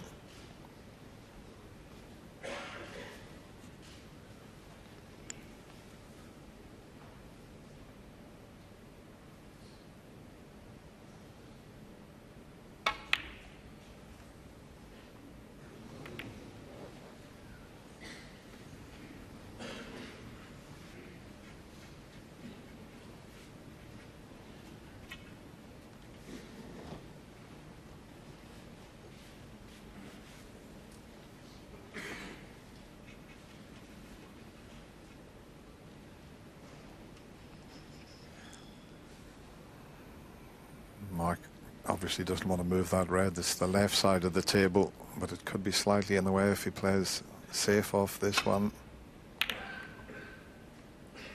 And we just missed it.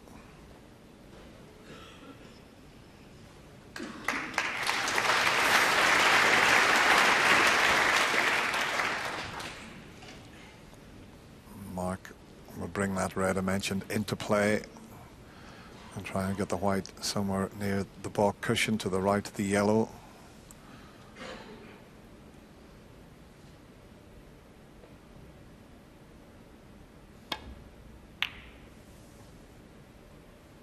This looks good. If it misses the brown, it's an excellent shot.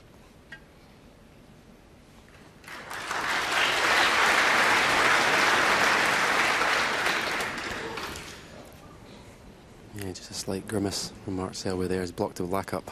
That's the last thing he needs.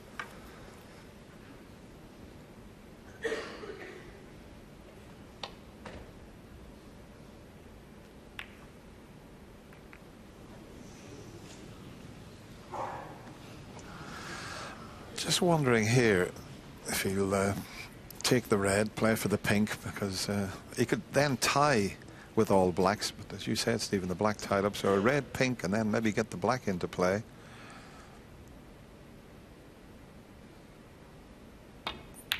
Oh, he cued that poorly, didn't he?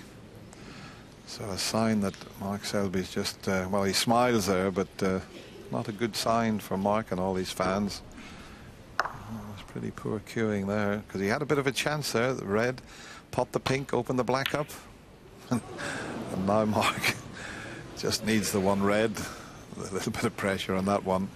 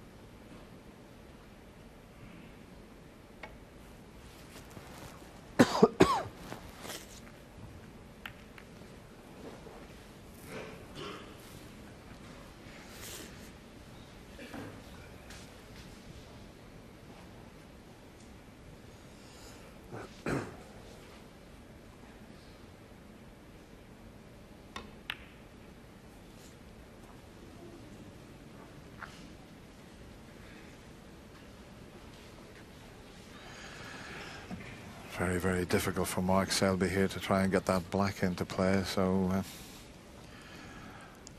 quite a bit of snooker left in this frame, you would feel.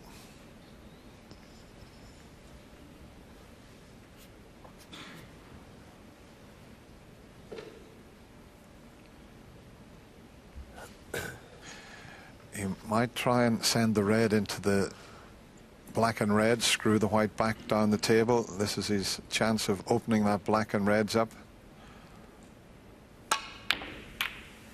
He's done that, but he's cannoned the brown and the reds come back up. That was a calculated risk, and all of a sudden we're going to be all square at 5 each.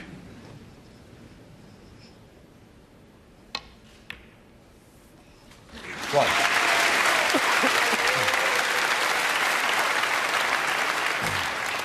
What a comeback from Mark Davis. 4-0 down at the mid-session interval, 5-2 down, and then he come out and he made a break of 136 to get to 5-3, 49 to get to 5-4. He's had a 62 in this frame. You can't take it away from him. He's making the defending champion work very hard, and as we always say, 14. It's a toss of a coin in the deciding frame. It's who gets the first chance, you would feel. 15.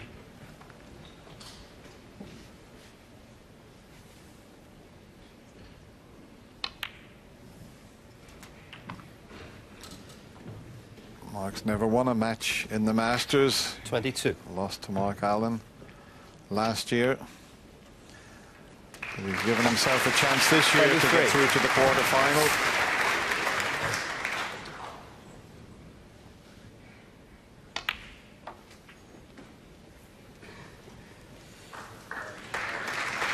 $28.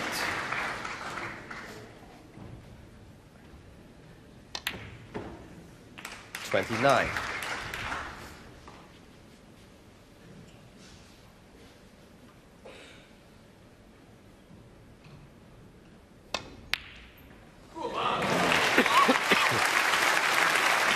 What about that for a shot?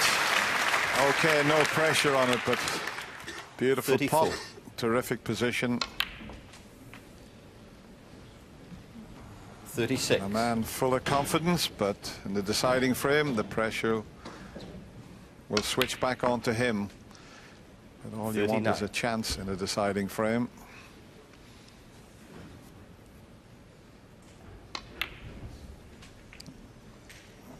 43.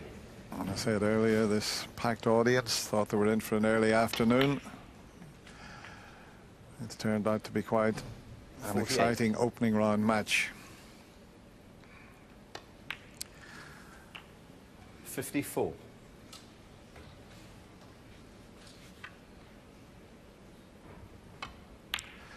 Fantastic from Mark Davis. He had an earlier break of 62, and he finished that frame with a break of 61, and we're all square. We've got a one-frame shootout, 5-all.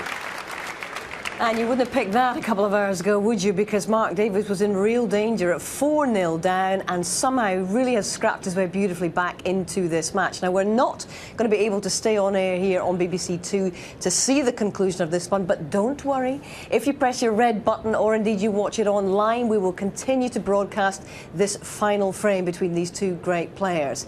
Now, before that, don't forget that the darts is around. It's the final of the BDO World Championship, 5:45. This afternoon from Frimley Green, and later on you've got match of the day too, and we've got highlights of tonight's session this evening at 10 to midnight. But don't forget, the defending champion Mark Selby is in real danger here. What a conclusion we've got in prospect on the opening afternoon at the Masters. Bye-bye.